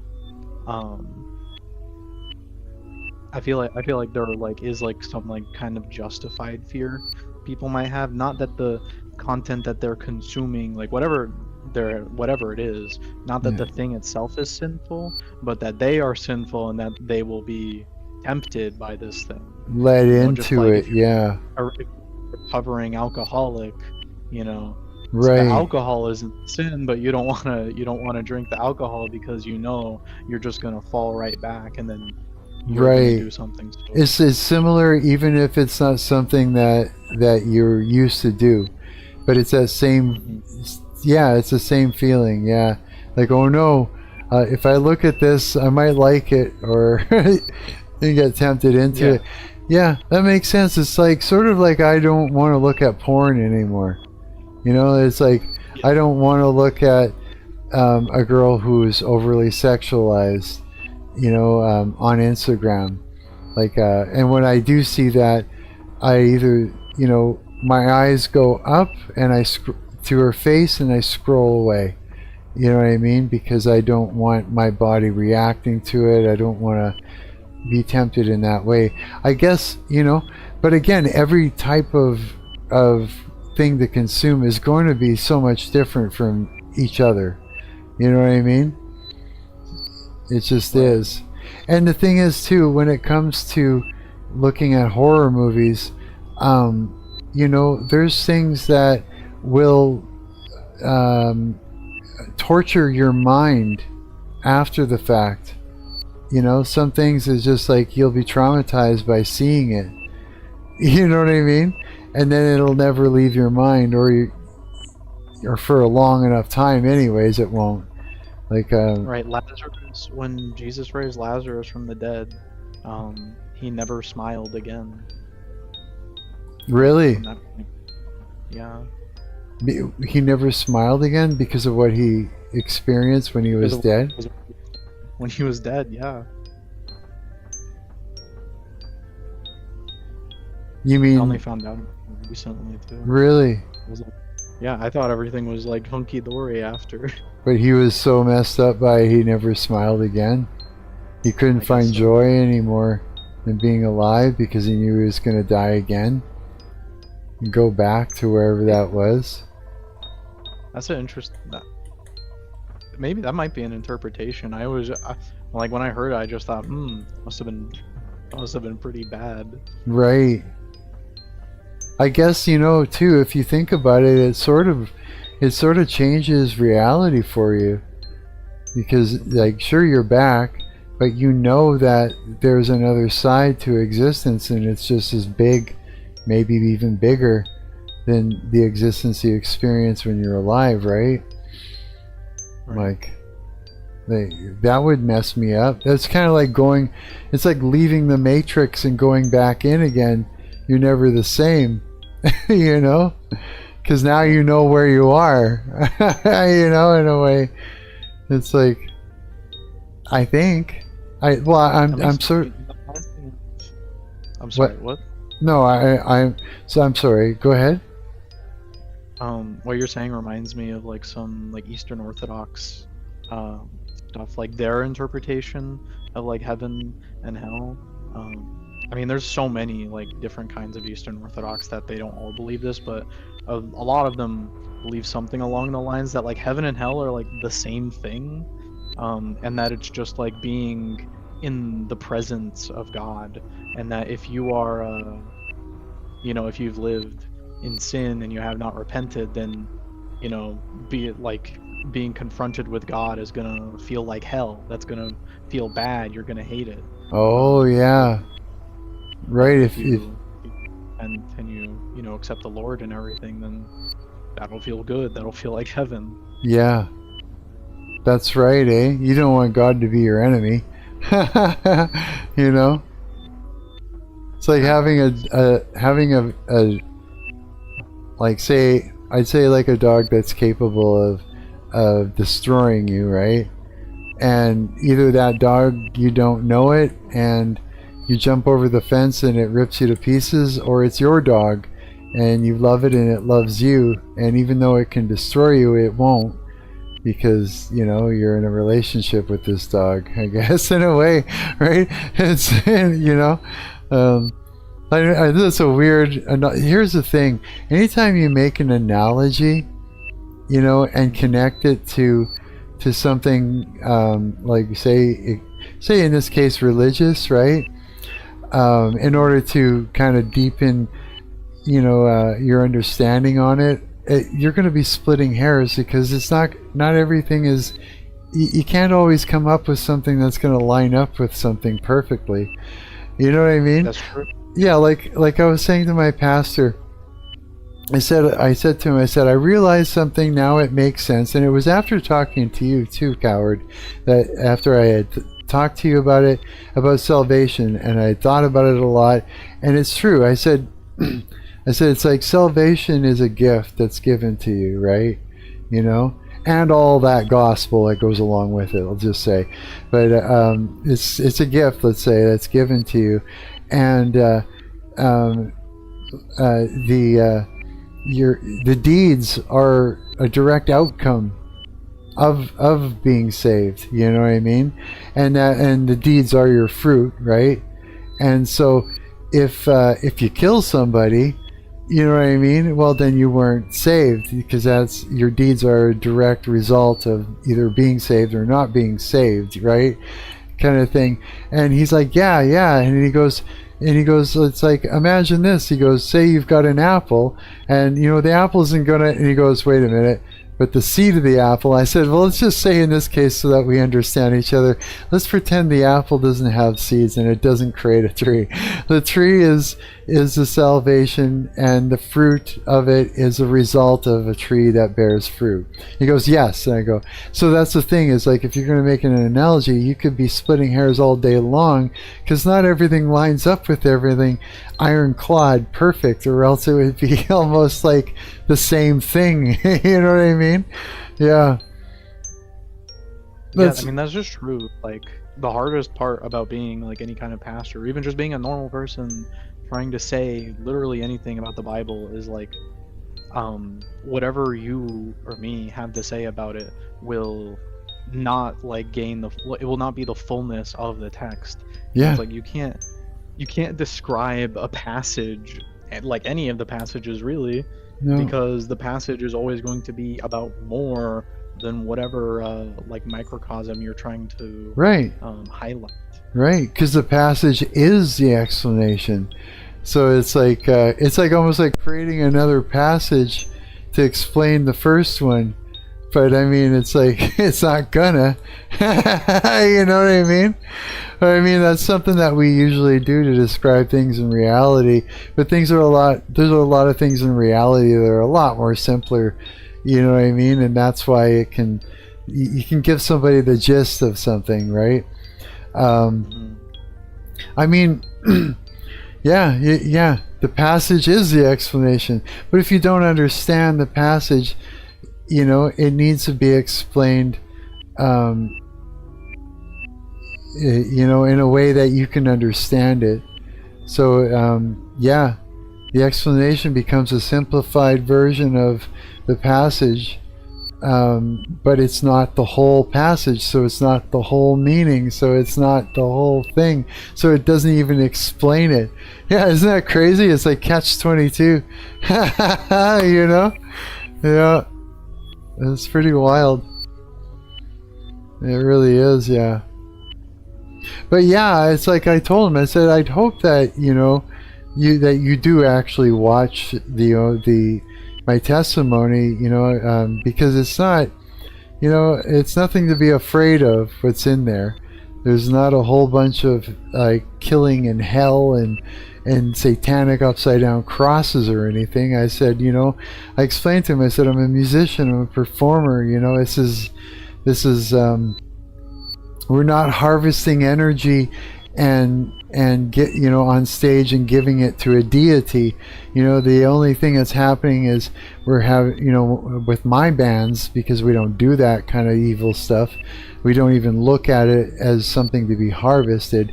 We're having, but there is a feedback thing that keeps going back and forth enough where I can say, yes, there is an energy there that can be used. You know what I mean? And they are using it, and I can explain it, and I do a lot. I explain that phenomenon, right? I said, you know, what I'm doing is I'm a performer. You know, we're doing cosplay as well as, you know, it's a performance, right? It's nothing to be afraid of. We're not doing satanic rituals, but some of the stuff is Gothic, so that means it's a certain aesthetic. That's basically it. You know what I mean? That's all it is. And I explained to him, you know, Buffy the Vampire Slayer came in around that time. We had, you know, Interview with the Vampire, Queen of the Damned. It was something, you know, and the music that went along with it. I said, because of my age and being a professional musician, I had to reinvent myself every time a new genre came out. You know, we did the hair metal, we did the 90s, we did the grunge scene, we did the gothic scene in the emo and all that, and you know, it just keeps going. It's just the way it goes, eh?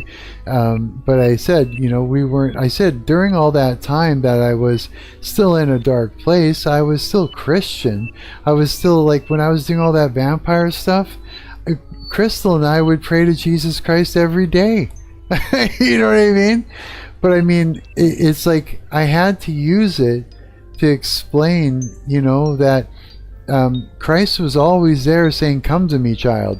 And he's always there around everybody all the time saying, come into my arms, child, I'm right here. You know what I mean?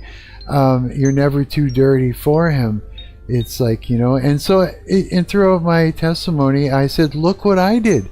I said, I imitated Marilyn Manson, for crying out loud. You know, I was a straight up goth vampire musician, like throughout that whole era from the early 90s into the 2000s. I'm like, this is, you know, it's, if you're just not too dirty for God, he wants all of his children. You know what I mean? And so I explained to him, I said, it's nothing to be afraid of. Like, watch my testimony, you know, so you have an idea of this, you know. And he said he'd get to it and that and everything. But I see a fear, though. I see a fear where it's, you know, unless he was Yeah, I see a fear there. It's just I just see a fear. There's an irrational element to it and a rational element to it all at the same time. There's a lot of elements to it, you know. And then you were even describing, you know, the addiction thing and stuff like that. It's like there's so much to it. But the thing is it's like this. God did not give us a spirit of fear. That's the devil's one of the devil's tricks. Like, and the devil uses fear because if he can make you fear, then you're not in faith. And if he can get you in fear, then he can start working on you, right? Because then you fall out of faith, and then it's less of the Holy Spirit's in you. You're afraid. You're out from under God's cover. You know what I mean? And the thing is about salvation is you know, it's like weapons will form and you can get hit, but they do not come to fruition. You know what I mean? They do not prosper, as opposed to if you weren't saved, those weapons will get you, you know? And so it's like this, the one that dwells within you is God, is greater than the one that's in the earth. And when you realize that, you don't fear anything anymore. And it's rational to not fear anything at that point, because God's got you. You know what I mean? It's like walking through, it's true, it makes more sense now walking through the valley of death and fearing no evil makes sense, because it's like, how can you be afraid of something that God is giving you authority over through Jesus Christ of Nazareth? And when the Holy Spirit is dwelling within you and God himself is dwelling within you, there's nothing can touch you. The weapons will form around you, right? And you can get hit, but they're not going to prosper. All that just came together for me recently, where it's just like, where it was just hit home like, wow, it's like, yes. So now I don't fear anything, and I stay in that. Anytime I'm starting to fear something, you know, I realize it, and it's like, wow, it's like I see the contrast, and then I pray against it, and I pray for God to bring me back in, and you know what I mean, and come back in there, right? Lock in again. So the fear is, it is, in a way, you know, it's like maybe he's afraid that if he looks at it, it's going to pull him out, it's going to put him into fear and pull him out from underneath of God's cover. You know what I mean? It's like fear itself he's afraid of fear itself, and fear is a spirit. I mean, there's so much to it, but it all makes sense when you bring it all home. You know what I mean? If that makes sense to you, can you add to that? I'm sure you could. Like what you're talking about, fear. It's a spirit. There's a couple things I connect to. Something I noticed. This was 3 months ago. The book of Ecclesiastes was written by Solomon, who was. I should clarify, not everyone thinks this. It's what I think, and I'm pretty sure my church agrees with me. Okay. That Solomon fits the bill for being an antichrist. And that's really? I'm not saying Ecclesiastes is false scripture. It is absolutely still scripture, but that's who it's written by. Yeah. And Ecclesiastes, I think it's 11 or 12, chapter 11 or 12. When he says to fear God and keep his commandments, and that's where that in addition to, I think all the Proverbs have a few mentions about fearing God, and I don't have any particular stance does this mean we should fear God? Was Solomon wrong when he wrote that we should fear God? I remember I do find it curious. Yeah. Well, yeah, there's another element of fear, right? It's it's not the same. It's not going to be the same thing. It's not the same thing to fear God as it is No. to fear not God. It's yeah. if you're fearing something that's not God, then you're afraid of like nothing. The only thing that's worth being afraid of is something substantial, which would be Yeah. God. Yeah, exactly, right? So, yeah, it's interesting because it's like, yeah, because it's like, okay, so if the fear is a spirit that a demon that Lucifer uses to work on you, right? But fear is also an emotion and a feeling, and is also anxiety inducing and stuff like that, right? So again, you know what I mean? It's like you were saying, because it's it's a weird thing. Yeah, the only one you should actually be afraid of, if you're going to be afraid of anything, like to be rational about this, is God, because God's wrath is something that you need to fear. You know what I mean?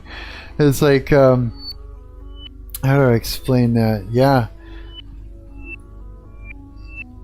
Like, he's the most powerful thing. There is nothing more powerful than God. There is nothing more, and that means that if God wants to take you out and harm you, oh boy, look out. That's something to really fear.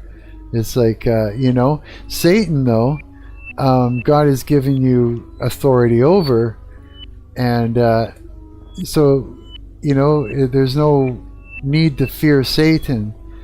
And if you do, that's not good, because that's what Satan wants, is you to be afraid of him, right? Because it helps you pull you out of faith. The idea of it being a demon, though, and an emotion all at the same time, maybe it's like a special certain demon that actually uses fear to pull you out of faith. Maybe that's, and they call it a spirit of fear. Again, it's like exactly like you said, when it comes to scripture and stuff like that, is like me in talking about it in the way that I am talking about it is not going to be correct, because scripture explains the whole thing. You know what I mean? I can only talk about certain elements, and that also explains why, when we talk about it and try to, we're going to be splitting hairs. You know what I mean? Even if it's, yeah, there you go. That's like perfect. Exactly what you're talking about. Yeah.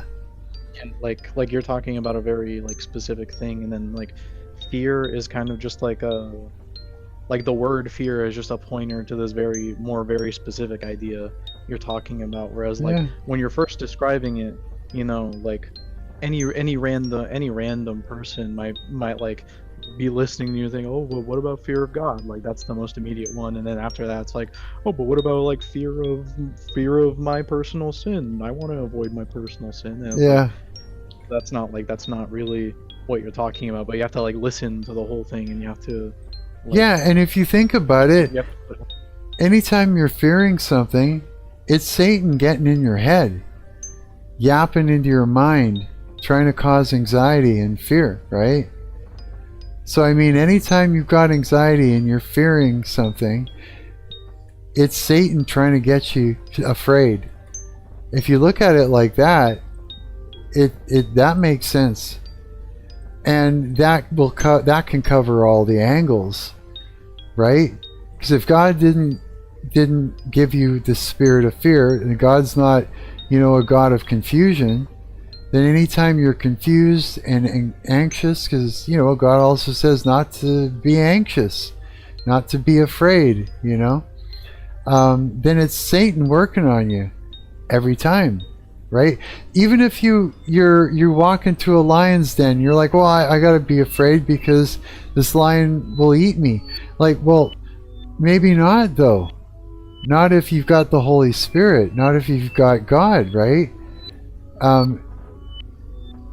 So all that does make sense. Because even if you're walking through the valley of death, right? You shall fear no evil. You should fear nothing. You know, God is miraculous. And, you know, he doesn't work like a human does. He doesn't move like a human does. You know what I mean? Except for the one time. Well, But yeah, there's Christ, right? But that, again, that's like, that's a different story altogether. You know what I mean? It just is. So, I mean, yeah, fear, I think, is a trick of Satan. Straight up. And it's true. The only one that you should be fearing is your maker, because he can unmake you. He can torture you. He's the one that's powerful enough to cause you straight up havoc. You know what I mean? That does make sense. To the best that you can, anyways, without, you know, consulting scripture and just trying to understand the scripture. But again, you know, it's difficult to understand the scripture a lot of times. And sometimes we have to somehow make it make sense. And again, like, you know, it's like, yeah, being human is a whole different thing. See, Christ was both human and God. It's like, and so, I mean, we've never experienced being God. We experience having God dwell within us, right? And but I don't know if that's the same thing, you know, as that God experienced in a human body, right? Maybe, but probably not. I mean, I can't do the things that Jesus Christ could do, and I'm human and I've got the Holy Spirit, right? So I don't know. Yeah. What do you think of that? I don't know what that makes me think about is like the aspects in which, because all people bear the image of God. Yeah. And like what divine place does a human hold? Like, obviously, you know, we don't know, like you were right, when we don't know what it's like to be God. At the same time, Jesus tells us, like when the Pharisees threaten him, Jesus says, when they're asking him, like, hey, is it true that you're telling people you're God? And Jesus replies to them, well, isn't it written that you all are gods? Like, just you all in general. That's what he's like quoting there. And what does he mean by that exactly? Yeah, it's in like lowercase g gods, plural. And then that's also what Satan was saying, you will be like gods if you eat the fruit. And then they ate the fruit, so but then God came in and said, you know, look, you know, check it out. These guys know good and evil like the gods do. Right? Right, yeah. I was thinking about that like earlier today, like it's not 100% like that the snake in the garden was Satan. That's not like 100% certain. No. It's just like kind of popular among like Americans to think that. Really? And I it's didn't know that. It's always been like historically, like, you know, it's always been kind of like iffy. But it's not 100% like, yeah, the snake in the garden was Satan. And the biggest objection to it that I've read, I'm like wishy-washy, like I don't like, is it? I don't know. Is the biggest objection to it is like, well, snakes don't have legs anymore. The snake in the garden presumably had legs because God took its legs away, and snakes don't have legs right now. Right. So, Yeah, he if was it's Satan, saying. then why is the snake still there? Yeah, wasn't he saying that he cursed after that? He cursed Satan to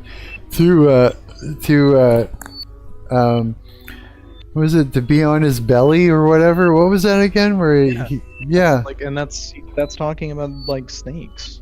Yeah. So it's like, if that is Satan, then why do I see snakes? And I just saw a video where this Christian did a whole video on where he was talking about what the angels looked like, and he was showing imagery of it.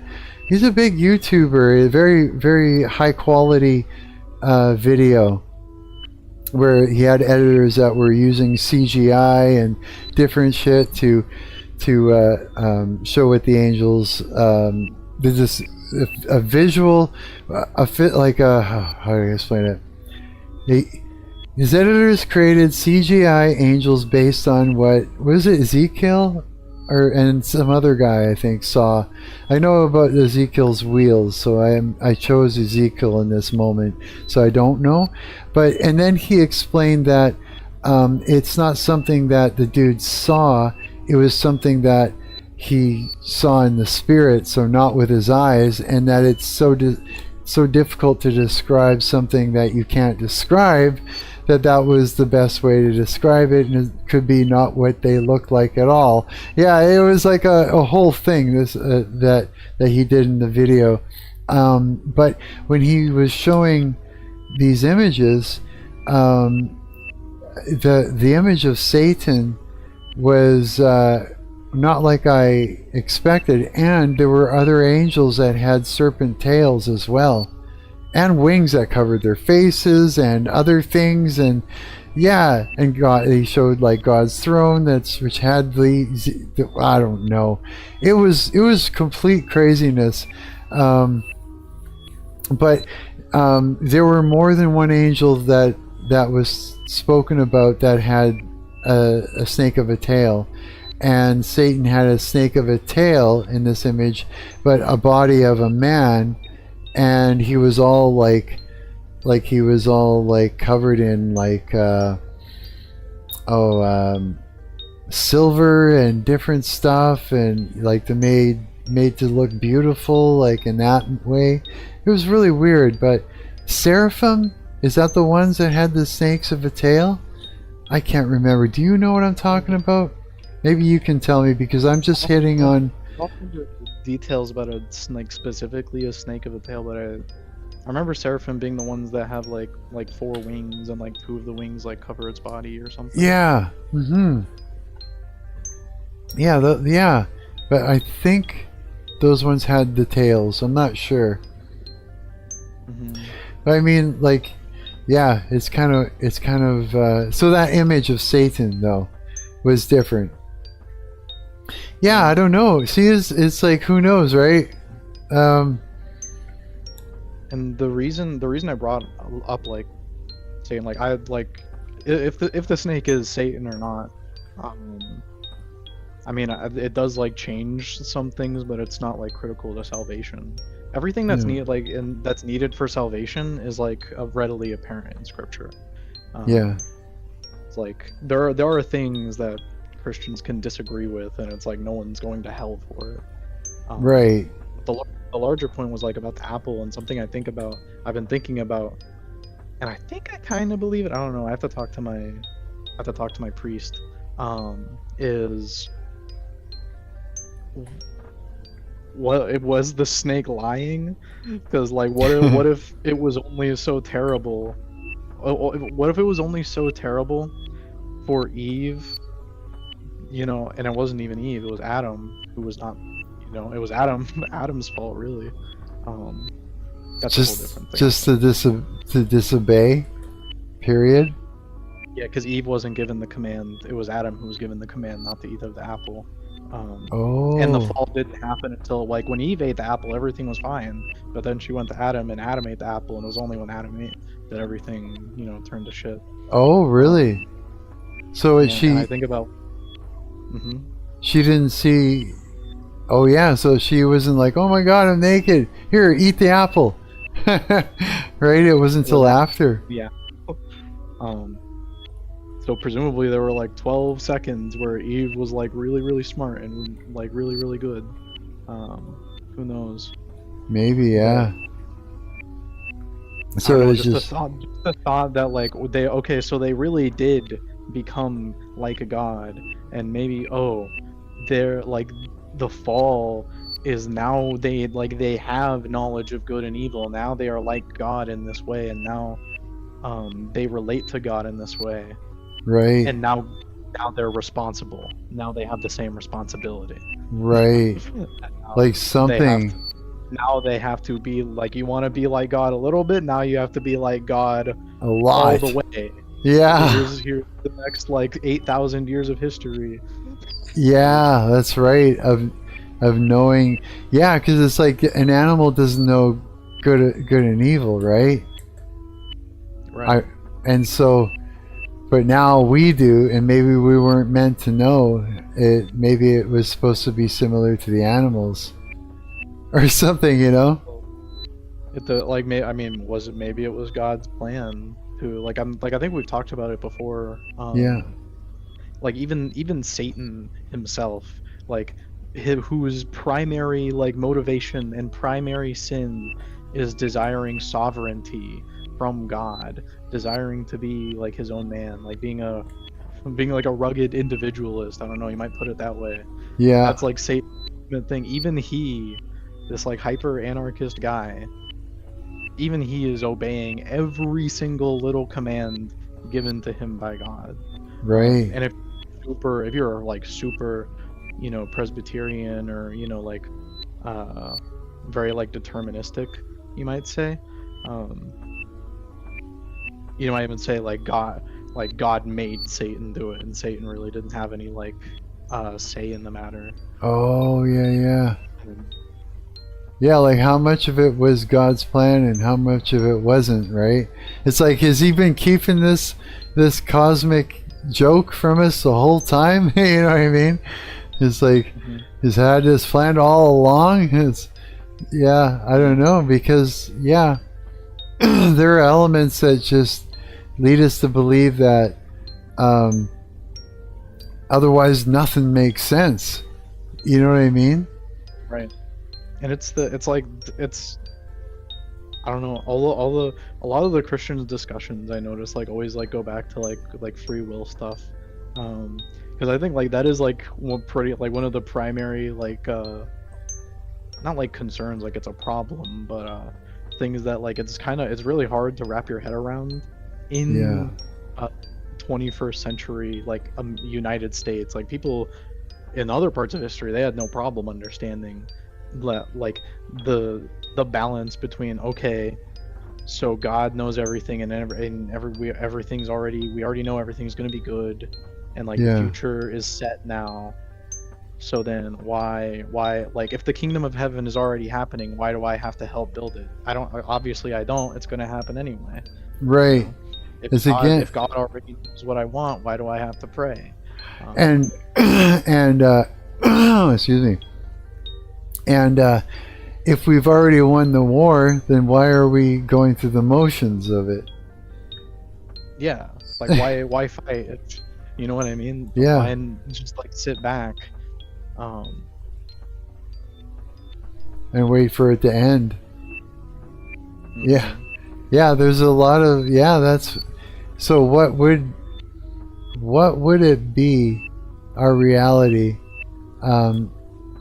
If that is all, the fact that is true, that we have to go through it, I don't know what I'm trying to say. What does that tell you about our reality? Well, I guess. I don't know what that tells me about reality, but what the Bible tells me.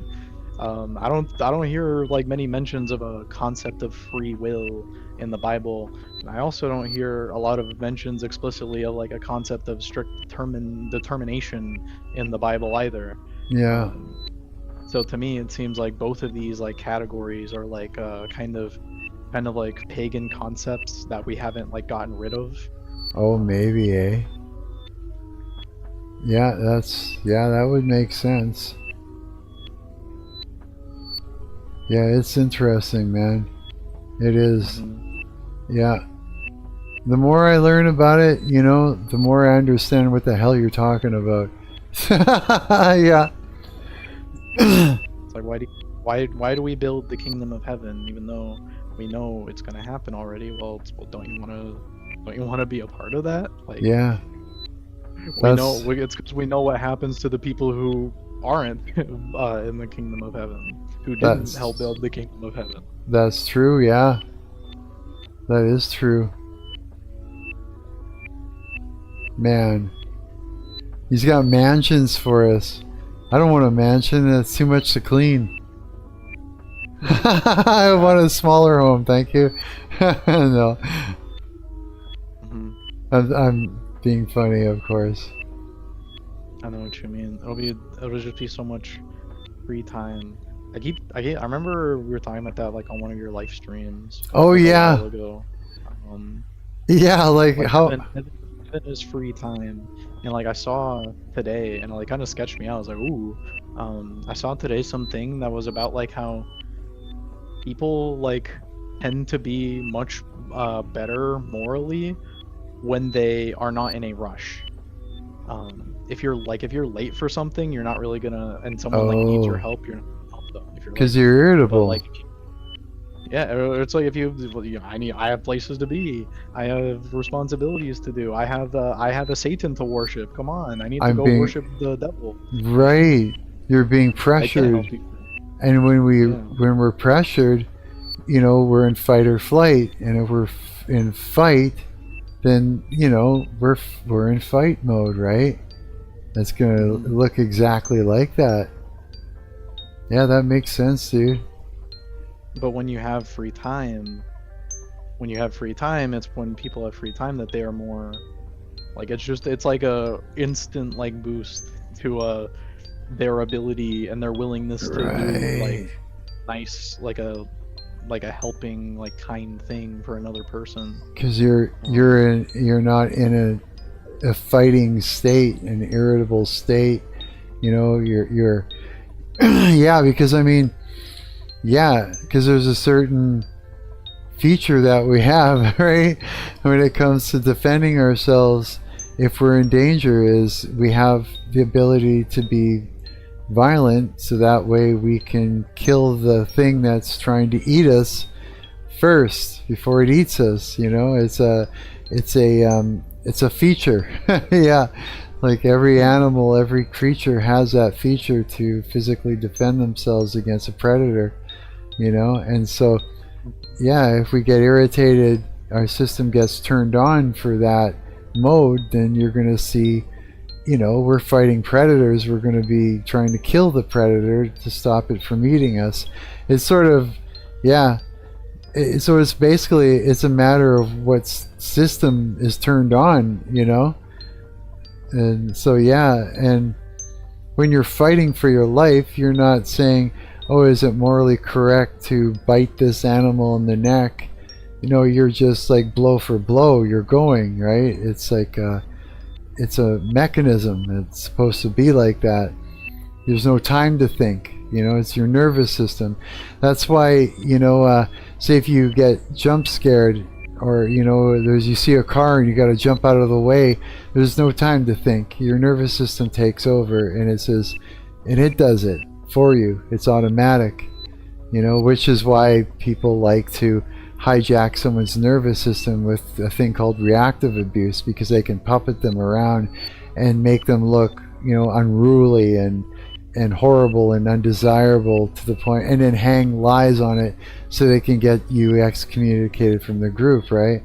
So I mean, yeah, so you turn that system on through fear of, you know, losing your job. That means you can't eat, or, you know, putting you in a double bind, you know, irritating the system. Then you're not going to be, yeah, you're not going to be doing nice things. You're going to be trying to protect yourself from, you know, a possible predator or a perceived, you know, threat physical threat to your life, right? Yeah, it's like, so yeah, free time is the absence of pressure to protect yourself, I guess, right? In a way. Yeah, I mean, like I know you're talking about like a more local scope thing, but Yeah. like ultimately the demon like involved here that we're talking about is mammon, Yeah. which is like it's like a big that's like a big one. It's a big fat one. Yeah. And I want you to tell me if you have friends who are like this, because I have a lot of friends who are like this, and they describe their work life as they go to work and they think that they are like taking advantage of the company because like, oh yeah, I don't work that hard. I just go there for like 8 hours and then I come back. I've heard like, people maybe it's say hard- that. Maybe it's hard work. Like they word it in the sense that like they feel like they're taking advantage of the company. And that they're winning. Like they're being sneaky. Yeah, like they're winning. Yeah. Like, but then like they said, 8 hour like you gave up exactly what they wanted you to give up, which was Yeah. your time. Like Yeah.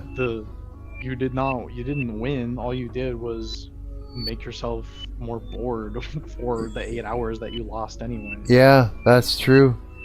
Yeah, because if you can immerse yourself in your work, then you're laughing. You know what I mean? It's a good thing. I guess it depends on what your work is too, right? Yeah, and it's playing within the system.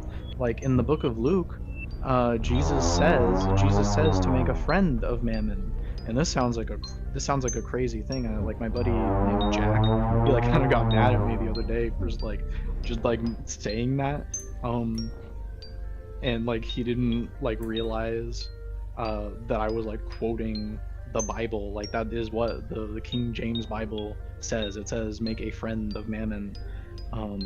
And it does sound crazy. I don't blame him at all.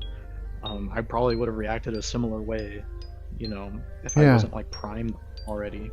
But the reasoning for this is not like, okay, yeah, make a friend of a demon because demons are good. No, it's make a friend of demon, make a friend of this demon, so that even the demons will be subject to the authority of God, to, you know, to this thing. And yeah. The reason that that's important is for here at least is for understanding Solomon, because Solomon fell into the exact trap that you're describing right now. He did, eh? He is the world's, and he is the biggest hustler in all of history, who will never be surpassed. We are told he will never be surpassed. He's the greatest hustler ever. And he had more wisdom than anybody in the world. He asked God for wisdom. He got the biggest wisdom of anybody that anyone will ever have. No way. But like I said earlier, he turned out to be an antichrist. He spent so much of his time, all of his time, was dedicated to, okay, I need to get more money. I need to raise the glory of Israel. I need to do all these things. I need to, you know, trick the demons. I need to build temples for these other gods so that more people will come into my kingdom and I can make more money. And then only when I have the right amount of things will I then put these resources fully to God. And then he died. And he Holy shit. But he did a whole lot of the second. By the time he, you know, at his peak, you'll love this part. From Spain, he brought in yearly. He brought in 666 talents of gold. And no this way. Is the only other mention of the number 666 in the Bible, other than the mark of the beast. I don't want to interrupt you, but I need to know, what the heck is a talent? Is it like, yeah, Just like a unit. It's just like a unit of currency. Oh, is that what it is? It was a lot of money at that time. It wasn't like $666. It was more like, you know, I don't know. So what is it? Why do we call having a talent a talent? Like I have a talent, and it's I can play guitar. You know what I mean? So what is there any correlation? I don't know, but that is a good. That's actually a good question. That's been Huh. on my mind. Yeah, I don't know what it is. Like I have no idea. That I actually thought maybe it meant that, and that's why I said, in Discord that, like what I said there, right? God doesn't want you to bury your talents, right? And I knew that it was like, yeah, gold or like a currency, but I also thought maybe could have been that. I just don't Yeah, know. it's kind of crude, but like the first thing I think of is like, okay, so this is the financial.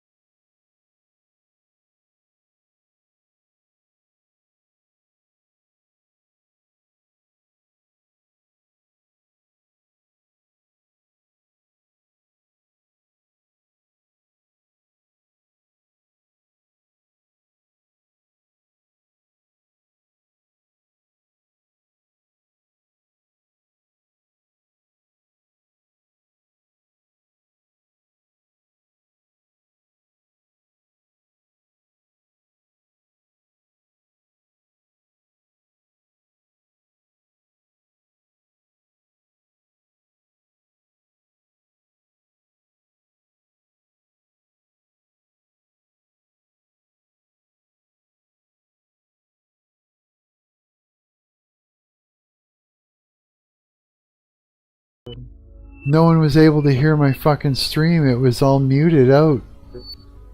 Son of a bitch. All this time, like after it had crashed, it muted out my mic and it muted out the desktop audio. I'm like, holy cow. What a pain in the ass. Sorry for anybody that's been sitting here watching me in silence for fuck's sakes. Yeah, no. Oh man, I was muted. Well, it was nice talking to you about how to get a free Dorito taco at Taco Bell. Yeah, yeah, it wasn't that great? Nobody knows how to do it now. Hang on, let me piss. I'll be right back. Read a Bible verse or something. I got you. What's a good one? Well, I guess I got the 3 servants right here.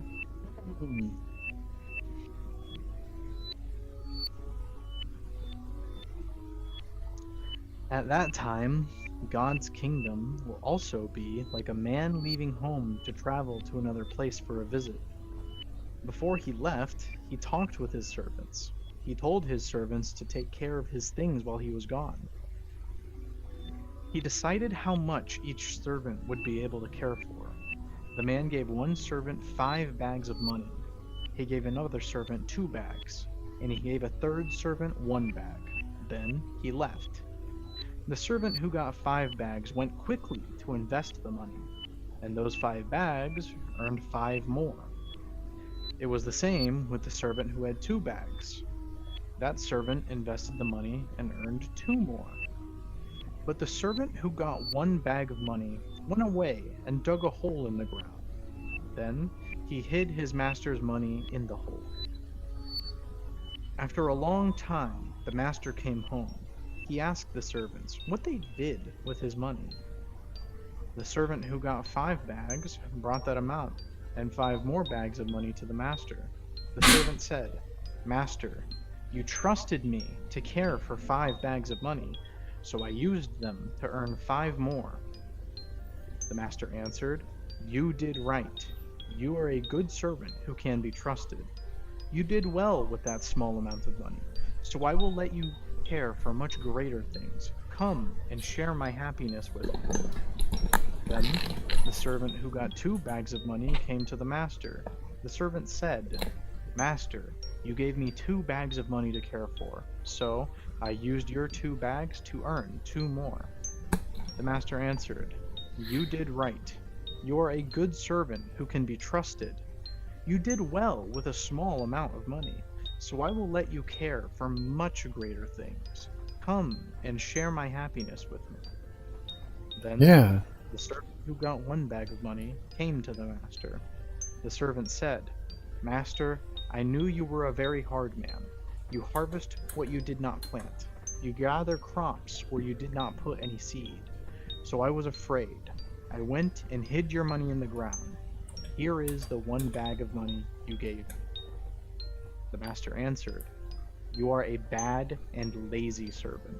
Say that I harvest what I did not plant, and that I gather crops where I did not put any seed. So, you should have put my money in the bank. Then, when I came home, I would get my money back, and I would also get the interest that my money earned." So, the master told his other servants, "Take the 1 bag of money from that servant and give it to the servant who has 10 bags. Everyone who uses what they have will get more. They will have much more than they need. But people who do not use what they have will have everything taken away from them." Then the master said, "Throw that useless servant outside into the darkness, where people will cry and grind their teeth with pain." It's just, yeah. The parable of the 3 talents. That's crazy, eh? Well, it's like, yeah, that makes sense. It's like, it's pretty crazy when you think about it. It really is. Like, you're not supposed to hoards your cash. It's there for a reason. Otherwise, I guess otherwise you're gonna make an idol out of it. Right? Guess so. Make an idol out of the Out of your riches. Like, not like an idol out of like the safety. Like, oh, I'm so afraid of sin that I'm not gonna like. I'm so afraid of doing something bad that I will do nothing good. Yeah. That's one of like the interpretations. Interpretation's not the best word. That's one of the, I guess, takeaways I get. One of many. That makes sense, dude. That does. I think it does. I can't believe I'm building a Minecraft house. This is ridiculous. Never thought I'd play Minecraft. It's a neat house. It's like a triple decker. Yeah. Oh, you see it, eh? I seen it on the live stream. Oh yeah, because you're on the live stream. That's right. And you can actually hear me? Oh, I guess you got the sound turned off so you can hear me talk. Otherwise, it would just like I'd be hearing myself, and I'd like. Yeah. I'd be, You'd be like, hey, because of the delay. yeah. Have you ever like that was like a fun like little like trick, or like a little thing we did like back in middle school was like we found out that like if you try to talk while you're like listening to like a 5-second like delayed playback. Of you Yes. talking, like you're not gonna be able to finish the sentence. Like you're just gonna, it's I don't know. Like you should be like one of the friends like earbuds, with like a microphone test or something, because that's what will like do it. And Yeah. That's how they they'll just, made like, those. sentence and like they're just like. That's how they made those speech jammers, where they would jam somebody up from speaking live, where they'd use like a speaker that it was sort of like on a pinpoint that they could broadcast it, or not broadcast it, but fire it forward and at the person's head, but nobody else can hear it, and then create, add a delay to it, so then they would hear their voice in delay, like louder though. Yeah, it would fuck them up. I find that I'm having trouble with latency like that with just my with any guitar amp. If you're like guitar amp modeler, any amp modeler, if there's latency between you playing a riff and hearing the riff, you'll just start to slow down and slow down and slow down. Yeah, it just messes with you. It does. I gotten the latency down quite a bit on this amp modeler that I'm making, but I'm just going to keep working on it to try and get it down as low as possible. As long as I can actually play it in time with something, then I'm laughing. And yeah, I could probably do some recording with it even. For sure. I lost my house. I don't know where it is. I got lost. It was over. I think like you're moving away from it. It was like over. I can't like give you directions because you like turned. I know. I don't know. Okay, let's find the holes. I think it's this way. There it is. Okay. That's funny. I was thinking about if I should mention it or not. It's gonna sound a little negative, but I feel like I would be a bad friend if I didn't get it out. And you don't have to take what I say seriously, of course. But like about like the lovable stuff. Yeah. Like, you're talking like, oh yeah, it's free and stuff. Like when you mentioned that, like immediately, like the thought that I had in my head was of like that saying, like if the product is free, then you are the product. Oh yeah, of course I could see that. I don't want to discourage you. No. No, like, it's an. Have you do things against your conscience? It's an element. Like think about it. Like it's like training the AI in a sense. You know? Yeah, like And why did they let you host it for free? Did they let you host it for free? Like, and it's to me, it sounds like their business oh, model is okay. We're gonna give you like a very small amount of tokens so that you get yeah, frustrated with it, so that you buy the thing, and then once you buy the thing, we're gonna like, we're gonna still make it like frustrating to use, but just in smaller ways. yeah. Oh, for sure. Why not? Of course they would. Yeah, I agree with you. Yeah, there's no offense taken there. No, you're right. You know, like But I would, sorry. like you can host things for free, but you only get 5 credits a day to build it, and when you're not paying a subscription, which is how they get you to pay a subscription. You know what I mean? That, and if you pay for a subscription, then you can pay for a domain name and do it like that. But I mean, like they will host things for free. It's just that's to get you in, though. Like all of it is to get you in. You know what I mean? Yeah. So I mean, but there's an element of you being the product because you know, as I'm working on stuff and Diljen's working on stuff, the AI is getting better and better because we're putting it through its paces and teaching it, you know, how to build certain things. I can imagine that, you know, that's something that's going on as well.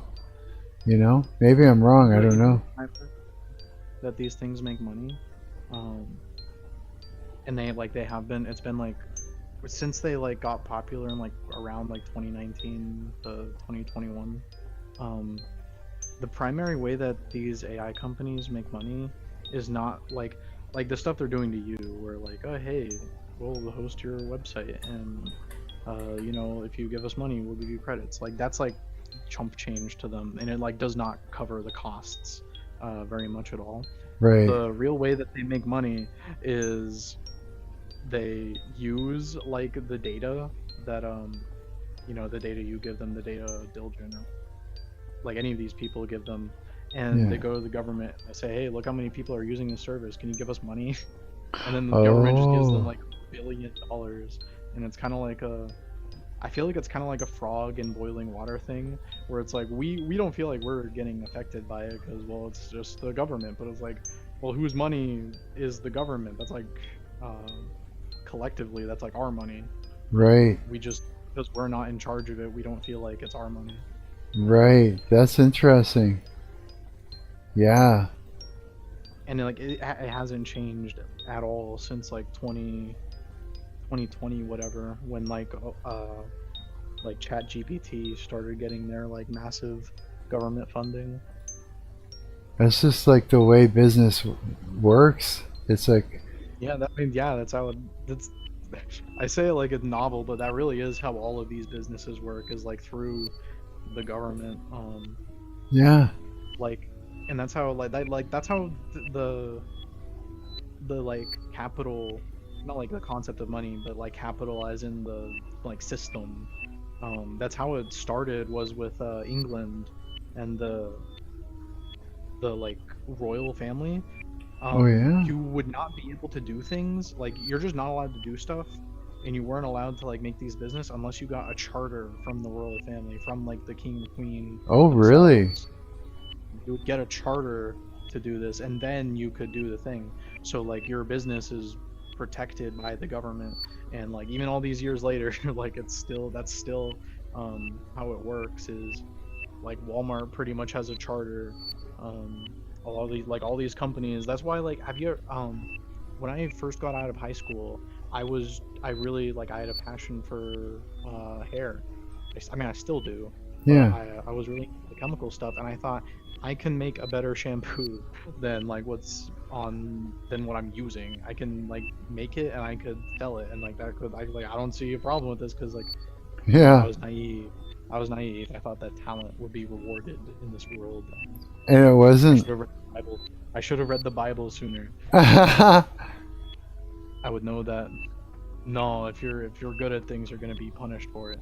But I tried. Like I I don't know. I don't think I'm that, dumb of a guy. Like No. I bought.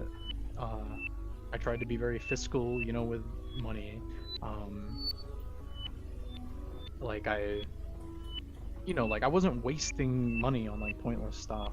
Yeah. And I was being like reasonably smart with the money. But I just business-wise, I could not compete. I could not compete with what was on like the store shelves because what's on the store shelves like has the government helping it. I don't have the government helping me. Oh. I'm not saying like I hate the government, but it's like, well, I don't know.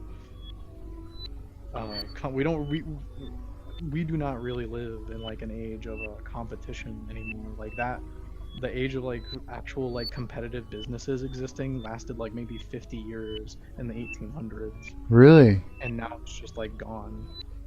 Wow, I didn't know that. So now it's just not like that. Yeah, like even though like that's why you go to a farmer's market, everything's expensive as hell.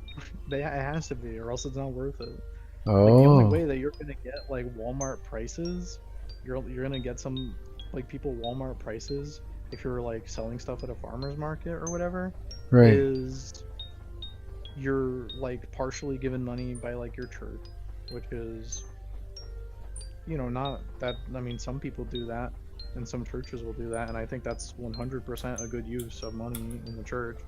Right. Like, yep, here's some money from the church so you can make your product cheaper.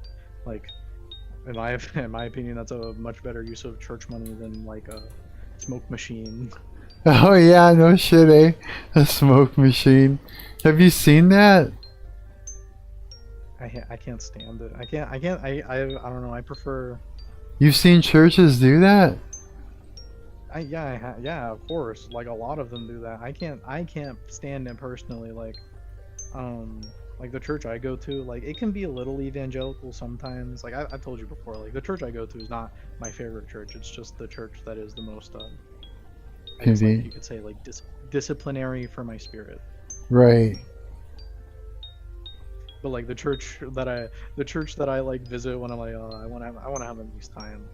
I don't have much spiritual patience today. Maybe is like there's just like a quiet little Presbyterian church. You go to church, and like they read in a nice like quiet voice. No one like talks or anything. Right. You go in, and it's like yeah, you'll stay after and like have a conversation with like an old lady. But it's like otherwise it's like I have a strong preference, at least culturally. Like spiritually, I don't know. Spiritually, I guess I'm neutral. Right. But I do appreciate like a nice quiet church that's like not trying to impress you. Yeah. Yeah, I like that too. I when I go, I like the idea of going to church to get to the point and learn and worship and all the things, One thing I don't like is the lack of boundaries. That's what I notice about it. It's like everybody wants to know everything about you, and they're all trying to, I don't know. I understand though. It's like it's good to, I don't know. I have trouble when it comes to I don't like the lack of boundaries, I'd say. You know what I mean? I think I know what you mean. Yeah. What that reminds me of, I've kind of had this experience myself, but my mom, like I mostly know about it because my mom tells me, and so I'm kind of like speaking from her experience too, is that like we have this view of like as a group right now that like, oh yeah, all the big cities are like super hyper surveillance. It's better to like go out and live in the country in a little small town where no one's trying to stick it to you. But it's like you actually go and you live in like a small town, you live in a rural area, and it's like once you do, I don't know if you've ever lived in there, but my mom did and I did. Yeah. Her for longer, so I trust her. And it's like it's like a surveillance state, but like what you think a surveillance state is. It's like everyone knows each other. Right. Everyone's like whispering. Like there's always all these secrets. All the It's like, gossip. The gossip. yeah, it's gossip. Yes. Like and it's like they set up surveillance states for gossip because like these old ladies have nothing else to do. And Yeah. when you mention, oh yeah, everyone's like in the church. It's like, okay, the visual I have was basically like, okay, so you go to like this kind of church, and the lady, like all the ladies in there are like, they're asking you these questions not to like get to know you, but just like, okay, we have to log you into the system so that we can gossip. Yeah. Are you gay? Do you like black people? It's like they want to know. It's like Jerry and I should, like when I first went to that church, they were asking so much stuff about me. I should have just stopped them and said, "Hey, why don't you tell me, where do you live? You live around here? Where's that? What street do you live on? You know, what do you mean asking me what street I'm on?" You know, it's like I should have just stuck it to them right back, and see how they felt about it, or something. Like I should have. But I mean, I'm not like that though. To disparage these people, like, as far as I'm concerned, there was like a chance that they like, oh look, there's this like weird Canadian guy in our church. Even though we live in Canada. Yeah, no like, kidding, right? I want to get to know him. I want to get to know him better. Like, for all I know, that was like, it was like completely innocent. You know what? Give it a few more months or whatever, and I'll start to be able to feel out whether or not that church is good for me or not. You know what I mean? Not every type of church is going to be suited for every single person. I like boundaries, man. I feel uncomfortable when boundaries are encroached upon because I've had boundaries not respected when it comes like to me, like too much of it. So it's like I had a hard time with that. I mean, I gave them the information they wanted, but I wasn't comfortable. I wasn't really all that happy about it, I was more like, yeah, okay, well, let's see what you guys do with it now. You know what I mean? Now what? But I don't know. It's like the one thing I don't like about my church is like I can't handle accents. Like again, like I don't dislike people of other ethnicity. I have no problem with it. It's Canada, right?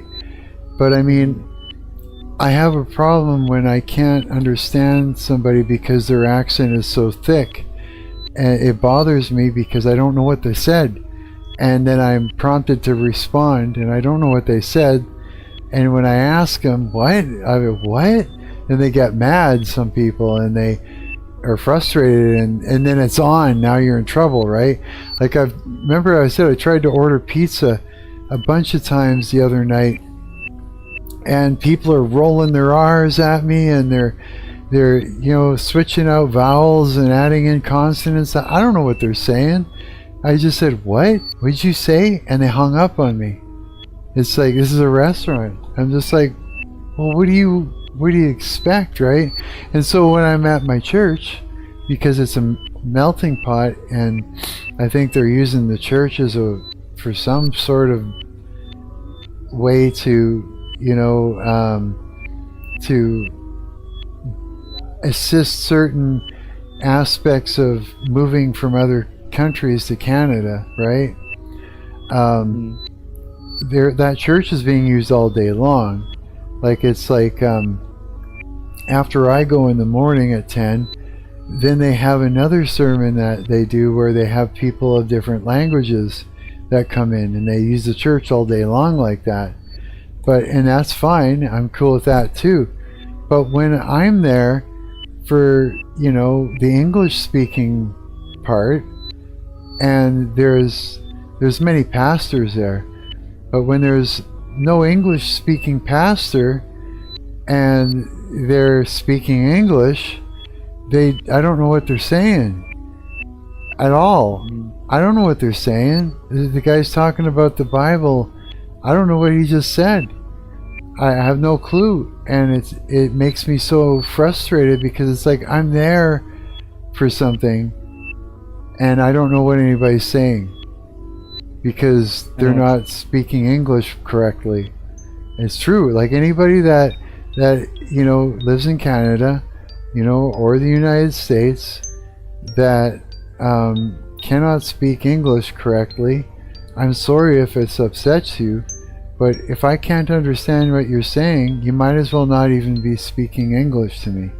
If the word hat and the word hit are two different things. You can't mix up vowels and expect someone to understand what you're saying, let alone if you're in a position where they have to understand what you're saying, and then you can't get angry when they're like saying repeat yourself, and if you're being asked to repeat yourself and this is work and you work somewhere where you're supposed to be able to communicate, don't get angry and if you don't say it correctly the second time and they're saying what again, you know what I mean?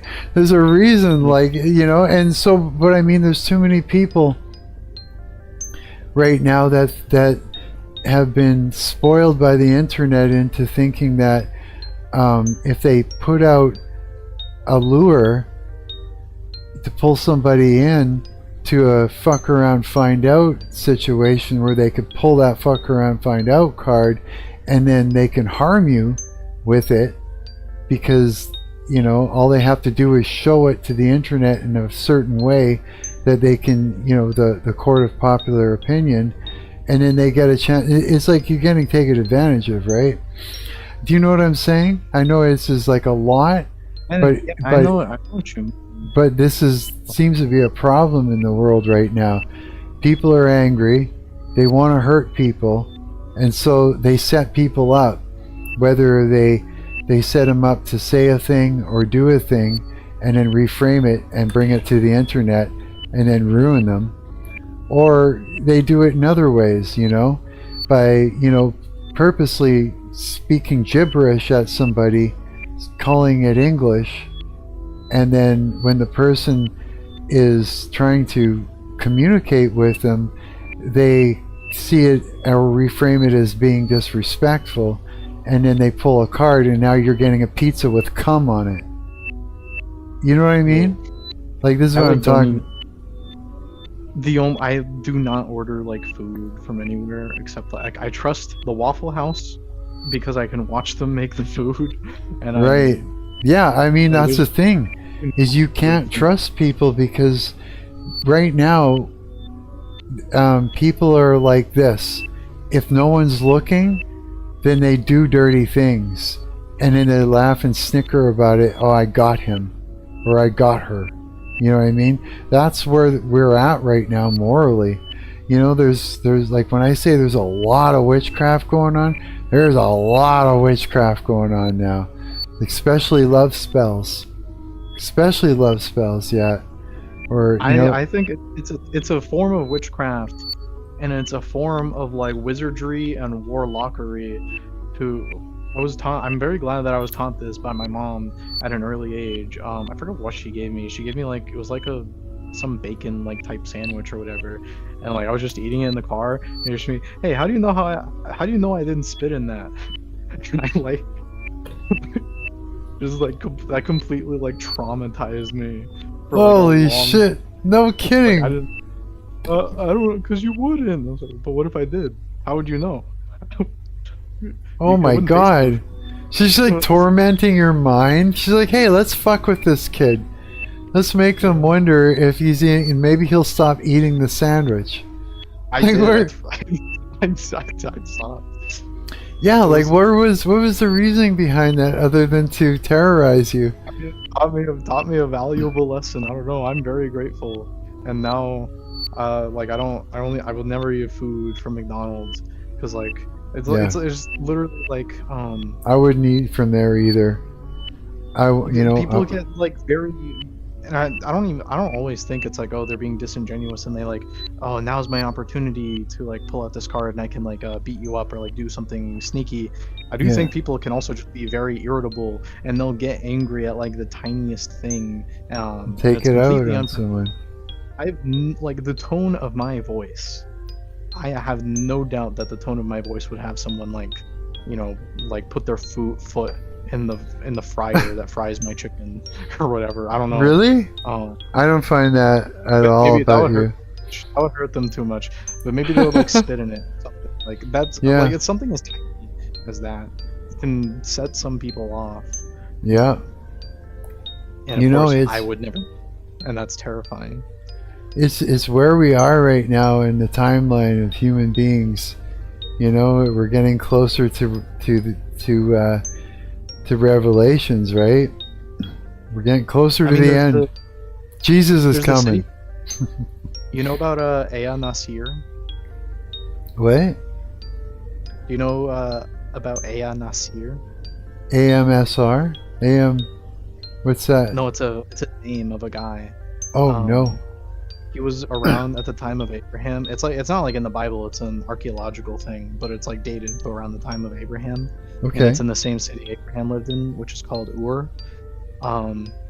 And the reason I bring it up is like I feel like it's always kind of been like this. And I mention it because it's like, okay, we dug up a guy from this long ago and we found a bunch of records of what he did. What did he do? He scammed people. He was a scammer of like silver bars. He scammed people out of silver bars and he sent them low quality silver and he kept the complaints. Right? So like that tells me like, okay, we've always had shitty customer service. Yeah, no kidding, eh? Yeah, I guess so. There's always scammers in that. There is. It's just that, you know, yeah, it's people's desire to screw each other over lately has been more than I've ever noticed. You know what I mean? Maybe it's because of the internet. Maybe it's because, you know, that I'm seeing it more often, but I don't think so. I don't know. I'm really not sure. It's hard to tell. It's hard the language. There's like two things that you made me think about when you're talking about like the language thing, like you know, with like people speaking weird at the church and like leading sermons, and like you can't even understand what they're saying. Yeah. I live in Texas, and something I've noticed about like other like countries and other languages is that like I don't know, we're pretty like English speakers in general. It seems we're pretty patient with people who are like learning our language. Yeah. In general, but it seems we're pretty patient with people learning our language, and like we even go as far as to like find accents endearing, and what. Absolutely. And then, like, you try learning another language. It seems like almost every other language is like they don't want you to like either speak it perfectly or don't speak it at all. Yeah. And I just mentioned like being in Texas because like that's like kind of the experience learning Spanish. I'm like, there's some places where it's like you know, if you're a young white boy and you see an old Spanish lady, you say "Estoy aquí," and she's like, you know, she's like that makes her happy. Like there is a large and the only other people in the world I see who like they learn English and they like actually try to speak it, and if you tell them I don't understand what you're saying, they'll like try to clarify and they'll put in the work. There's like Chinese people, and similarly Chinese people also like they have a similar strictness for understanding their language that English speakers do. We're notably strict with the way that we hear language because our language has changed so much very quickly. And right now, the English me and you are speaking is not like English just alone by itself. Me and you are speaking. We might as well not call it English. We might as well call it like King James Bible-ish. And that's a lot of why, like, you know, when someone speaks in a way, in certain ways, it's like it's more difficult. It's more jarring to understand, especially in like a church context, because like our, how to put it, like the scriptural need is embedded even in the language itself. People take it, like, I think people take this for granted a lot, that like you don't, like, you are born and you could never touch a page of the Bible, but you know more of the Bible than you think you do. I tell this to people all the time.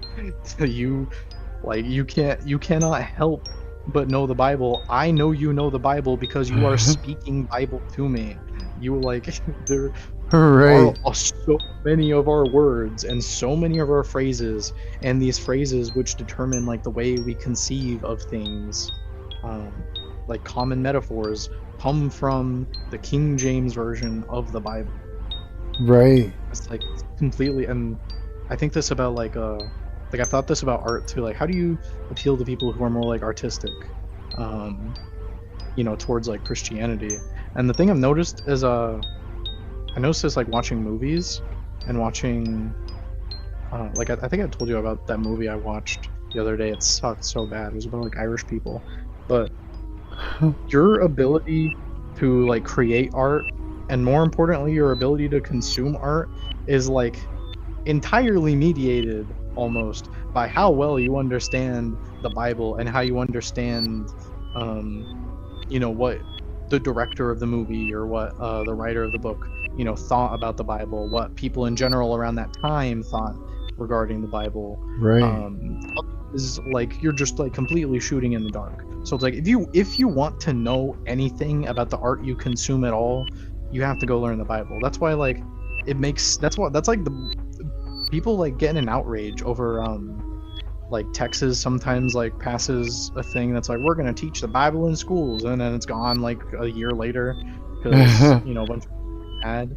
It's like one of the primary reasons they bring up every time they're like, hey, should we teach the Bible in schools, is literally everything else that they're teaching, you know, that's like artistic in any way, whether it be a movie or like, you know, especially like literature or anything, like it's impossible to analyze without knowledge of the Bible. Like you just have to. That's you cannot true. really you can't consume art without, if you're consuming art and you don't know, you know, at least a few basic things about the Bible, you're just going to be completely in the dark, and you're not going to understand anyone's intentions or what anyone in the past was doing, or anyone now. Like, you know, John Wick is like John Wick is pretty much just like modern like Dante's Inferno. It is, eh? Yeah, John Wick. It's just modern Dante's Inferno. We're like with like a consolidation of like the Catholic and Orthodox churches. Abandon all hope, all ye who enter, like that line's in the movie, and that's like a quote from Dante. There's a guy in one of the movies who like just literally starts reading the book, like starts reading, I think it was Paradiso, which is one of Dante's books, and then like John Wick kills him with the book. Holy shit. No way. And like no one would have any problem with me saying you cannot understand the John Wick movie is. Yeah, and I never saw it myself. Never saw the movie. A movie or a book? John Wick. It's a movie. It's a series of movies. The first one kind of sucks, but they get better as they like go on. The first one sucks because it was co-directed by like a kind of like a Reddit guy. But, really? But he like left, and then it just picks up after there. But you still should watch the first one. Just, you know, don't expect to love it. But yeah, I wouldn't mind checking it out then. The reason that I said all of that like jibber jabber is to clarify,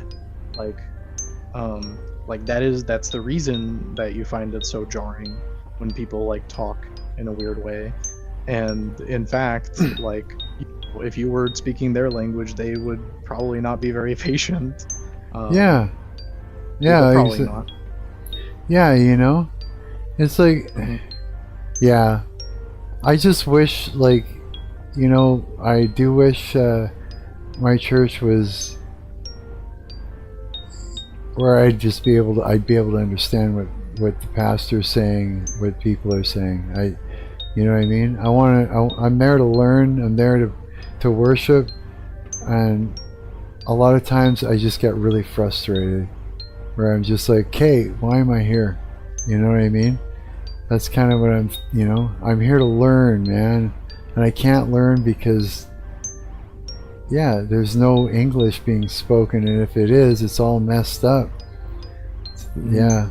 So that's the one thing that and boundaries. Those are the two things I don't like so far that are frustrating me. It's a temptation. You know, it might be a temptation by you. It's honestly, it's mostly a temptation other people have. It's like, oh, the accents bother you. The accents bother me. Oh, it's probably racism. Yeah, and it's not. It's just my mind is hurting as I'm trying to, you know what I mean, decipher what the hell I just heard. You know, it's frustrating. Because they understand it perfectly fine. But the English is like that's kind of why I just like said all of that, was like English is a particularly sensitive language, especially when it comes to like Bible stuff, and like very small things can like be like, I guess, jarring for this language in particular, and it's just one of the things that language. Yeah, and it's just like, it's like this. They have different slots for other, spoken languages. It's like, that's where they should be. And when I'm going to the slot for English speaking, I need to be able to hear English. That's why I'm there for that slot, because that's the only language I speak. And that means clear, full English, not blah blah blah blah blah blah blah cat blah blah blah blah dog. You know what I mean? Like, I don't know. It's all it's doing is making me very, very frustrated. I'm like sort of like spending a lot of my mental energy trying to figure out what just happened in front of my ears, when I should be thinking about the scripture and the message that the pastor has, you know what I mean, when he's kind of speaking on it, right? It's making me angry, and that's not why I'm there. I'm not there to be angered and frustrated. Yeah, you know what I mean? Like, that's what I just keep coming back to. Like, it's beyond, like, yeah, it is. It just has to be that way.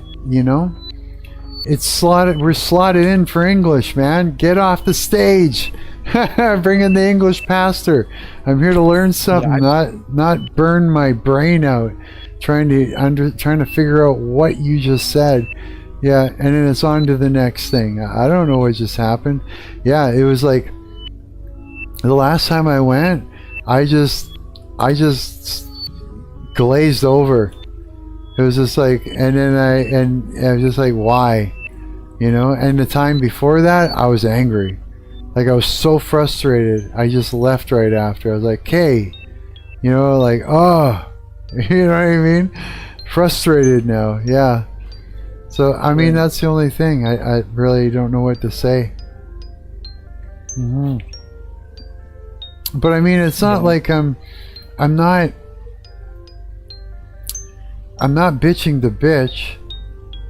It's genuinely frustrating when you can't understand something that you need to be hearing. And if it's all because somebody is not pronouncing, the language correctly, to the point where you don't know if they're even saying English words, well, that's a problem. That's not Is me. is it like a Baptist style like service where they're pretty much just, if they're just reading from like the scripture and like everyone has their books open, you know, I mean, it might help to just like read along like with whatever they're speaking. I've tried that. I was doing that at the very beginning because, like, okay, then, like the guy was saying, let's read from, or he goes, well, it's more like this, blah blah blah blah blah blah blah blah blah, Matthew blah blah 2 4 blah something. There's something I'm not sure what he said, and then so I look, and he's jumping around between that one and another one and that one and another one. As I'm reading, I'm trying to think that he's not even in the same place. It's like I might as well have just read it at home, is what I'm saying. You know what I mean? And it's like, and sometimes it's two guys. It's one guy that speaks poor English, and then a Pakistan guy that's just Bubbly, bubbly, bubbly, bubbly. And then the other guy says, Matthew, is he like actually speaking a different, like the other guy's actually speaking a different? They're going back and forth. You got somebody who speaks poor English and another guy that's speaking in something else. And the two of them are together tag teaming something, and I'm trying to follow it in the Bible, but now they're talking about a different spot in the Bible. Oh, we're back to that part of the Bible. Now we're at this spot because he's, and they're trying to give their take on it. So they're not even like saying it exactly. They're just like reading it poorly. Yeah, it's just like I'm going because I'm there to worship Christ. I'm showing up because I mean it, and I'm there to learn something about the stuff that I'm reading on my own. And I'm showing up, and I'm saying, okay, well, there's other people here. That's a bonus. They're showing, like community. That's a bonus. Oh, well, now they're overstepping boundaries. That's bad. And okay, I'm here to learn. Nobody's saying anything that's making any sense, but there's a band playing and we get to sing along to hymns. That's good. And I have a pastor that I can talk to other times outside of church. That's good, but he's scared of things. He's scared to look at things. That's bad. You know what I mean? 'Cause, I'm not really sure if this is the thing for me, this one church. You see what I'm saying? I'm not perfect, but this is hindering my growth. It is the problem. It's like it's slowing me down rather than informing me. It's making me feel uncomfortable rather than making me feeling part of a community. I feel a bit creeped out. You know what I mean? But at the same time, I'm going, but that could be just me. I'm giving it a chance, right, to make sure. So I'm frustrated, though, as you can tell. That's the bottom line thing. I'm frustrated. I'm hungry for scripture. I'm hungry to be a Christian. I'm actively praying every day. I mean it. Like, I really mean it. And I need to be able to be in a place where it's going to push me forward. There's already one person in the church that is challenging me. You know what I mean? Because they want to prove that they're a superior Christian. That whole Pharisees demon bullshit. It's like these things are frustrating, but again, it's not going to drive me away from being a Christian and from meaning it with what I'm trying to do and trying to grow. It's just not. Sorry, Satan, but it ain't going to happen, buddy. Kind of thing is how I feel about it. I ain't turning away from my Christian faith. I have faith, and for a reason, and God's proven it to me. You know, it's like I'm in. I'm all in. You know, but it's like I need it to work for me. So if this here it is. If this church doesn't work out for me, that's fine, because there's other churches. You know, there's other, Christian churches. And until if I find that this is really not working for me, then I'll try another one. They say, "Oh, never leave your church." No, if you think that your church is what's the word? Culty, leave it. If your church isn't working for you and it's hindering you, leave it. It's like you can find another one. I believe that fully, and well, I think you'd find like there are reasons that people leave their church that I think you would find to be like, well, that's a bad reason to leave your church. Mhm. Like, how the way that because I spent a long time like visiting different churches. I mean, I still visit different churches, but yeah, you were I telling me about that. figuring out which church to go to, and the advice that I heard from what's now like my priest that actually like worked out for me was not to like. It's gonna sound so cliche, but to not figure out what church like services me, but to find which church best brings me to the service of God. Yeah. And yeah, that's what I mean, right? Like, for example, the reason I go to the church that I do is because this church has me like do a bunch of stuff. Like they put me to work. Right. Both like physically and mentally, and I think that's like good, even though, like I said, it's not my favorite church to go to aesthetically. It's not the one whose like people I like the most, but it's the one where like you have them where I'm able to. I want me to put it as which church. It's the church that's let me produce the most fruit. Yeah. Yeah, like that's what I want too, right? I agree with you. Yeah, that's exactly what I'm after. Yeah.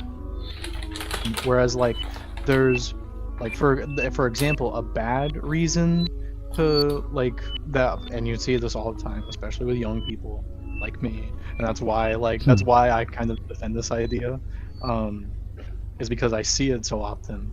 Is like you have young people like me who like they're just discovering like what being a Christian is, like, period, and they're like they're doing church hopping, and they're like, oh, I'm Roman Catholic this week, and I'm Presbyterian now, and now I'm Lutheran, and the motivation for like choosing the church is coming not from a good place. It's coming from a place of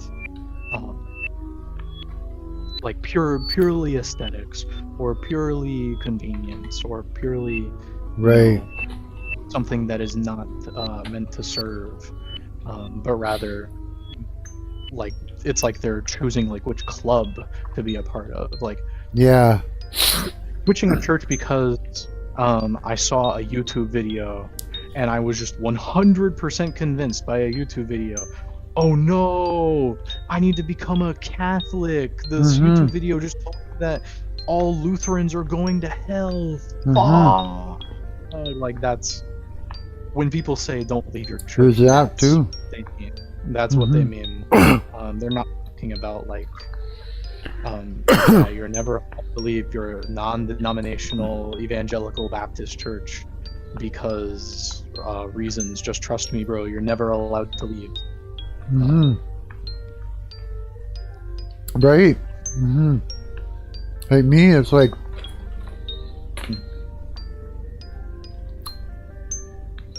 I'm Christian. That's as far as I'm gonna go with like putting a label on it for me.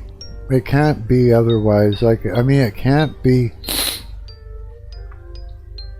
I can't adopt that, oh, I'm this type of Christian, I'm that kind of Christian, I'm this kind of Christian, because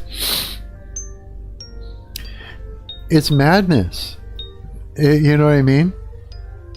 It's like, then we're getting into who's right, who's wrong. Oh no, you know? Yeah. And then you have the guys who are just Christian and they also think they're right. I'm just teasing. But I don't know. I'm learning, right? That's how I see it. It's like one thing I've been researching that I do think you should look out for is just because the church says we're just regular Christian. We're not a denomination. We're non-denominational. We're just a local congregation.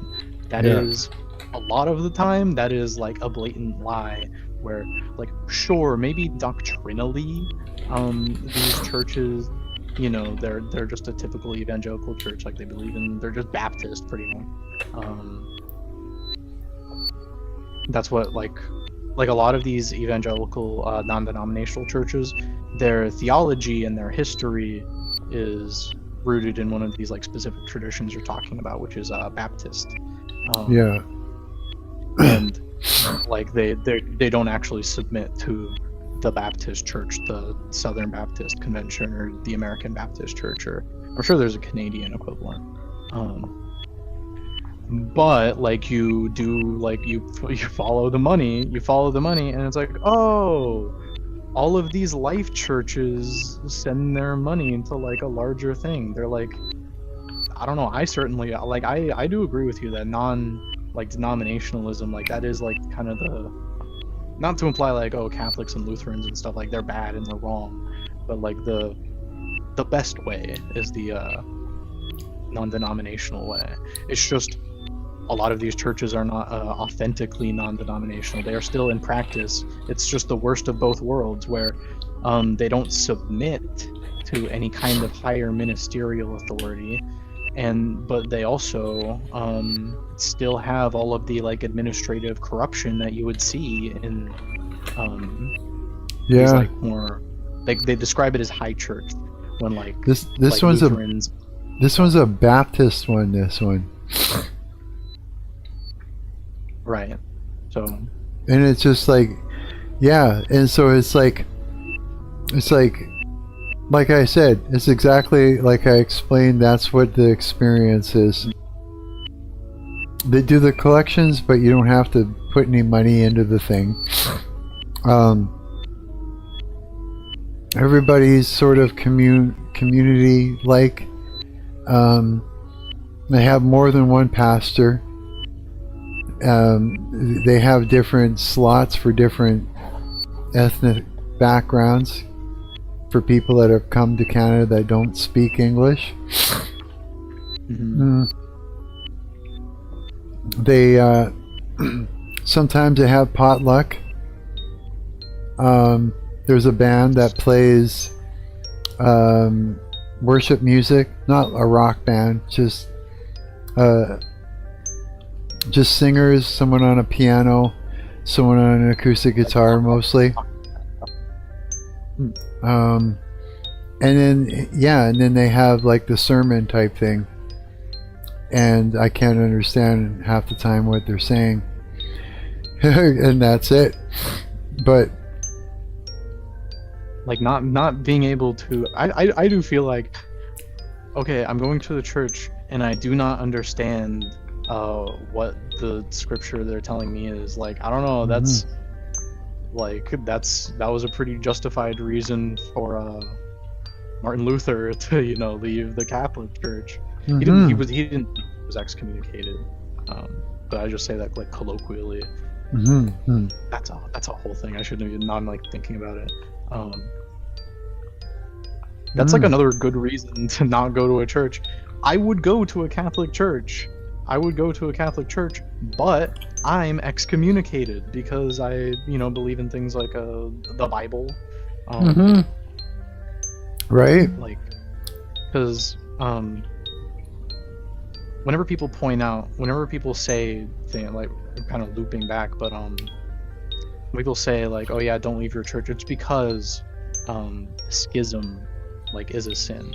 You know, if you believe that the church is the body of Christ, then then you shouldn't try to like rally up a faction within your church, for example, and get them all to like leave and make your own little church. That's right. That's, if you want to like use like the metaphor, that's not really a metaphor. It is for a lot of these people, it's literally you're ripping off like one of you're ripping apart his body, and like, well, that's obviously bad.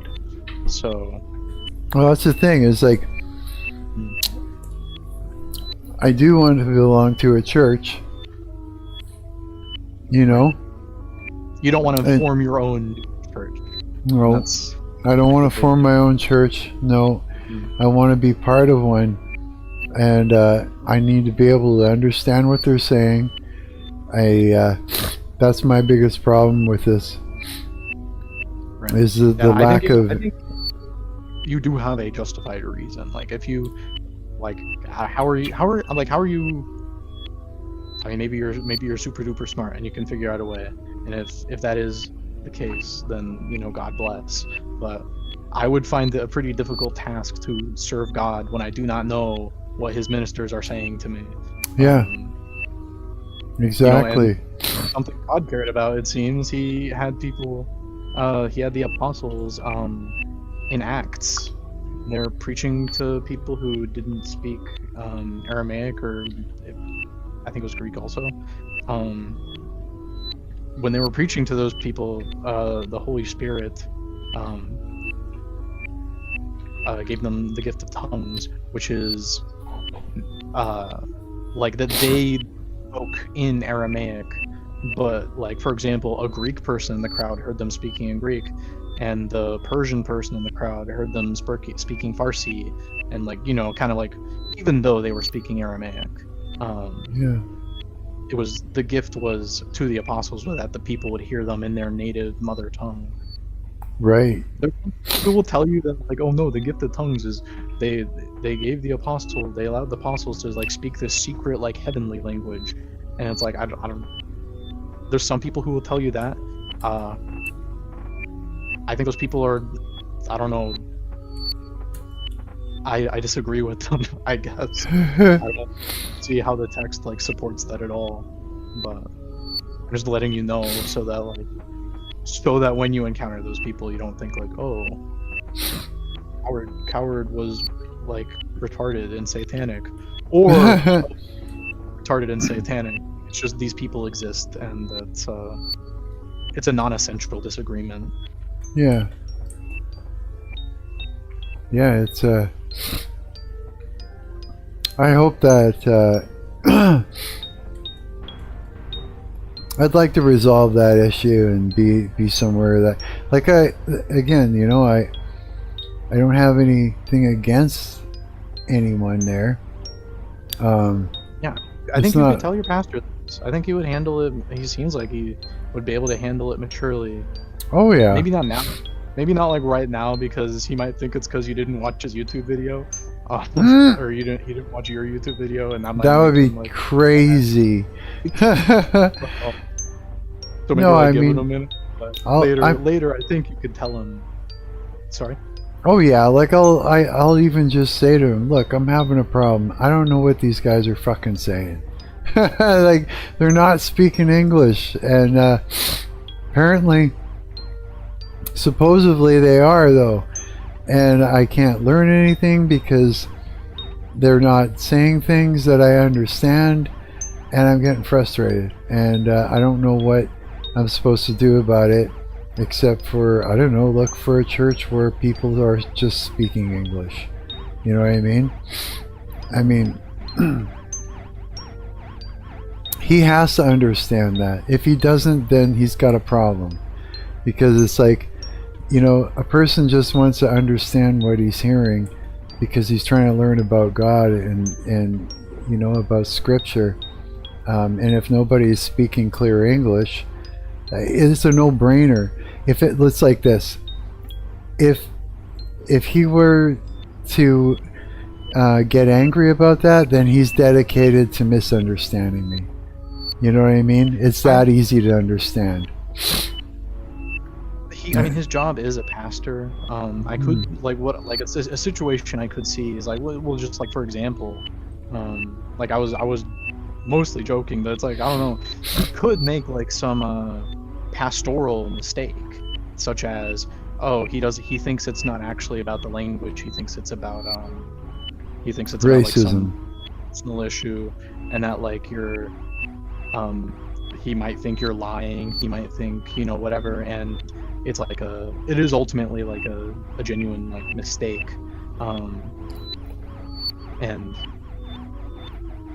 like that's kind of why like I think it would be like, I guess, smart, I guess, to put it in, like, maybe you could ask him like what church he would recommend, you know, to, because these ministerial authorities, I say the word, it's not like ultimate authority. It's a ministerial authority is like an authority that is speaking on,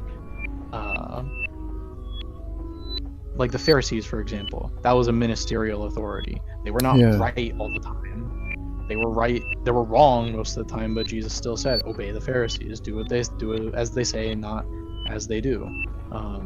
And we still have like there's things that that my priest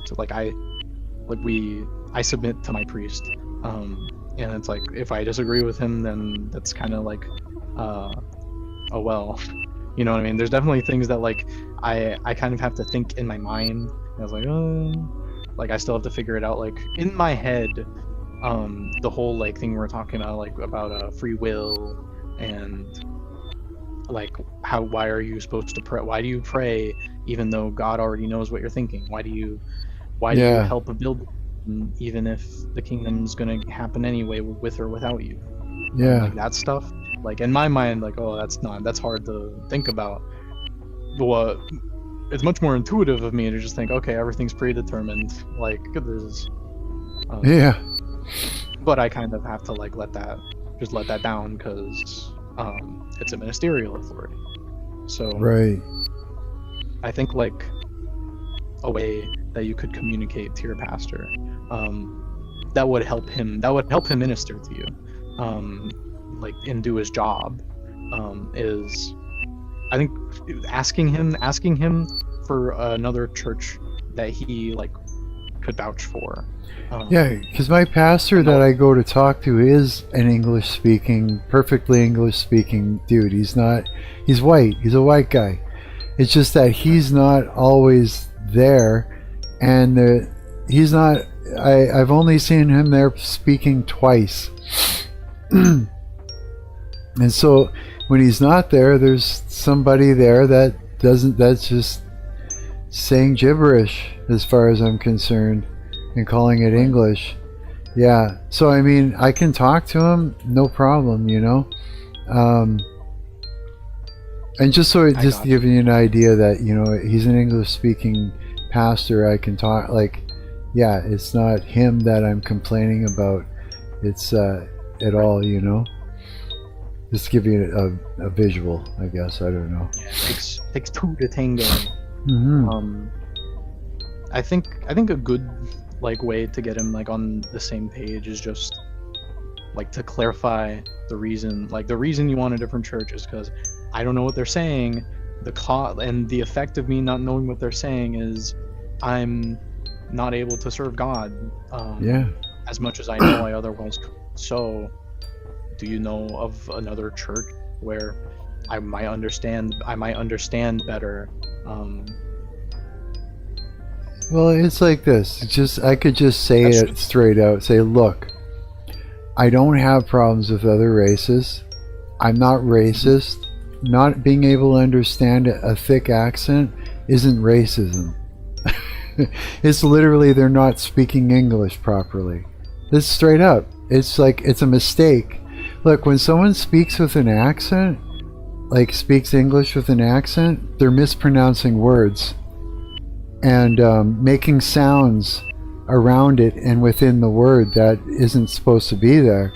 That's so by pointing that out isn't racist. It's fact. And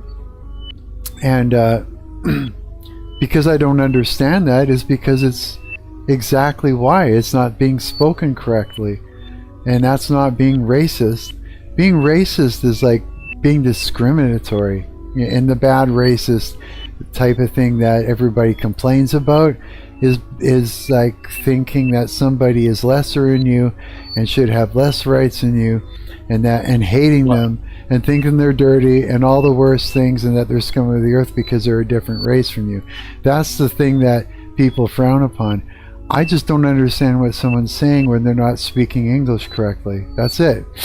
So if I speak English with an accent that isn't an English accent, I'm mispronouncing words. And if I'm mispronouncing words and somebody isn't used to hearing English being spoken with mispronunciation in a very specific accent, then they're not going to know what I'm saying. And if they're there to learn about God, and it being the Bible, where it's scripture, where scripture is very tricky to begin with, it's not going to work. It doesn't make anybody racist. It just means that is the truth, you know? And to say that that isn't the truth is a lie. Right? By calling it racist is a lie, a misrepresentation of facts, you know? So if he were to say, oh, you're being racist, he's lying, you know? And that's the truth. If anybody listening is to say that that is racist, it's a lie. Yeah, straight up, man. Straight up, yeah. Well, it's not a sin to believe in a lie. You have to like know that what you're saying is not true for it to be a lie. Yeah. Yeah, representing something on purpose to make someone look bad, or to call them, you know, discriminatory when they're not, is evil.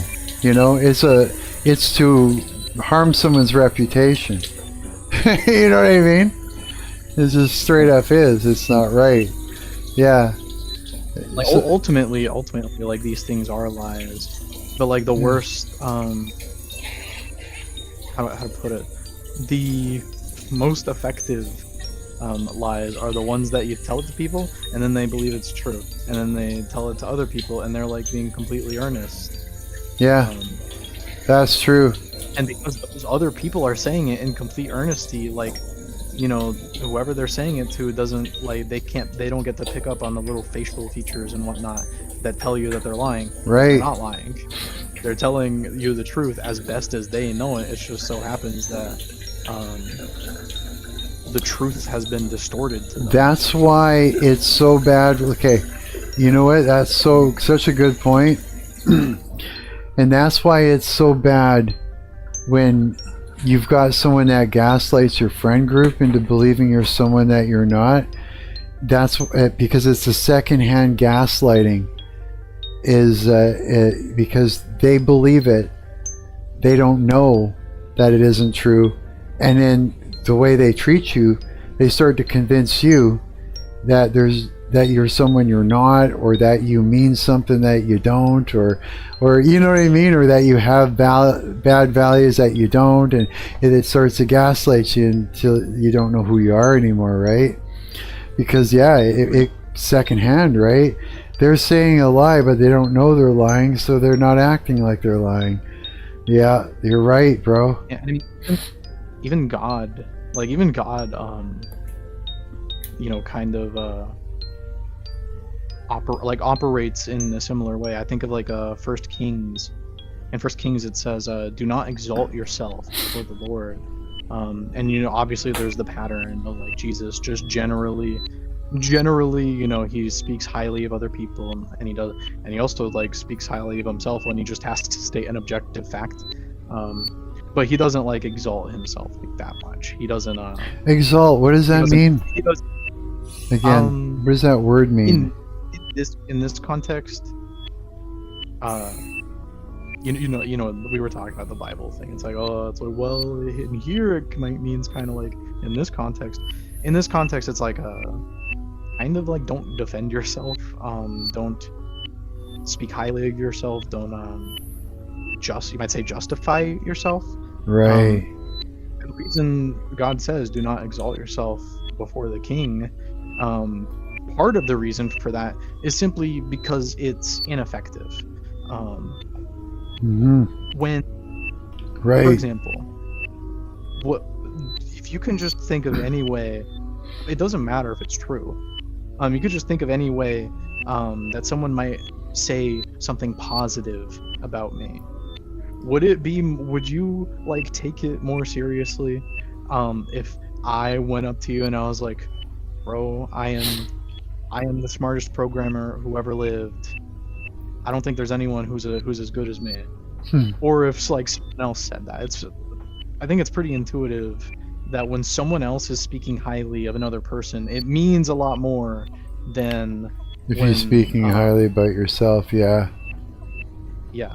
That's true. Yeah. And, like this is a kind of just like a, I guess, a neutral truth. That makes sense. Yeah, that's why that makes sense. Yeah, it is ineffective. So that's why, you know, when my band got gaslit by these people, didn't matter what I said to them. Right. You know, it's not going to mean squat. You know, it's just not. Yeah. That's why it's important. Like that's why part of why it's part of why Jesus says that whoever is least here on earth will be the highest in heaven. It's why we should be very how to put it, very quick to say what good things we have to say about other people when they're not around to other people, because we know that they can't do it that's something they can't do themselves. Right. That's like by and large the thing that makes Christianity the most unique, not just among like the Abrahamic religions, but just in general among all religions, is the precedence on community and the precedence on the other people. Jesus says to the Pharisees, he says, "You are gods." He doesn't say we are gods. He didn't say I am God, even though it was true. Yeah. He said you all are gods. It was the second person plural. It's kind of like, you know, we might imagine like the ideal world is the one where everyone is willing to sacrifice themselves for everyone else, and thus no one has to sacrifice themselves for anyone else. Right. That makes sense. Yeah. Yeah, it's yeah, I don't expect everybody in the church to be all perfect around me or anything at all, you know. But it's like this. It's like sometimes even in the church there are people who can be toxic, you know, for you to be around. And and when someone's toxic for you, you know, not even being in the church, it being a fellow Christian, you know, is makes it okay to, you know, subject yourself to possibly it harming you in some way, right? And yeah, it's kind of a weird thing, man. Yeah. I don't know. And I mean, I do see your point about how like it might come off as like mincing words to like, I guess, like try to like soften the blow to your pastor, but that's just been my experience with like pastors and priests and such, is that like their default setting is working with people who like do not care at all. So you have to really like put them at ease. If you have a genuine real problem, you kind of can only address the genuine real problem after you've reassured them that okay, it's not one of the like bullshit it's not, you're not like leaving for a bullshit reason. You're not Oh having yeah, trouble he when you knows. shouldn't be. He he knows that I'm like hell bent on what I on on Christ. He knows I am. He's acknowledged it himself. He knows like I'm very determined. This is something that I believe deeply in, so he knows I'm not like, I don't think this is good enough or good for me, this religion thing. He knows I'm serious about it,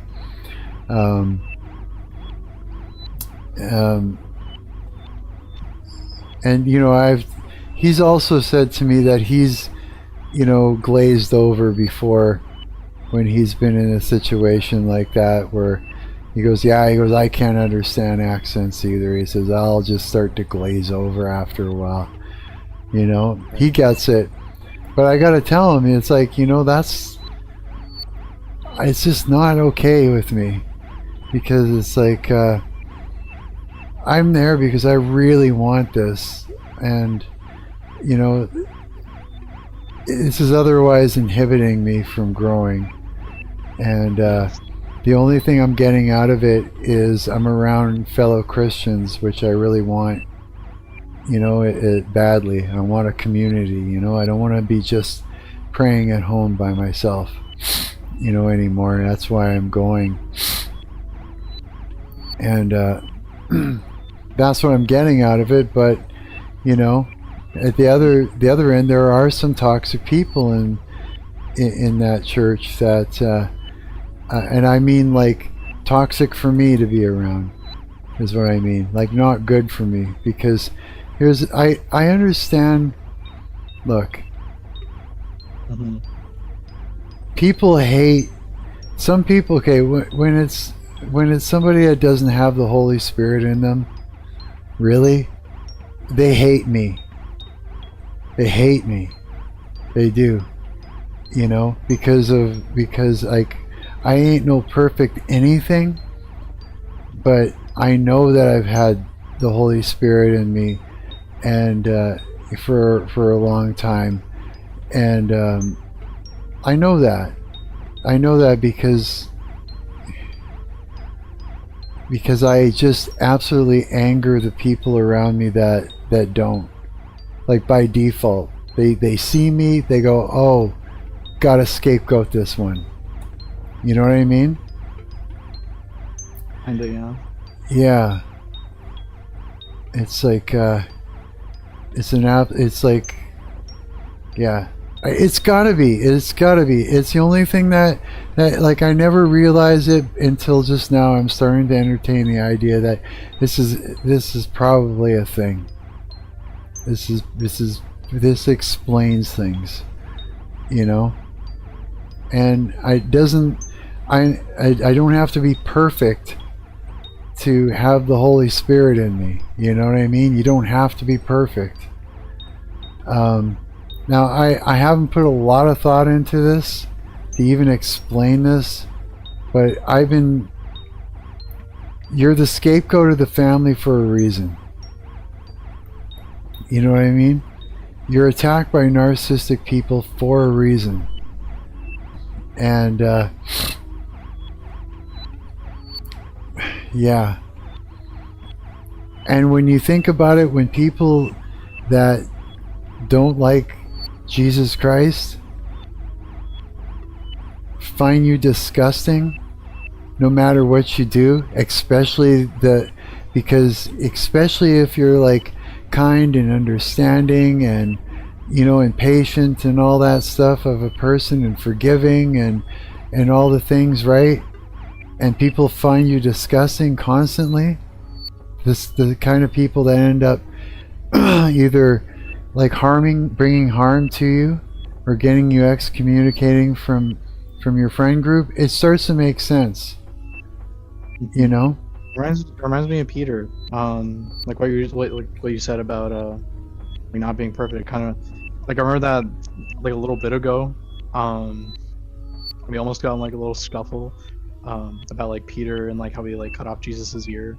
Oh yeah, because I didn't know where you were coming from. I was so lost and so frustrated. And I gotta tell you something too, is I started taking vitamins. It's been a couple days now, and I feel 100 times different. I think I was just like literally not doing well, and it was making me very irritable and stuff too, and confused. So it was like anytime that there was any kind of confusion, and plus, dude, you gotta understand is like I'm constantly getting tricked by, or trying to be tripped up by people that want to reframe me. I've been around so many people that are dedicated to misunderstanding me, so many people that have been reframing me to people in order to get me out of the picture, that when I feel that I'm being tricked, especially when it comes to Christ and that, into saying something, or agreeing to something that I don't agree with, I'm gonna be defensive, and I didn't understand where you were coming from at all. And especially now that I get it, that you're trying to appeal to, atheists in order to get them to see things that they're not seeing, and that you're coming from that perspective, it all made sense. And, this is what happened. I'm telling you, this is so that you understand what went wrong there. That's exactly what happened, I'm always going to be, transparent with all of this stuff. But yeah, please continue. I didn't blame you at all. Like, if you thought, if you think I said something bad, I would hope that you would. No, I get it now, dude. If you thought I said, if I said what you thought I said, or even if what I said was not what you thought I said, but just you thought I said it, that's a hell of a sentence. No, I totally. I would hope that you would disagree at the very least, Oh, but no, I know. After you explained to me your method and who you were targeting to bring back to God, it all made sense. And then when you explained to me, that about Peter, was it? And everything. Yeah, it's everything started to click, and I was like, oh no, okay, now I understand why you're so confusing. it's not what I thought, and so no, I have a lot more confidence, and I understand you a lot better now than I did before. Before I didn't. Just from I think I said at the time, it's my default mode of speaking about this stuff is Christian lawyer speak, because the people I'm used to talking to about this stuff are the people for whom you make a tiny mistake and they are able to kind of put a hole in it, right? They have a sword, they just stab at it, and they're haha, I got you. And it's I mean, and the worst thing, that's why I say about the Pharisees, the worst thing about the Pharisees is they were right. The worst thing about the Pharisees is when they went up to Jesus and they said, hey Jesus, do you think we should pay taxes to the Romans? That was it was the worst question to ask, because it was a fair question. And if Jesus answered, if Jesus said no, he would have gotten killed. And if Jesus said yes, then the Jews would have killed him. Right. All the people around him would have slaughtered him. So right. I always have to mention that's the biggest thing, because that's what I experience is okay, you have to be very, very, very careful with what you say about religion or God or anything. You make a tiny mistake, and that's, you're just instantly lose some people as friends, right? It's stupid, but it's just, it is what it is. It's yeah, I've just been so subjected to people that have been trying to take me out, and as soon as they realize what kind of person I am, and then I can see through a lot. I see evil, and they can tell that I can see it before that I even see it. Does that make sense? And so and that's why I brought up the Peter thing, because you were talking about like mistakes and yeah. like we have an example of like an apostle, and this is like he's among the highest apostles. It's like some people say they like John better, but in general, like if you had to pick like, hey, who's the top guy of the apostles, like most people say, oh yeah, it's Peter. Especially Catholics, they love Peter. Do they? Yeah, the Pope is like this isn't literally what they believe, but like colloquially as an insult, what they believe is that like the Pope is a reincarnation of Peter. Oh no way. Pretty like, and he speaks from the sea of Peter. And they don't actually believe it's a reincarnation. There's a lot to it. You should know I'm lying. I'm lying right now. Oh, are you? Okay. I was like, what? It's a lie that has truths in it. It's like Jesus spoke in parables that were not literally true. Yeah, I probably shouldn't say the Pope. The Catholics think the Pope is a reincarnation. It's just to highlight they really do love Peter a lot. At the same time, Peter was like next to Judas, and before Judas did any betray Jesus, Peter was the worst. Peter like sucked so bad. Really? He cut off in the garden. He cut off the guy's ear. All of those Roman soldiers, like, okay, Jesus, like this guy and Jesus, like they cut off this guy's ear. Like, screw this guy. They just made Jesus look bad. He just made Jesus look like dude. And he even said at the time, dude, what are you doing? And he like put the guy's ear back. He's like trying to fix it up. And he was like, Really? And like you say, like get behind me, Satan. Yeah. Like that's a phrase that you like picked up on. Jesus is saying that to Peter. Get behind me, Peter? No, he's not saying that. He didn't say, get behind me, Peter, to Peter. He said, get behind me, Satan, to Peter. Oh, did he? Blessing Peter, he called him Satan. Holy shit. Like, and that's just to highlight, like you can, not you should, but you can make as many mistakes as you want, and like it does not mean anything so long as you didn't make like the really important mistake. Yeah. You just keep getting up and you keep trying, basically. You know what I mean? Like I've made so many mistakes, dude. You can't go through life without making a ton of mistakes. I mean, that's how we learn how to do things, is by error. You know what I mean? I've made lots of mistakes. Yeah, and I made mistakes too. Like, I mean, just like literally probably in this conversation, like I'm actively making mistakes, like still trying to figure out, like, okay, how do I talk about this stuff with my buddy Marc? How do I what do I do to like most clearly communicate what I'm doing, but also without simplifying things so much that I begin putting it in a way that's yeah, like it frustrates me that I don't know enough about what, when I go to try to explain the things I try to explain to people too. Like, it frustrates me.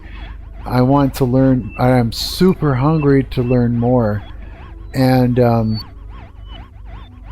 I am like by no means perfect. I know that I'm pretty damn sure I've got the Holy Spirit within me, just simply because of the disgust that people that aren't good people, that wreck people, feel when they meet me. And because I just know I do. It doesn't mean that I've got my shit together, or that I'm anything amazing or a great Christian. I'm not, but at all. And it frustrates me that I'm not. And it frustrates me that I make mistakes. I don't like making mistakes when it comes to God. You know, it bothers me. I feel terrible. And so it's like I am not perfect at all. But it's like it's all part of learning, right? It's just the way it is. Yeah, sometimes when I make mistakes, I get embarrassed. Sometimes I make mistakes where it's like, oh, great, now I blew it. You know what I mean? Yeah. Sometimes I'm like, oh my God, I thought this all along. I was so wrong. You know? Sometimes it's like that. It's like, you know, but it's necessary because it just is. That's the way you learn. That's the way you learn how to walk, even. You know. Yeah, of course. Yeah. Something that I think might be good for you to think about.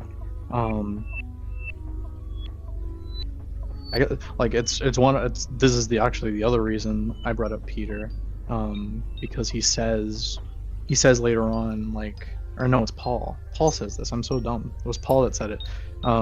He says, "Emulate me as I emulate Christ," and how to put it? Like the holy, like like, am I filled with the Holy Spirit, like stuff? Filled? I don't know. Maybe not filled fully, but it's been there and to some degree enough where it's caught the attention of the How can I explain this, dude? I don't know how to explain this. I think I know what you're saying. You know what I mean, eh? People say they're like spirit filled, and for these people, like, a lot of what it means that like I just need to clarify personally so that you know what I'm talking about, that I disagree with what they say, is like I'm spirit filled, therefore I know that when I die I'm gonna go to heaven. Like I don't know. It's just to clarify that I don't like do and my denomination doesn't do like they do assurance of salvation, but not assurance that you like have faith, basically. Yeah. But okay, so about like the thing, like, oh yeah, these evil people, they are avoiding me. I say that because I think you know me. You might describe me as someone who is not super spiritual. I would describe myself as someone who is not super like superstitious. So like in general, I don't need to explain that. You know what I mean. Yeah. I see. But like even I have that experience, and what I like, my understanding and my explanation of that experience is that like a person, or maybe it's a demon, maybe it's a person who they're like not in themselves, but they're like serving and worshiping a demon, and it's like their boss is telling them, shut them up. Yeah. And that's whenever, like, who would they do that to? They would do that to Jesus. Well, I'm not Jesus. Well, maybe that lets me know that I'm doing something Jesus would have done, right? Yeah. That this is like a success in emulating Christ. Yeah, maybe. So maybe, yeah. I don't know, yeah. See, all of that is just that even like even a person that you wouldn't see as like particularly spiritual, like even I like still I guess like have that experience, and even though I have a different like explanation for how that experience, you know, like what is the cause, what is the reason for this experience, like it is still like talking about the same experience, and it's still like understanding it, even if it's in like a little bit of a different way. Right. And here's the thing, is like, maybe I'm wrong. Maybe, I don't know what it is that they see, but I mean, you know, like, what if I'm wrong? What if it's like, not that they see the Holy Spirit, you know, but I don't know. This is my guess that this could be a possibility. And right. Of course, all my personal things, Could be wrong. There's some things where like, yeah, I just submit to what my church says, and then that could be wrong. It's like, Right. I've noticed like among like young like Christians like my age who are like converting, there's like this obsession with being right about everything. It's like, oh, Right. was Jesus obsessed with being right? Like, I don't. You know, Jesus Jesus seemed to like, this is the biggest reason. If I would choose not to be Catholic, I can't really choose not to be Catholic because they excommunicated me. But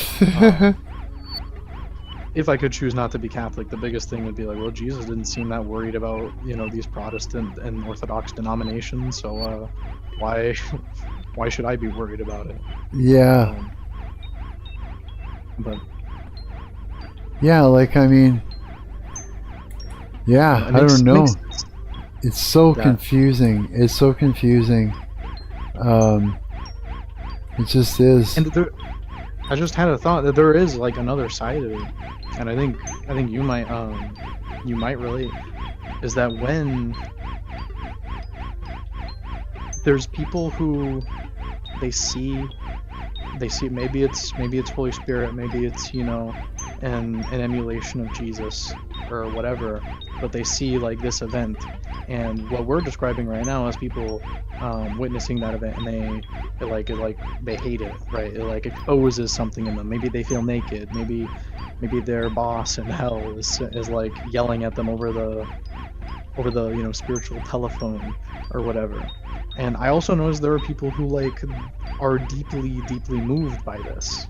And there are people who like I've like pretty much the exact opposite reaction. Like, when I say love, I mean love in the way like the Bible. I don't mean like a sexual romantic attraction. Yeah. Like it is like, you know, I mean the actual like strongest form of love, which is the love that you have for Jesus. Right. And so it's like, I think the way my understanding of this is maybe not that they're like, that these people, that they hate you personally, and that they are scapegoating you personally, but rather that they are participating, they're using you as an object with which to participate in the ultimate scapegoating, which was the scapegoating of Jesus. Right. That might be that makes sense, dude. Yeah, it's. Have you ever had like the opposite experience, where it was like,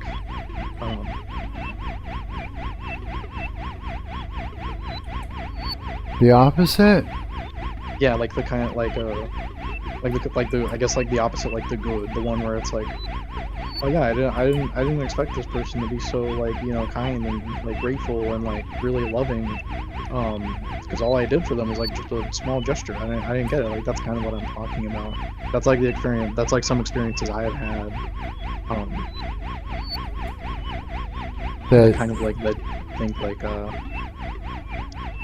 that when you emulate Christ, you get it's either hatred and vitriol, or it's like a love that the person doesn't even like completely understand themselves. It's like such storms. That makes sense. Yeah, I can see that. Have I experienced it myself? Yeah, I've seen that. I've seen that too. You know. I think you described it to me before, kind of, in a way. Like, what I'm thinking about right now that I'm reminded of is you told me, I use this device like all the time now, even though I'm like 20 years old. I use this device all the time that you gave, which is like, if there's a girl that you like know likes you, to just like start treating her, not treating her, but like addressing her as like a kid. Oh yeah, kiddo. That way, yeah. If it's somebody that's younger, that way it's a way of asserting my boundaries and also making them comfortable to know that I see them as too young for me, and I'm not going to do anything creepy. You know? Yeah. Yeah. I mean, another way to put it is that it switches like what the like type of relationship is like.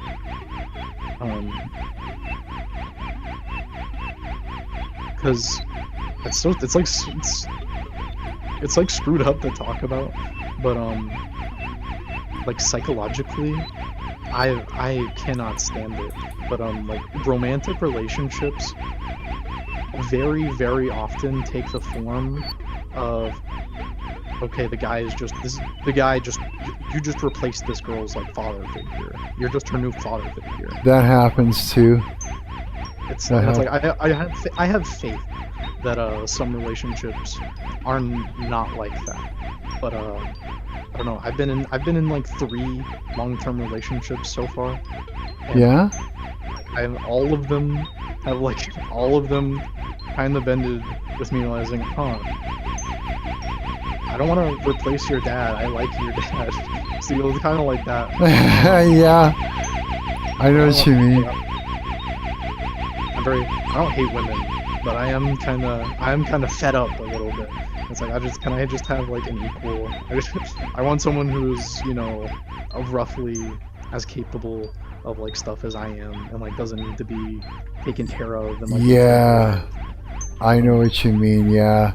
It's like you find that you're a bit of a parent in some ways. You know?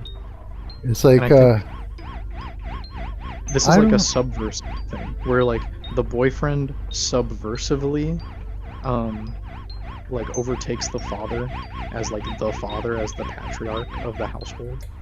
And then I think what happens when like you have like a woman and like you do the kiddo thing, I think what's going on is by overtly, like you overtly do the like father thing, and then it's like an X, it's like equal and opposite, where it's okay, now you have solidified yourself as like, I don't know, like her father's like family, I guess. Yeah.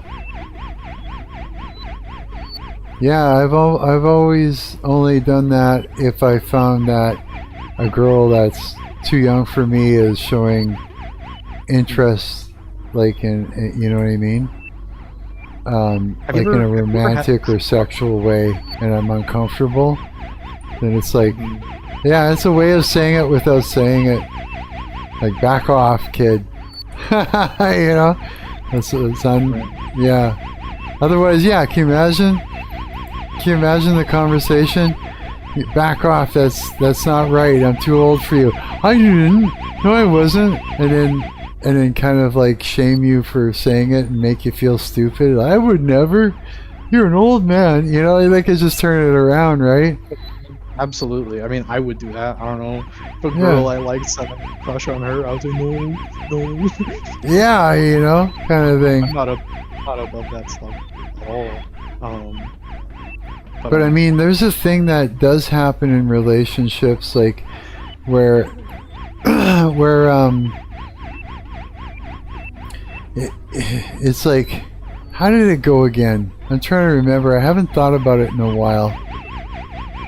But there's an element where, you know, a woman wants to become soft and like a bit like a kid, you know, to you when things are right. And so there's that element of things which is right. Have you found that you're, I don't know, hold on a second, my back. I think there's some leadership that happens, you know, that a man takes in a relationship, and that also can look like someone to talk to about very tricky psychological things. You know what I mean? I don't know if that's even the right way to explain it. I've thought that way before. I mean, I'm young, so like almost like you're counseling the girlfriend. a little bit. Yeah. It's like I think that happens because of our level of maturity, you know, and our ability to conceptualize things like that. It really, I think that was one of the things that was a draw in for girls when it comes to me, right? I think it was. I don't really know. I'm not really explaining it very well because I haven't really thought about it to even explain it. You know. I mean, I think you're explaining it perfectly fine. Like, do you know what the single most like, if you're just like, you start and you're like, you know, perfectly average man, perfectly average everything.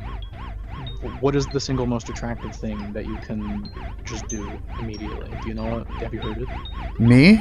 Oh, I don't know. Just hypothetically, just like if you start in the world with nothing, what do? Your goal is to get a woman. Intelligence and kindness, and I think intelligence would be that's far down the list. Is it really? Tell me then, because I don't really know.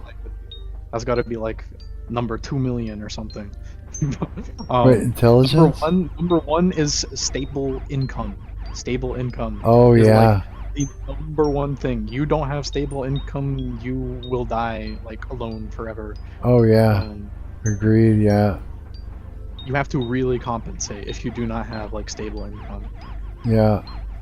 Which is, I think most people find that pretty justified. I don't know, but well, sure, because you know you want to, you want to start a family. You need to build. You know what I mean? Yeah. Like, I don't know. I would have, like, when I was in high school, I kind of had this like I was kind of like in a trad like mindset, I guess, and I thought like it's fine that my girlfriend doesn't have a job. Like I kind of like thought the way that like you're describing, and I hope that I'm right, because I had a lot of you know, ideas that nowadays I saw them as, nowadays I see like the way I was thinking, which the way I was thinking, you know, it went beyond just like the stuff you were saying. So I'm not talking about like the stuff you're saying, because I was being very naive and I did not know what I was getting into. And it's like I'm pretty, I think after trying it for like 3 times, I think I'm ready to like, you know, just see maybe men and women can be equal. Maybe, like, I don't think I have that much patience for a woman that doesn't have a job right now. Yeah. I know what you mean. Yeah, if that doesn't work out, if that still turns out to be a bad idea, then if that turns out, I don't know, I might just like disengage. Right? Yeah, I don't even know what I want to do when it, you know, like, there's got to be a point in time where, you know, I'm going to be ready to have a girlfriend again. There's got to be, you know, it's like, but I mean, there's got to be a reason, there's got to be a reason why I'd want it. That's legitimate. That's, I could call legitimately a good reason. You know what I mean? Yep. I've had so many fucking relationships, dude. It's like, I don't even know what would be a good reason to even have another one. I can't even imagine at this point. But yeah, I mean, I know why I'm not doing it right now, and you know, it's a period of time where I've had to take to myself. I don't know if that is something that will come to a close, and then there'll be another chapter where I do have a girlfriend again, but I don't know, man. I've had such, like, with the way the world is right now, you know, and the expectations, and you know, the way women are sort of handling themselves in the dating world, and that I don't even think they want a man. Yeah. You know what I mean? It's like, you know what I mean? It's like it's a strange thing to say, but I don't think they do. I think they want to take, and they want to create an opportunity where they can just sort of take something from somebody away from them and make it their own, you know?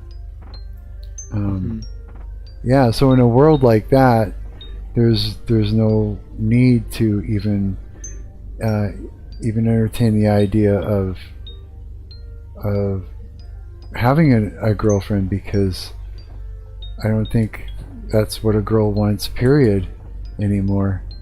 You know what I mean? But I mean, again, it's like, it's individual, you know? It's not everybody is the same. Not every girl is in the same place right now.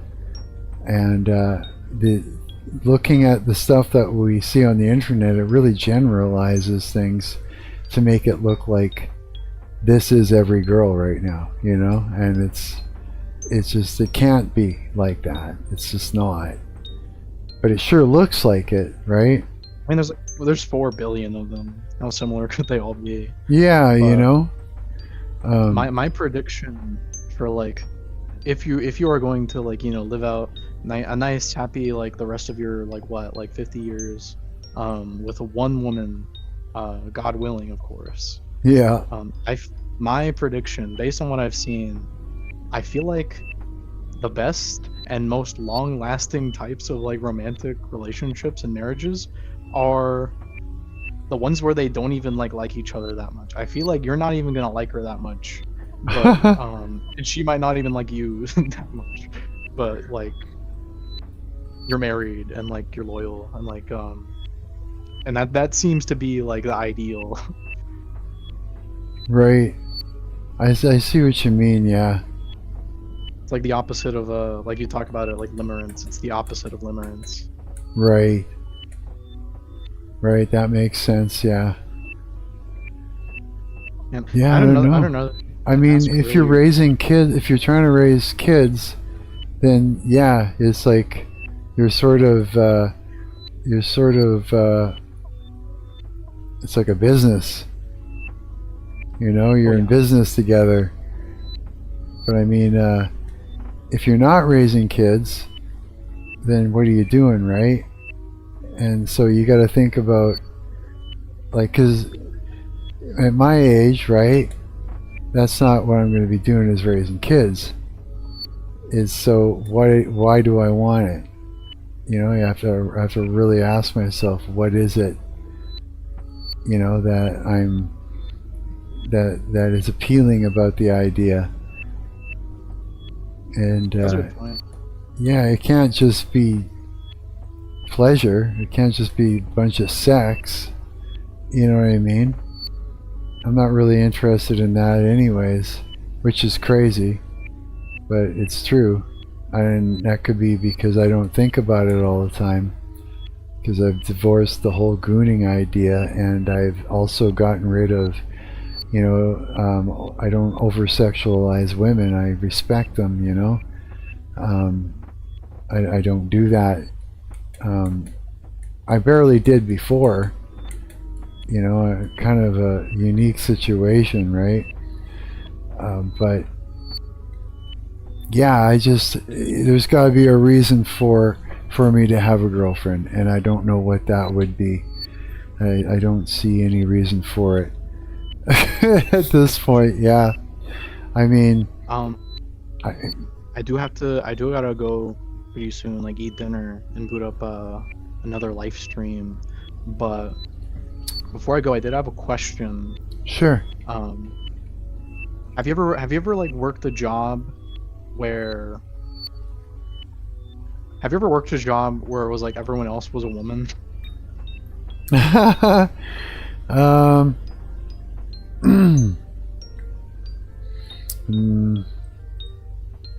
trying to think. Not everyone else. No, I've been in like the kind of jobs that I've had have only been in the music industry.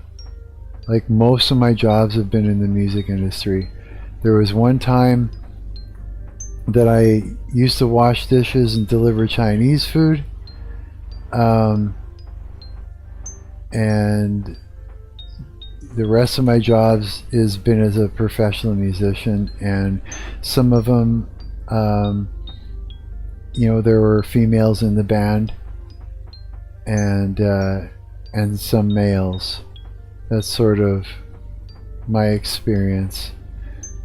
Now, the reason I asked was because I was thinking about it earlier, about like the kiddo thing, and like an inverting, it's like redirecting like the intentions of a relationship. And I noticed that because I'm like a barber, right, and I was in school, and I was the only guy. I was the only guy in that.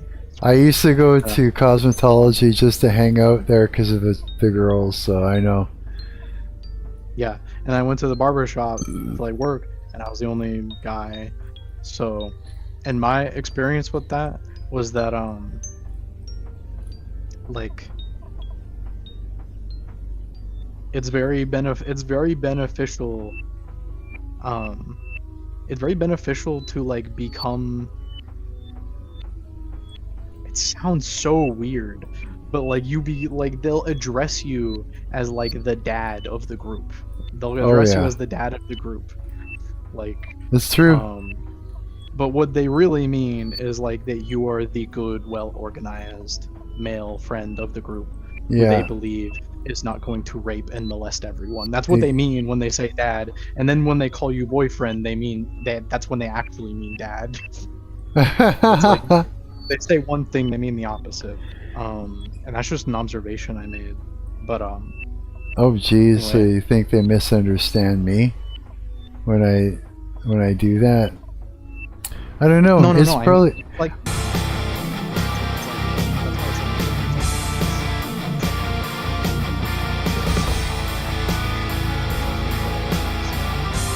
Yeah.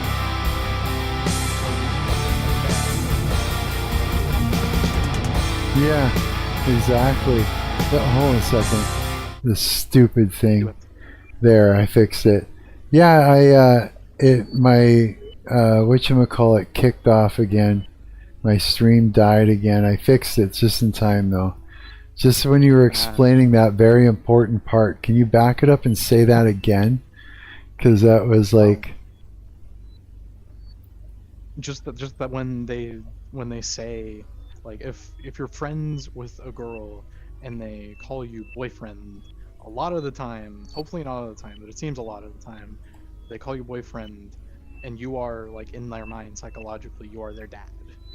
Yeah. Versus if you're like in a group of women, or if it's just a woman, and like they'll call you like the dad of the group, or they'll or like you'll address them as kiddo, and they'll like develop that kind of relationship. They'll call you dad, but what they really mean is like friend, and, like, right. An actual friend gonna be creepy. Right. That makes sense, dude. It makes a lot of sense. Right, yeah, it's I'm gonna go get that dinner. Okay, buddy. It's been awesome talking to you and hanging out with you.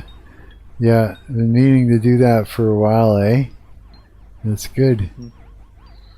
Yeah, it's great. Yeah, I'm around. It's been great. So you're gonna start a stream after you eat then? Yeah, I'm probably gonna be not for like an hour or something. Oh yeah? Okay. That's good. Yeah, man, go and hit it. I should get off of Buddy's Minecraft. I've been playing it for a couple of hours now. I'm sure he'll be pleased to find out it's that much fun. Yeah. Because it has been, yeah. And then, yeah, maybe let's see, what time is it? 5:30? I should actually see how long I've been streaming for. Oh shit, 7 hours and 20 minutes. Jeez. Yeah, I did not expect that. It always seems to go 7 hours or so. Well, here's the thing. I was gonna like stream, sleep, go to church, but it turning out that I'm just going to stream and then go to church and then come home and sleep or something. But yeah, I gotta eat soon too myself. Yeah, I do. So yeah, man, I'll let you go. That was awesome. And enjoy your live stream and your game deving. And I tell people to go and check you out, but I'm streaming to you, and that's all I'm streaming to right now. So I have no one to really divert towards you. But anybody that's watching the VODs, you know, you gotta go and check my buddy out. Here, I'm actually gonna go to your, hang on. Before I let you go, I'm just gonna plug your channel here. Yeah. Coward. Absolutely coward. Here, I'm gonna put in your. So this is who I've been talking to for the past while. Here is my buddy. There's the in the chat there. If you're watching the VOD and you want to know who I'm talking to, this is him. This is Coward. In the chat there, I put the link to his YouTube channel. He streams a lot. He does a lot of game dev stuff, and yeah, he's got some really chill streams. So yeah, go check him out. Catch him. He's always streaming on and off throughout the day, and that. Yeah, there you go. I just plugged you. Yay. Not true. All right. Okay, buddy. Have a good night. Thanks, God man. bless. You too. God bless you too, buddy. Right on. That was good. Now I'll go to Discord. There we go. I might as well stop the call in Discord now. Here, hang on. And hang up from that. Good. Now I'll close my Discord. Yeah, I'm like having fun with Diljen's Minecraft here. This is actually really cool. Yeah. Okay, I'm gonna close it though, because I've Minecraft my face off, and I need to stop Minecraft for a little while. Yeah.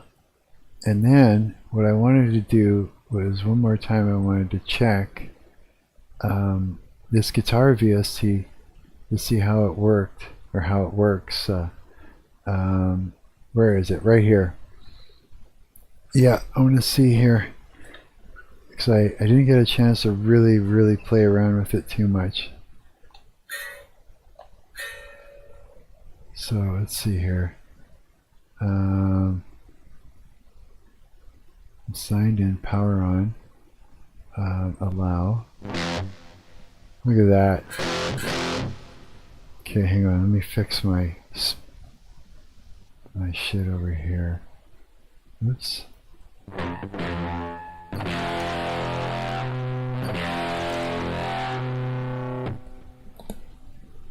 So how's the latency? Oh, it's pretty bad. It's really slow.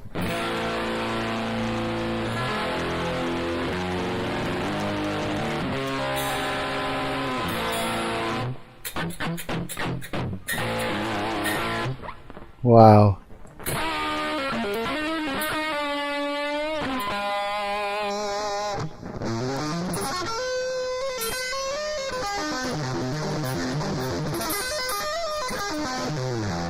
Yeah, man, vibe coded a frickin' amp. That's all I gotta say is wow. Okay, so let's try and dial in another sound. Let's go and let's remove the delay and the chorus. Just use a lot of reverb. Let's add some more gain.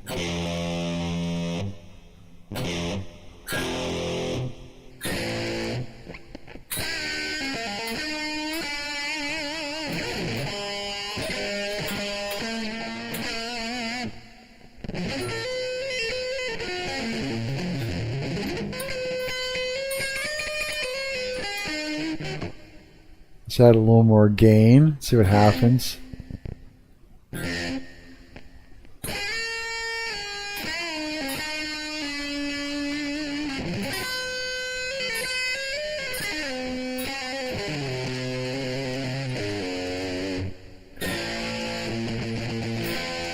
That's a lot of, that is so cool. That is so cool. Okay, let's see. It's very...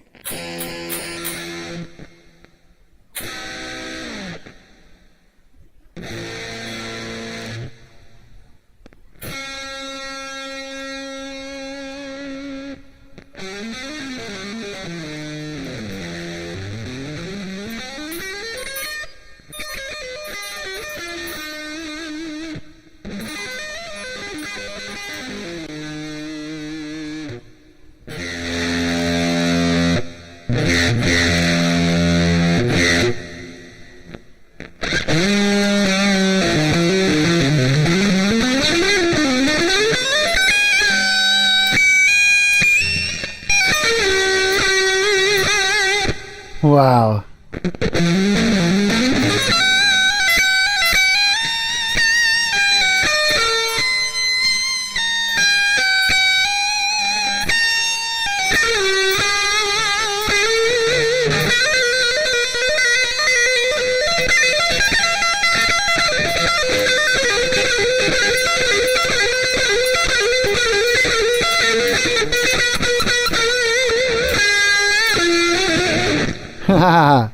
Cool.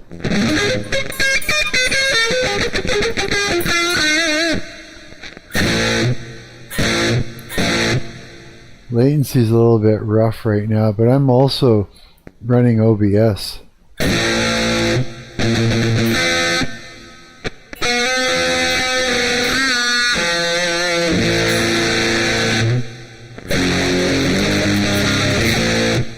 Can't believe it.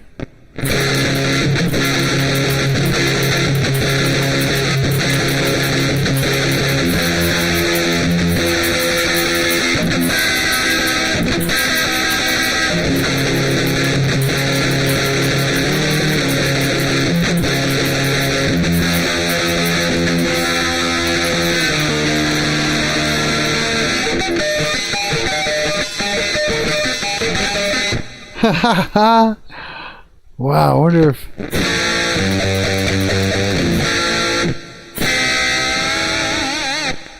What happens if I put more gain on? Go full on, all the distortion to the tits.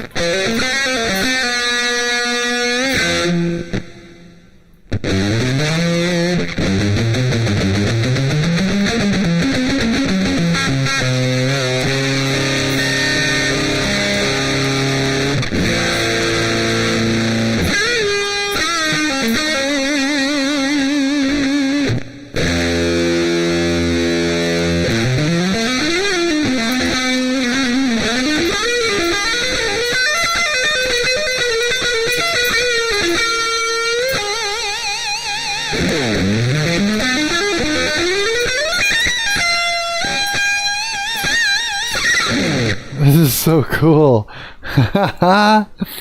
Oh man. It's weird. Why are my levels like that? Let's have a listen. I want to double check. Let's see. This is so cool. Oh, it's working okay. Yeah, it seems to be.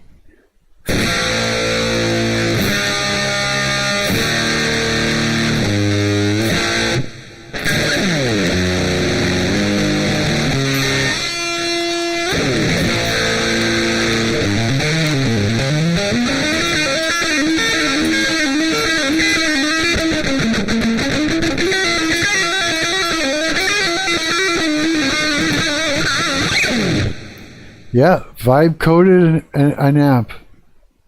I literally vibe coded an amplifier with effects, and it works. That's crazy, dude. There's a bit of a latency.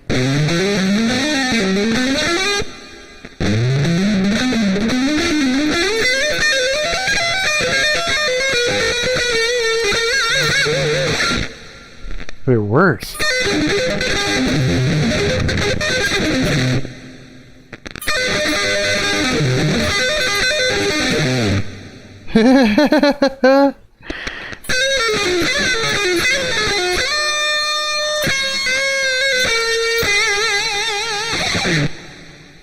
Okay, so I should save that sound.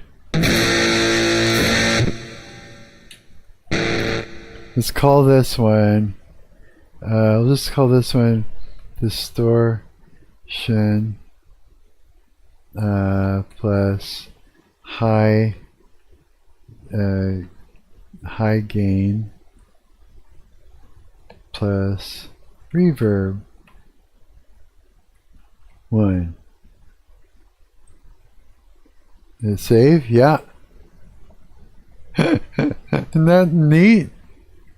Wow. So let's try this one. Let's switch between the two here.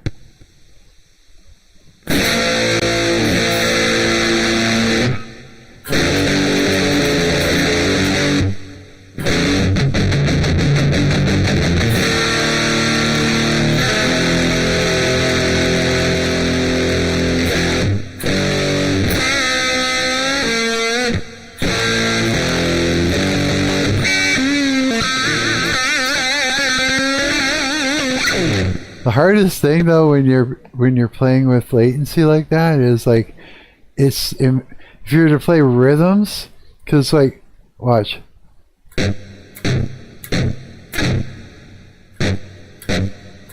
That's the latency. You can see it. It slows. You start to slow down when you play rhythms. It's hard.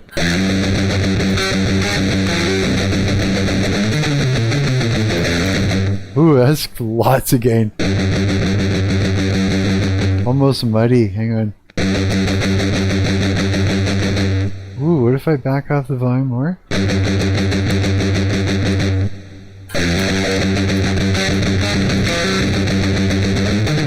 I can't even play in time with that. It's like, yeah, that's neat though.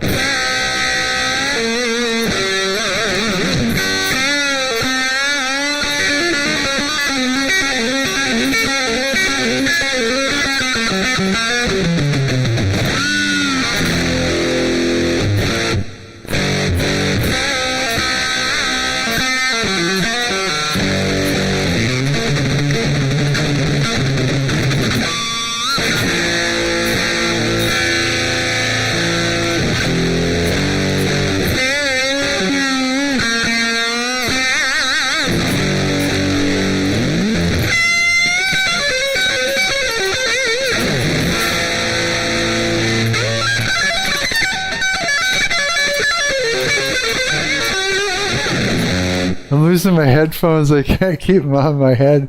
Don't look down. A second. As soon as you do, they're off.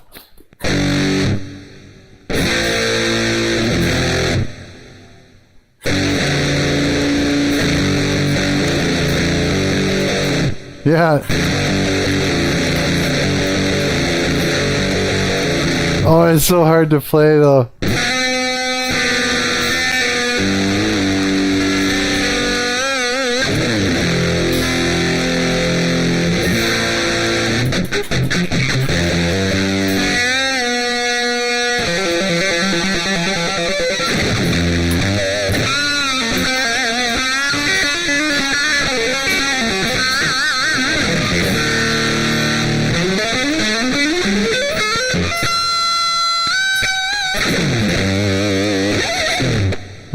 It's so cool. Okay, so vibe coding with, I did this with lovable.dev, it's called, yeah, and wow.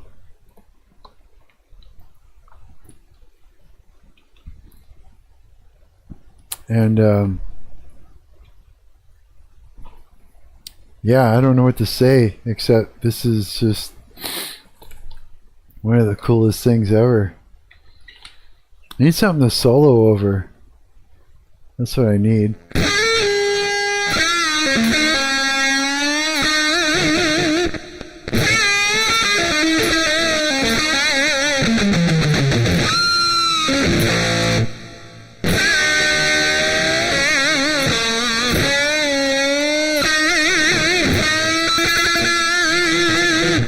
Haha.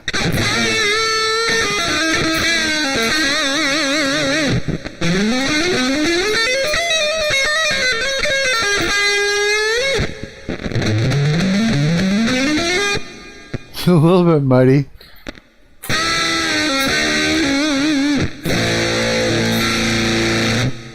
Okay, so that saved that sound. Let's try something else here. So that's cranked up. Let's see what it sounds like. Let's get rid of the reverb and just do straight up a bunch of delay.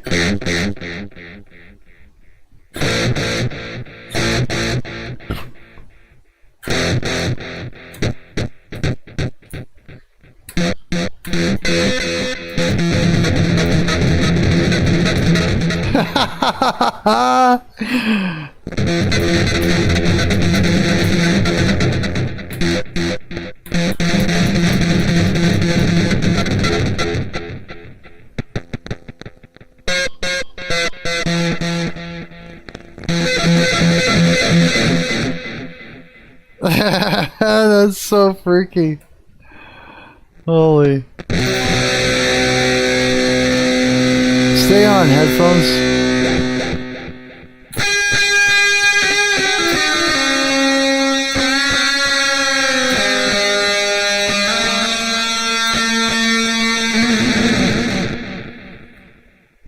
Okay, let's try something.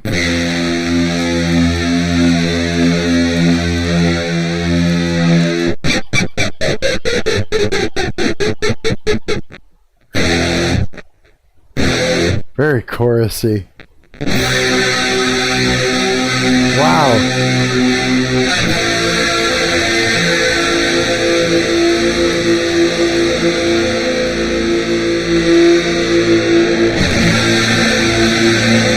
Oh shit.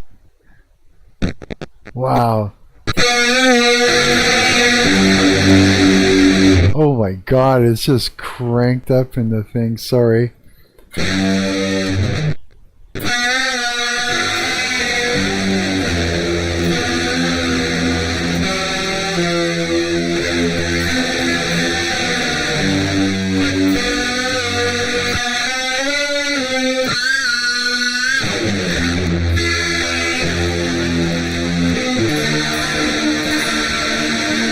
Oh, that's nuts.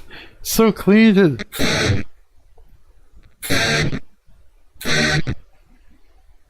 I don't even have the noise gate on, but it still works for some reason. Let's try this like... Try this a little bit.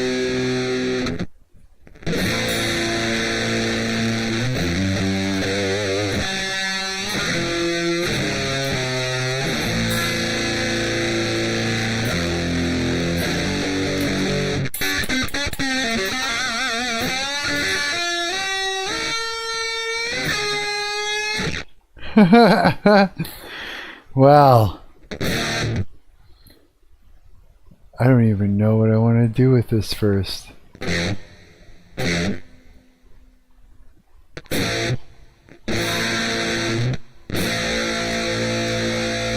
Here, what else? What can this chorus do?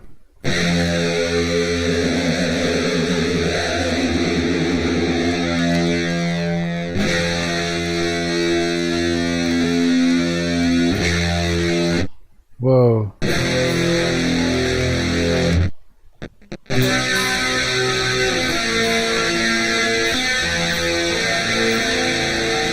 That's crazy.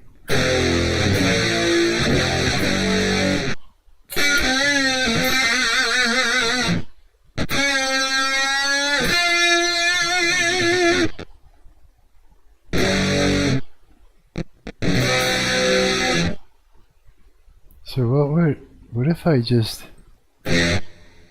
use that?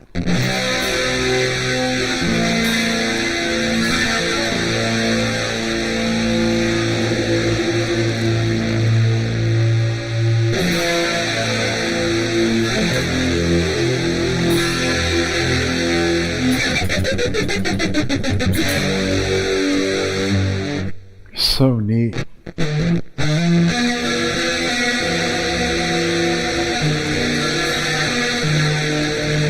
Holy shit.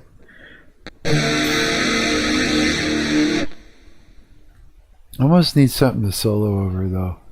Here, let me turn that. Let's actually go back to this.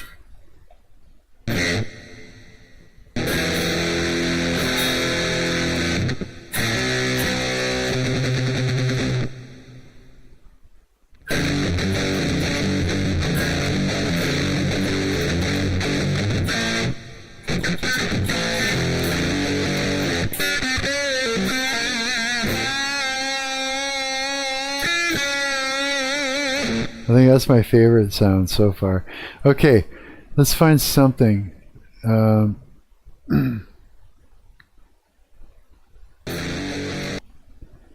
Let's see here. Oh shit, I didn't mean to do that. That's stupid. Is it even still streaming? Holy fuck. What? Oh yeah, it's still going. What a pain in the ass. Okay. That's what I wanted to do. Let's go look for something.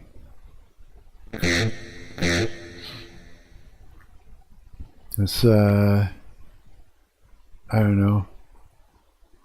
Maybe put something, a jam to,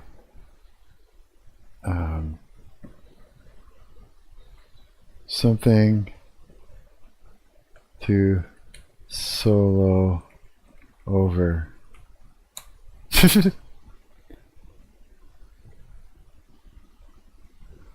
Okay. This sucks. This is gonna be a bunch of crap, right? No. That's not what I'm looking for. Backing tracks?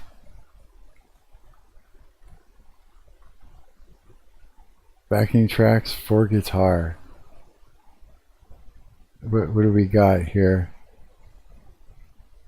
Backing track in E minor. Modern progressive metal. What's it sound like? Find out here. Hang on for a second. Let's find out. Backing tracks. I'm just gonna see if it works. Play it.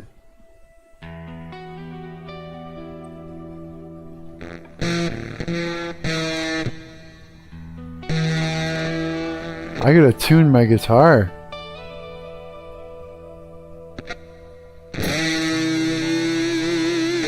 Oh yeah, that's the first thing we do. That's the first thing I gotta do. And luckily enough, I vibe coded myself a guitar tuner. I did. Alright, let me find it. Shoot, I hope I can find it. Did I save it?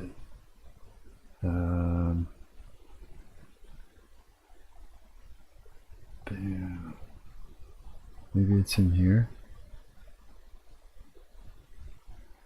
Oh man. I don't know where it is. I could have sworn that I had it. Don't I have... Where's my bookmarks? How do I do that?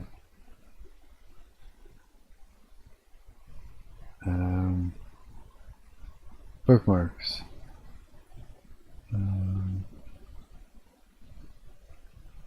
Mobile bookmarks. Guitar tuner. There we go. Okay, now I can tune my guitar with my own tuner.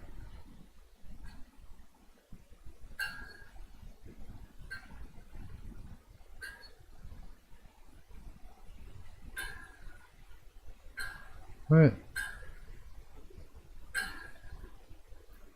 It's not reading it right.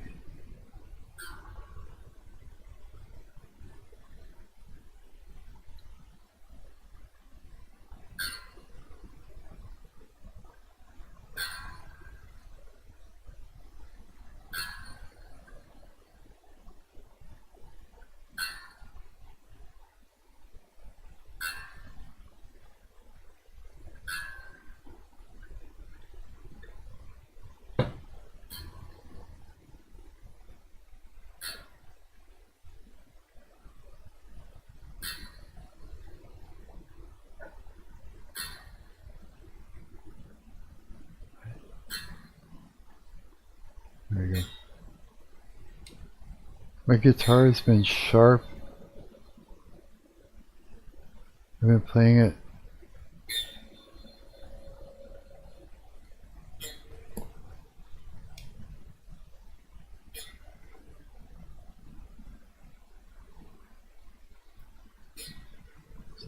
It's been literally a whole step too high, or half step, all this time. Weather.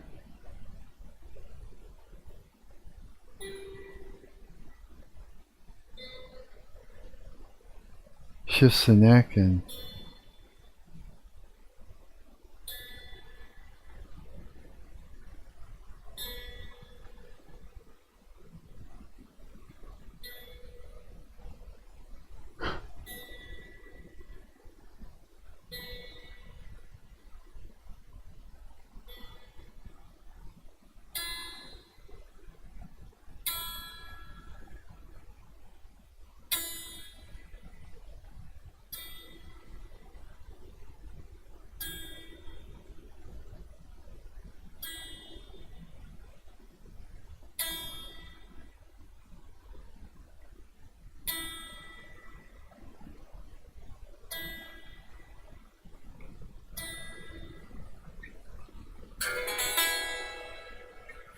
I don't know how in tune that is.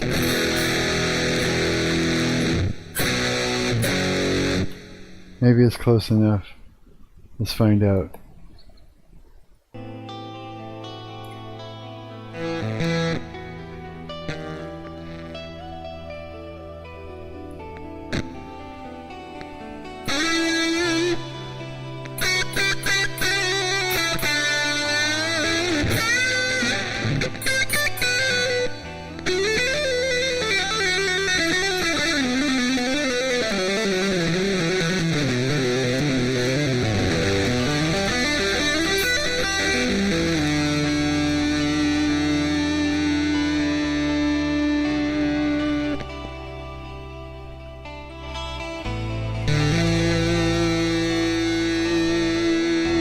It's not perfectly in tune. Should be good enough.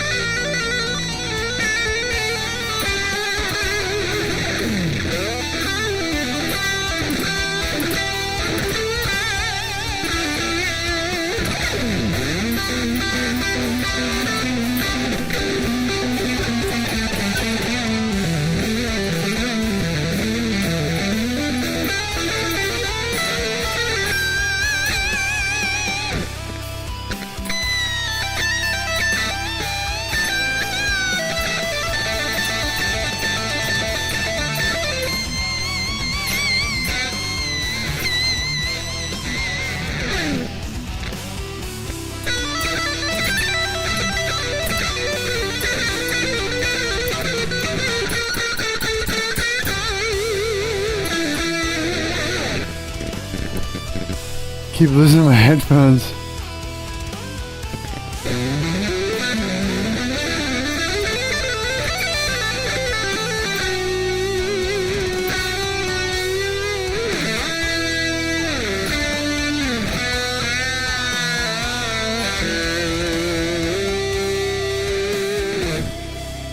Cool.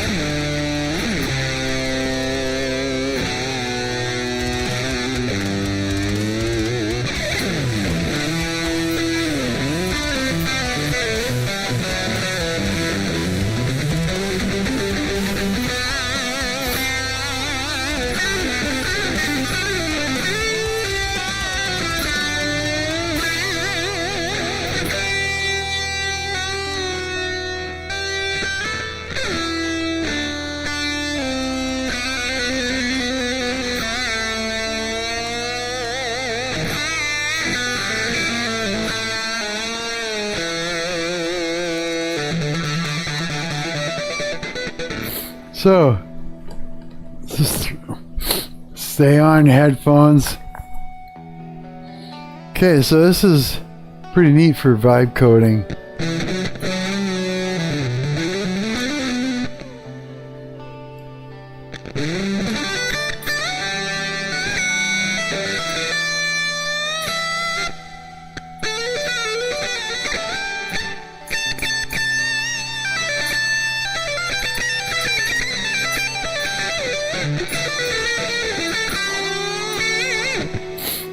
I've got a fret that's bad.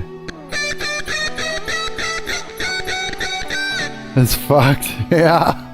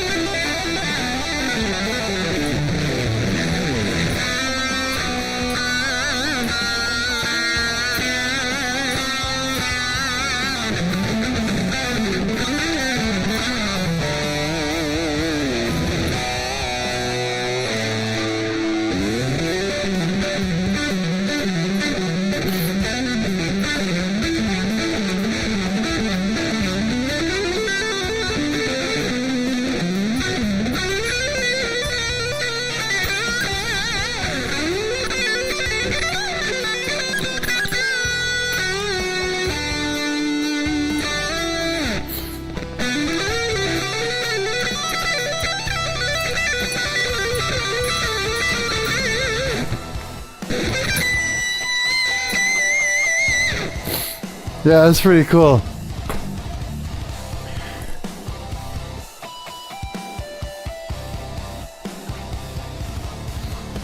There's still such a huge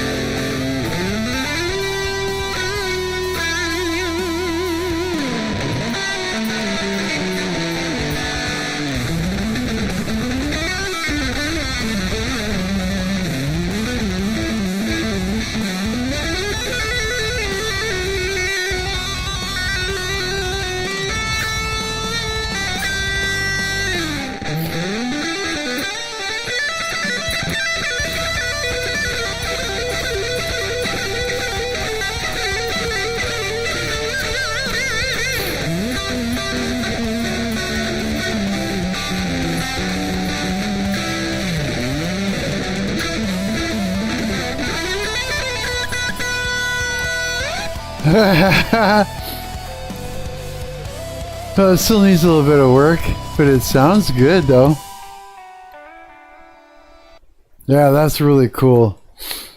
So yeah, man, vibe coding with. Here, I'll show you my project. Let's see here. Let's open it up with Lovable, and then I'll close up this amp here. So this is the project right here. Yeah, lovable.dev. The reason I wanted to create this amp modeler is that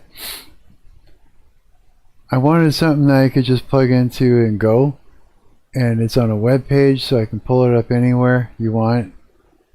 I didn't have to install anything. I didn't have to host it as like a VST or something like that on a DAW or anything like that. It's just a freaking web page. You pull it up, you turn it on, you pick the input and the output. You sign in so that way you can like save tone bank stuff, you know, which is super simple. Signing in is fuck all. You just make a new account. It's just email and password. That's all you do.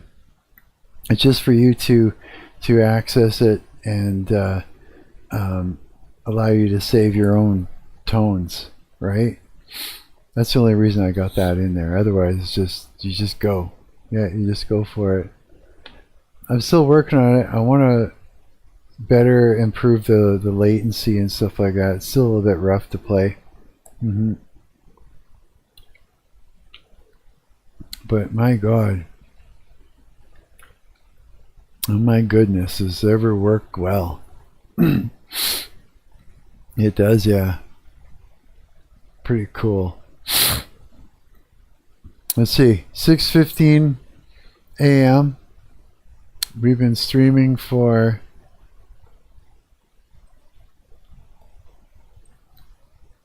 almost 8 hours.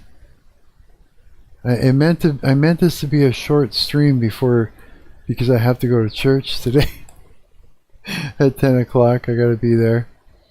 6, 7, 8, 9, 10. Oh wow. 4 hours. I should probably end the stream now though, or something. I got one person watching. Where'd you come from? Who are you? Who's this one person? I wonder. Turns out it's just Diljen. He's sleep watching the stream or something. Yeah, I just think this is the coolest thing. Okay, so right here, I'm gonna put this link into for you guys to play with. Copy. Here, I'm gonna stick it in the chat. So if you're Marc's guitar amp amp modeler web page or browser based easy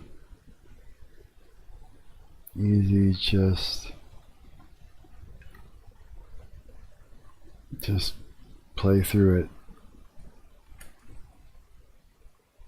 There we go. That way I can save it, can share it with you guys. So if that one person happens to be a guitar player who's gone now, then they can go ahead and grab that. Okay, I'm going to take off, and it's been 8 hours now of live streaming, and I'm going to go and, I don't know, kind of eat and stuff like that, and get ready to go to church in a little bit. It's been awesome. I'm glad I streamed. I had fun with my friends. I got to talk to my friends and a bunch of people. Samuel, I hope you're doing good out there. Don't die. Samuel's out fighting the war in Iran right now. Iran? No, I don't know what I'm talking about.